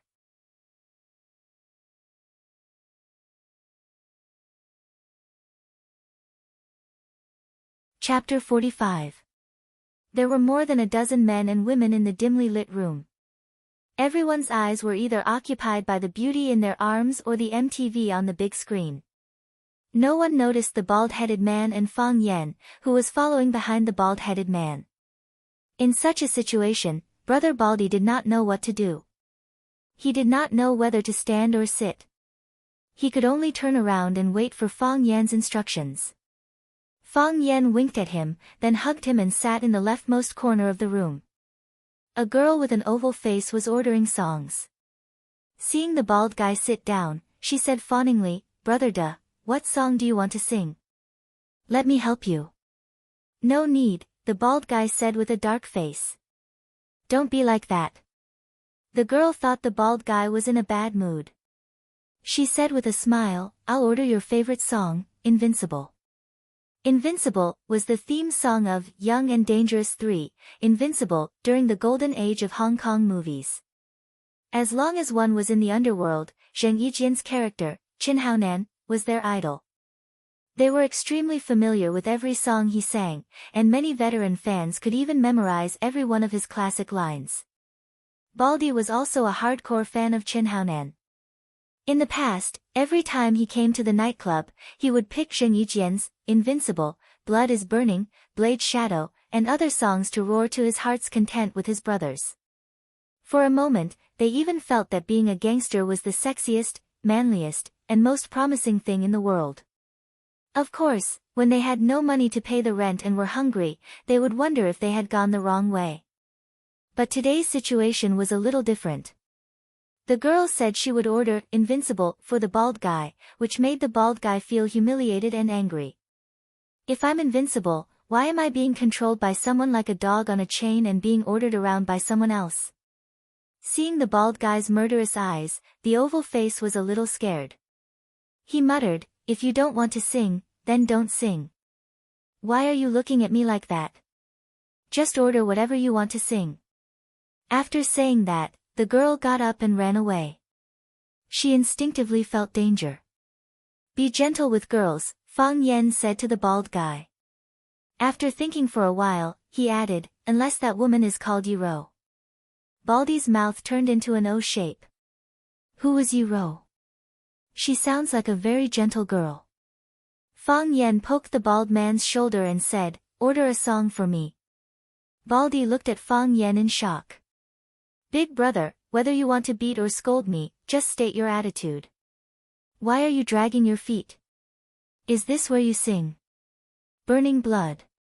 Fang Yan pondered for a while and chose a song that suited the occasion. Singing Qin Haonan's songs made it easier to mingle with the hooligans. The Baldy had no choice but to choose the song that Fang Yan requested. Brother Wolf's song, "Why Can't People in Love Be Together," came to an end and won warm applause from everyone in the private room. The music of Blood on the Fire started. Brother Wolf did not put down the microphone. Instead, he sang along with the rhythm. You're the one I can't find. A hopeless attitude. A man in peril, you'll make it. Fang Yan had originally wanted to sing alone, but under the current circumstances, he could only sing a chorus with Brother Wolf. Time is merciless, but I'm still willing. Breaking a new story for you. Love and righteousness. I know today, love and righteousness. I don't need to doubt again. The more they sang, the more emotional they became, and the more they sang, the more passionate they became. One had a rough and hoarse voice, while the other had a standard and clear Cantonese. The combination had an unimaginable sense of beauty. At the end of the song, cheers, whistles, and applause rang out wildly. Brother Wolf dropped the microphone, picked up the wine glass in front of him, and shouted, "Good. Too good. Who sang with me just now? Let's have a toast." Fang Yan picked up someone's wine glass in front of him and said, "It's me, it's me." "You're a new brother. You don't look familiar," a big fatso beside Fang Yan said. As he spoke, one of his chubby hands was groping the chest of the girl in his arms. This made Fang Yan extremely dissatisfied with him. "Respect the girl." Brother Wolf ran over with a glass of wine.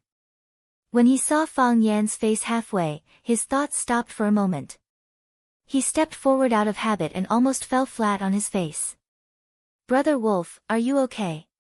The punk saw that Brother Wolf almost fell and rushed over to help him. Brother Wolf stared at Fang Yan fiercely and shouted, "Fang Yan, it's me."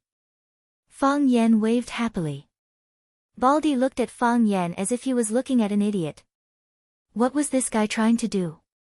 The punks standing beside Brother Wolf were also stunned. When did the enemy break into their team? Why are you here? Brother Wolf stared fiercely at Baldy, who was sitting next to Fang Yan, and asked fiercely. Fang Yan pointed to Baldy and said, "Brother Baldy brought me here.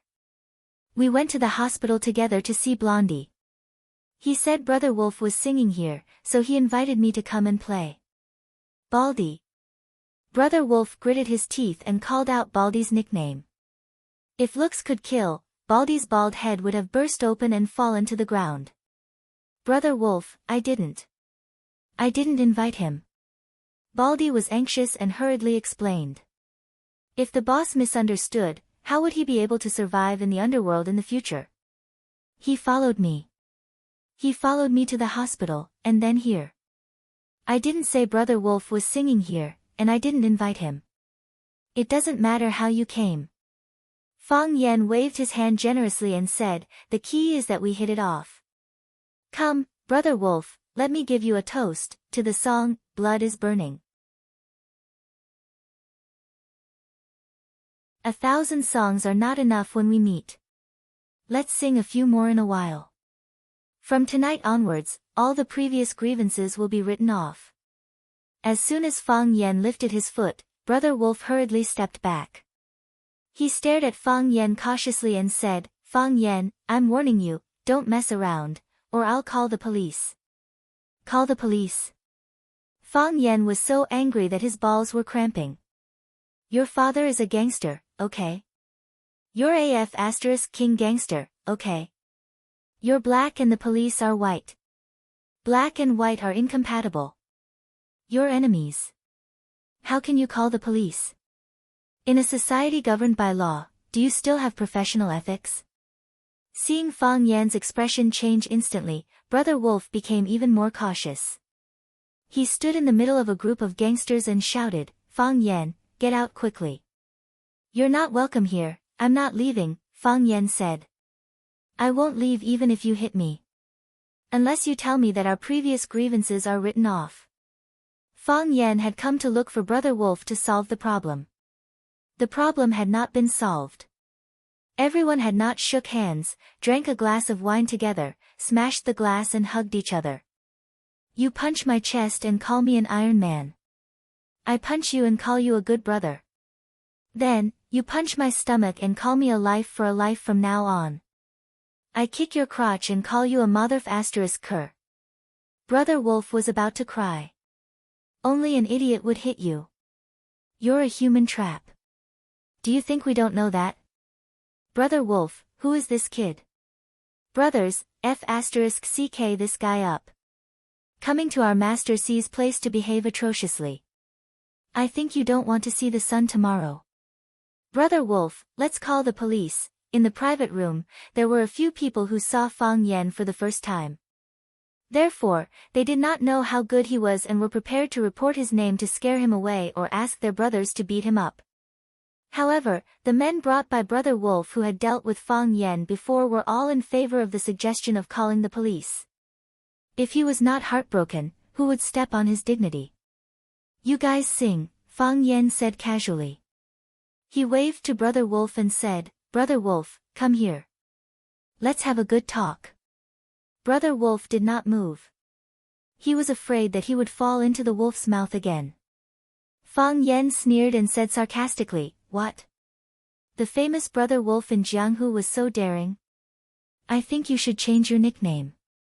Don't call me Brother Wolf in the future. Brother Mouse is more suitable. You're going too far.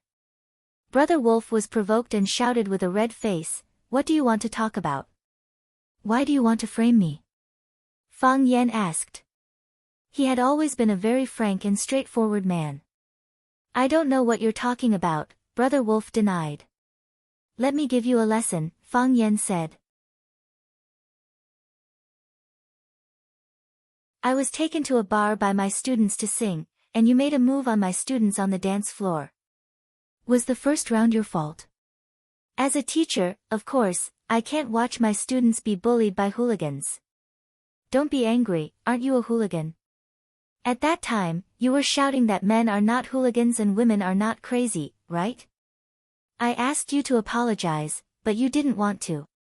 Then you challenged me to a duel. I beat you up. You molested my female students, and I beat you up. This second round, we're even, right? Brother Wolf did not read much, but he still felt that he had been fooled by Fang Yan. How could things be settled like this? 2 days ago, you brought some people to the gate of Rosefinch Secondary and waited for me. We had a good talk and shook hands. Although you don't deserve to be my friend, I thought that the past was written off. In the end, you did this to me. Why did you ask people to carry Blondie who was smeared with human blood to the gate of my school? Why did you ask those reporters to come? Do you want to ruin my reputation? Do you want to kick me out of school? Immature, Fang Yan said with a sigh. The way you deal with the problem is too immature. Think about it, if I lose my job, what will I do? A hooligan. If I become a hooligan and am no longer bound by school and moral standards, do you think you will have a good life? Brother Wolf was shocked. Listening to Fang Wei's analysis, it seemed that he had indeed made a very serious mistake. If the guy in front of him became a hooligan, wouldn't all hooligans have to turn over a new leaf?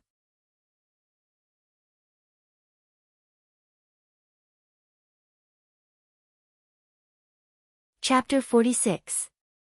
Do you think we are enemies or opponents? No, we are friends, not to that extent. However, we are definitely not enemies. I will be my teacher, and you will be your hooligan. From now on, we will mind our own business.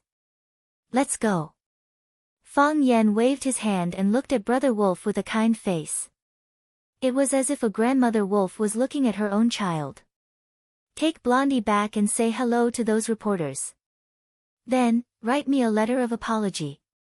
Tell them that when you were harassing the female students in the bar, I acted bravely for a just cause, and that you held a grudge against me for taking revenge. Those photos were photoshopped by you. After my painstaking education, you finally realized your mistakes and decided to turn over a new leaf. You'll become a good hooligan with ideals, morals, and goals. You won't slander others for no reason. Fang Yan thought for a moment and said, It doesn't matter if you write the wrong words. The more the wrong words, the more it proves that this letter of apology is written by you. Everyone will forgive you. Who would criticize a hooligan for writing the wrong words? Brother Wolf's throat moved, but he could not say a word.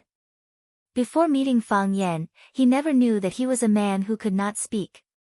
Brother Wolf did not speak, and the hooligans did not speak either. They were still waiting for their boss to make a decision. Since we are so familiar with each other, just say what you want to say. Don't have any scruples, Fang Yan said with a smile. No way, Brother Wolf said. No way. Why not? Because. Brother Wolf had something difficult to say. Originally, he also wanted to keep the peace. It was fine to suffer a loss and lose face. Who asked them to beat others? However, his boss, Master Qing, intervened in this matter and told them to make the matter bigger and ruin Fang Yan's reputation. How could he stop just because he said so? People in the pugilistic world have no choice. He deeply understood the weight of this sentence.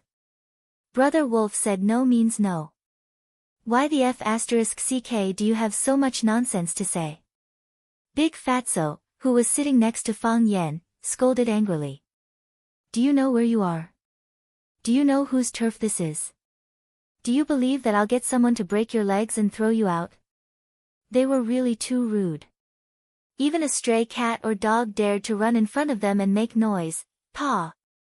Fang Yan raised his arm and splashed the glass of beer on Fatso's face. The champagne-colored liquid soaked her hair and flowed down her cheeks, filling the room with the fragrance of malted wheat. Little bastard, how dare you splash it on me? Fatso was furious. He pushed the woman in his arms away, grabbed the wine bottle on the table, and smashed it at Fang Yan's head.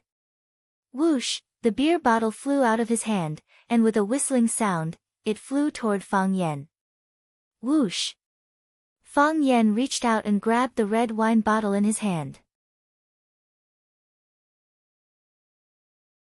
Then, he spun his body 90 degrees, and the red wine bottle made an intimate contact with Fatso's fat head.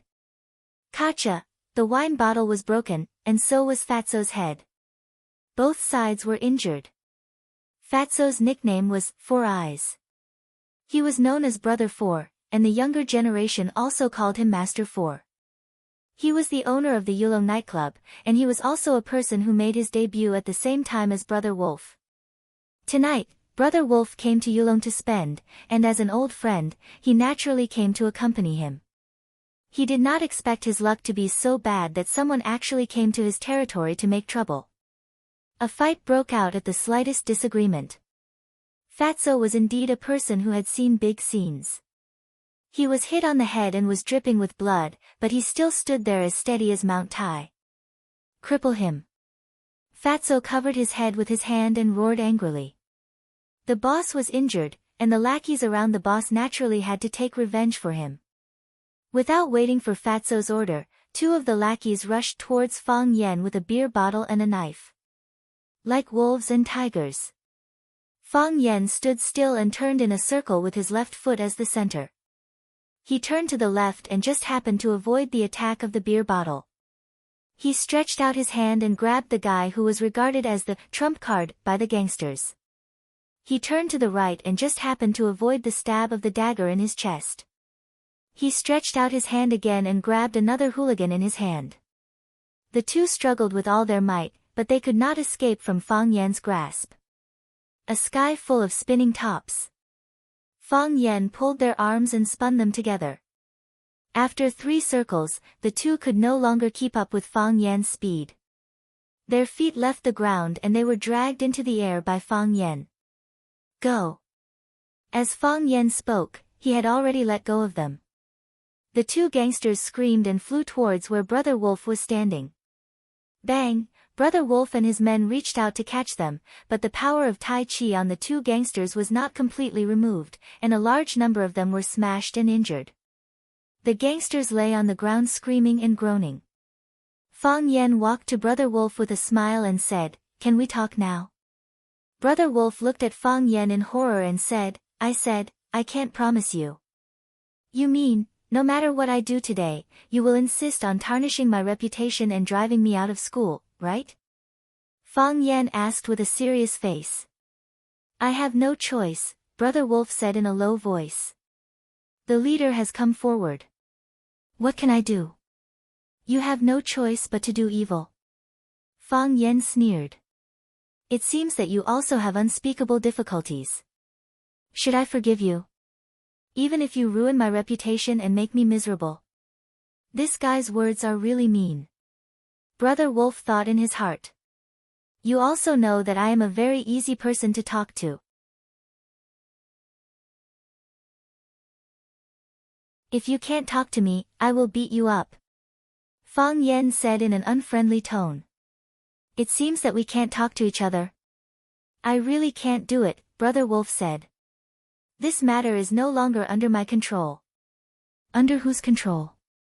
Brother Wolf did not speak. How would he dare to betray his own boss? Fang Yan rushed over quickly and punched Brother Wolf in the chest. Brother Wolf saw Fang Yan's movement clearly and also reached out to block. It was empty. His hand was empty, and his eyes deceived him. Bang! He received a solid punch in the chest, as if he had been hit by a big bell. There was a fishy taste in his throat, and there was a liquid that wanted to spurt out, but was suppressed by something. Like a sprout that was about to break out of the ground, it tried its best but could not break the stone on top of its head. After Fang Yan touched Brother Wolf's body, Brother Wolf became a human sandbag. The Tai Chi entanglement formula was used. Whether Brother Wolf rushed forward or retreated, there was no way to escape from Fang Yan's control. Fang Yan was the blue sky, and Brother Wolf was the stars. Fang Yan was the sea, and Brother Wolf was the boat. Fang Yan punched and kicked, and dozens of unique skills were displayed on Brother Wolf's body. When he finished, Brother Wolf's body could no longer stand, and he lay on the ground shakily. Pfft, the blood that had accumulated in his chest was finally spat out, and Brother Wolf felt a sense of relief. Too tired, Brother Wolf thought in his heart. The men and women in the private room were silent, and everyone looked at the scene in front of them in horror. Who was Brother Wolf? He was a famous gangster in Huacheng. Who was Fatso?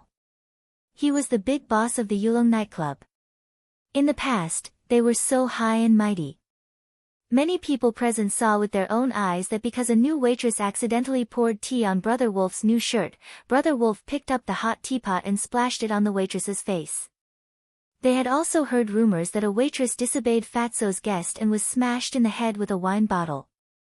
In their hearts, Fatso and Brother Wolf were strong, fierce, and undefeatable. However, in front of that young man, they were as fragile as a scarecrow made of paper. When Brother Wolf was beaten by Fang Yan, the gangsters looked at each other, and no one dared to step forward to help. When they finally made up their minds to save their boss even if they were beaten up by Fang Yan had already stopped. This made them feel extremely regretful. While they felt that they could not show their loyalty in front of their boss, they secretly breathed a sigh of relief. Fang Yan once again stepped on Brother Wolf's chest, just like the last time in the bar. I'm not here to negotiate with you, Fang Yan said coldly. I'm here to make a request. Remove those reporters and apologize to me publicly.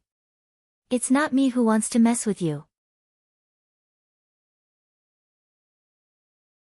It's not me who wants to mess with you.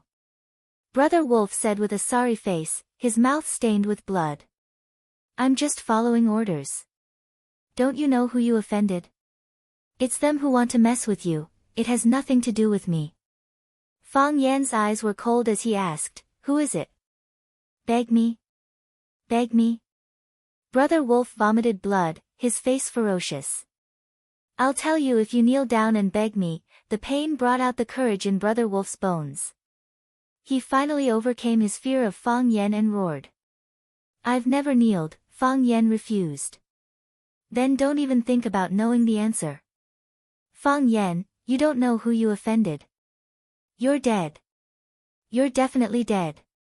Fang Yan shook his head gently, squatted down and looked at Brother Wolf, who was lying on the ground, and said, if I were you, I wouldn't provoke the person who can decide your fate at this time. Bang. Fang Yan punched Brother Wolf's left eye. Bang. Fang Yan punched Brother Wolf's right eye again. Bang. Bang. Bang. Fang Yan's countless punches landed on Sirius's eyes, eyebrows, nose, and mouth. Stop, a cold voice came from behind. Move again and I'll kill you. Fang Yan turned around and saw Fatso holding a black pistol in his hand, aiming at his head. Fang Yan raised his hands and said, "You can insult me, but please don't hurt me. Put down the gun and talk."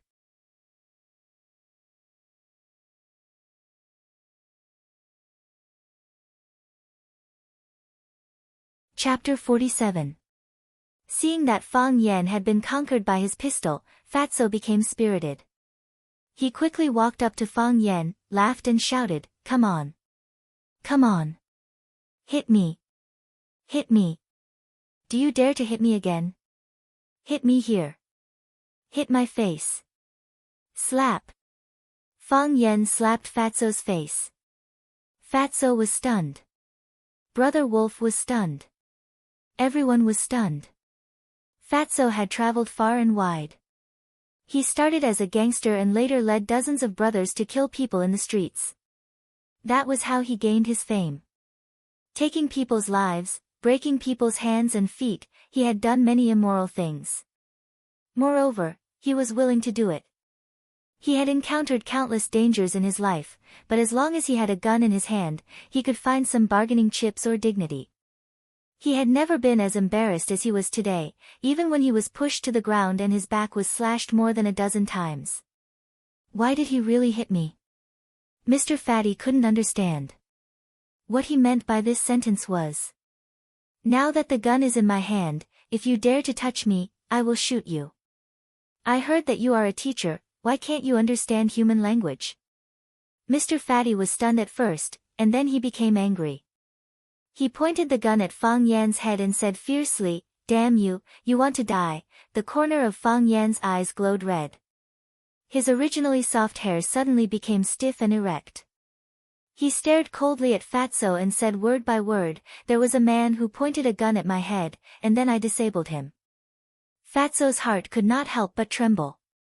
Why did this guy suddenly become so murderous? Wasn't he a lowly person? Moreover, when Fatso looked at Fang Yan's eyes, the murderous intent in his heart would instantly disintegrate and then turn into timidity and fear. Compared to him, it was as if he was the killer, and he was just a hand. Fang Yan reached out and grabbed the gun on his head, saying, "Shoot." Hit between the eyebrows.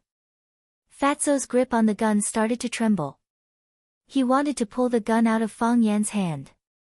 He wanted to shout, "This is my gun, and I'll shoot it wherever I want. I'll shoot your thighs, your testicles, your feet, and I'll shoot it on the carpet or the sky. Why do you care?" Fang Yan's hand that was holding the gun suddenly exerted force. He thrust it into the air and then made a 90-degree turn. The koi fish turns over. Whoosh! Fatso felt a strong tug on his arm, and then tragically found that a gun was aimed at him. His chest. "Ah!" the women in the private room gasped. "Shut up!" Fang Yan roared. These women were too hateful. When Fatso pointed the gun at him just now, they were as quiet as dead people. Now that it was his turn to turn the tables, they shouted and screamed as if they were being molested. Do you think honest people are easy to bully? His eyes were fierce, his means were sharp, and his body was dripping with blood. Now, Fang Yan was like a god of death. His roar was really effective. Those women really shut up and did not dare to say a word. Fang Yan looked at Fatso and shouted, "Kneel down. You don't dare to kill me." Bang! As soon as Fatso's voice fell, he was shot in the abdomen. Blood flowed, and Fatso's body softly fell to the ground. "I don't dare, but you do." Fatso looked at the gun in his hand, and tears of humiliation flowed from the corner of his eyes. "I actually don't dare," he said to himself in his heart. Fang Yan walked up to Brother Wolf and asked softly, "Now, do you give me an answer, or do I give you an answer?" "Master Qing," Brother Wolf said with a pale face. "It's Master Qing who wants to hurt you. Yellow hair, take it back." "Yes." "Are the reporters going to leave?" "Yes." "Are you going to apologize to me?" "Apologize?" Fang Yan was very dissatisfied with Brother Wolf's attitude and said, "Don't you feel that you have wronged me? You are gangsters and hooligans. What are you good at?" The hooligans started to play tricks, forcing a gentle middle school teacher to punch and kick him. "Do you feel guilty?" Brother Wolf also cried. "Don't stop me, let me stab myself." "Master Qing," Fang Yan repeated the name. Then, he smiled and said to Brother Wolf, "Say hello to Master Qing for me." Seeing Fang Yan's bright smile, Brother Wolf suddenly began to worry about Master Qing's safety. Then, he hurriedly drove this absurd thought out of his mind. Who was Master Qing? How could he be threatened by such a person? The reporters came with a bang. They acted as if they were going to get rid of a scourge and expel Fang Yan, the perverted teacher who seduced female students, from the school. They were going to punish him, put him on a tiger stool, and drown him in a pig cage. They were going to ride a wooden horse and parade him through the streets. In the blink of an eye, all of them had left, as if nothing had happened. Although the lake was quiet, they could not bear to throw a stone into the center of the lake. Little Yellow Hair was discharged from the hospital. The first thing he did was to go to the gate of Rosefinch Secondary School to deliver his letter of apology. Baldy stood at the school gate holding the letter of apology and read aloud, "My name is Lu Fatsai. I am an unemployed person who is bored all day and doesn't know what to do. One day, I didn't offend anyone and was walking on the road. I saw a beautiful girl, and then my hormones mang." He wrote cutie mang, not mang with a cursive character. The students laughed, thinking that Little Yellow Hair was really cute. "My hormones are acting up." I went up to ask him for his phone number. He wrote single, not female. Thus, the students laughed even more. They felt that this guy was gay. Little Yellow Hair stood in the middle of the crowd, letting them slap his face again and again. His eyes were filled with tears, but he clenched his fists. He said in the wind and rain, "What's this pain? Wipe your tears, don't be afraid, at least we still have our dreams." He said in the wind and rain, "What's this pain? Wipe your tears, don't ask, why?" He was a man determined to become the king of hoodlums. He knew that the road ahead was bumpy and he had to endure the ridicule and humiliation of these students. But, one day, he would become the king of Huacheng. Yes, he would definitely be able to do it. Because, his idol was One Piece. Because teacher Fang Yan stopped me from molesting female students, I held a grudge against him. I wanted to ruin his reputation and get him kicked out of the school. However, after going through teacher Fang Yan's teachings, I finally turned over a new leaf and came clean. Teacher Fang Yan, I was wrong. Teacher Fang Yan, you are a good teacher. Teacher Fang Yan, please forgive me. I'm a little lost lamb who is deeply crying. Repentance is written in pinyin.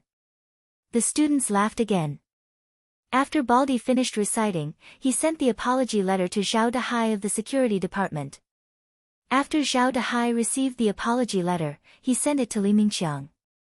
Li Mingxiang took the apology letter and looked at it from left to right, up and down.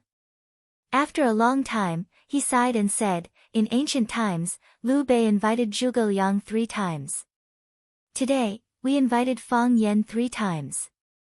We didn't manage to invite him 3 times."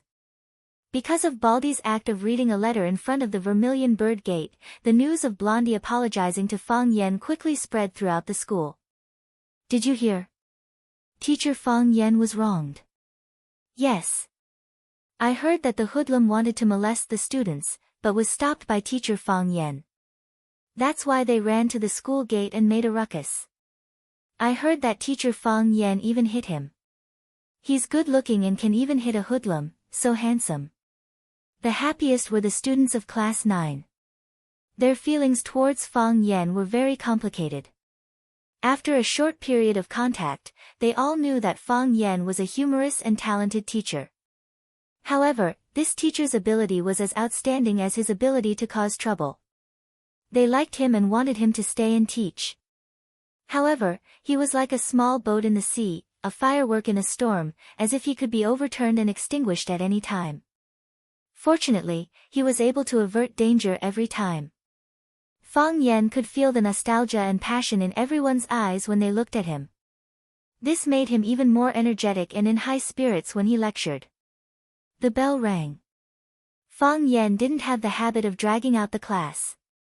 He threw the half piece of chalk in his hand into the chalk box and said with a smile, "School is over. However, when the students come to class tomorrow, it's best to bring your raincoats."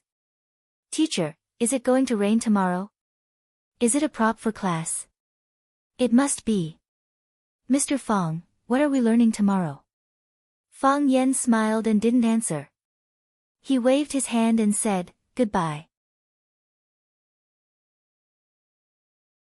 Fang Yan sent the textbooks to the office, packed up and prepared to go home. When he walked to the school gate, he found two girls waiting for him anxiously. Seeing Fang Yan coming out, the two little girls quickly ran towards Fang Yan. One ran fast, and the other ran even faster. The other saw that her friend dared to overtake her, and then her legs ran even faster. No one was willing to admit defeat, and no one was willing to be outdone by the other. They rushed towards him at the speed of a 100-meter sprint, which scared Fang Yan so much that he turned around and walked towards the security room at the school gate. "Fang Yan!" Jiang Qin shouted.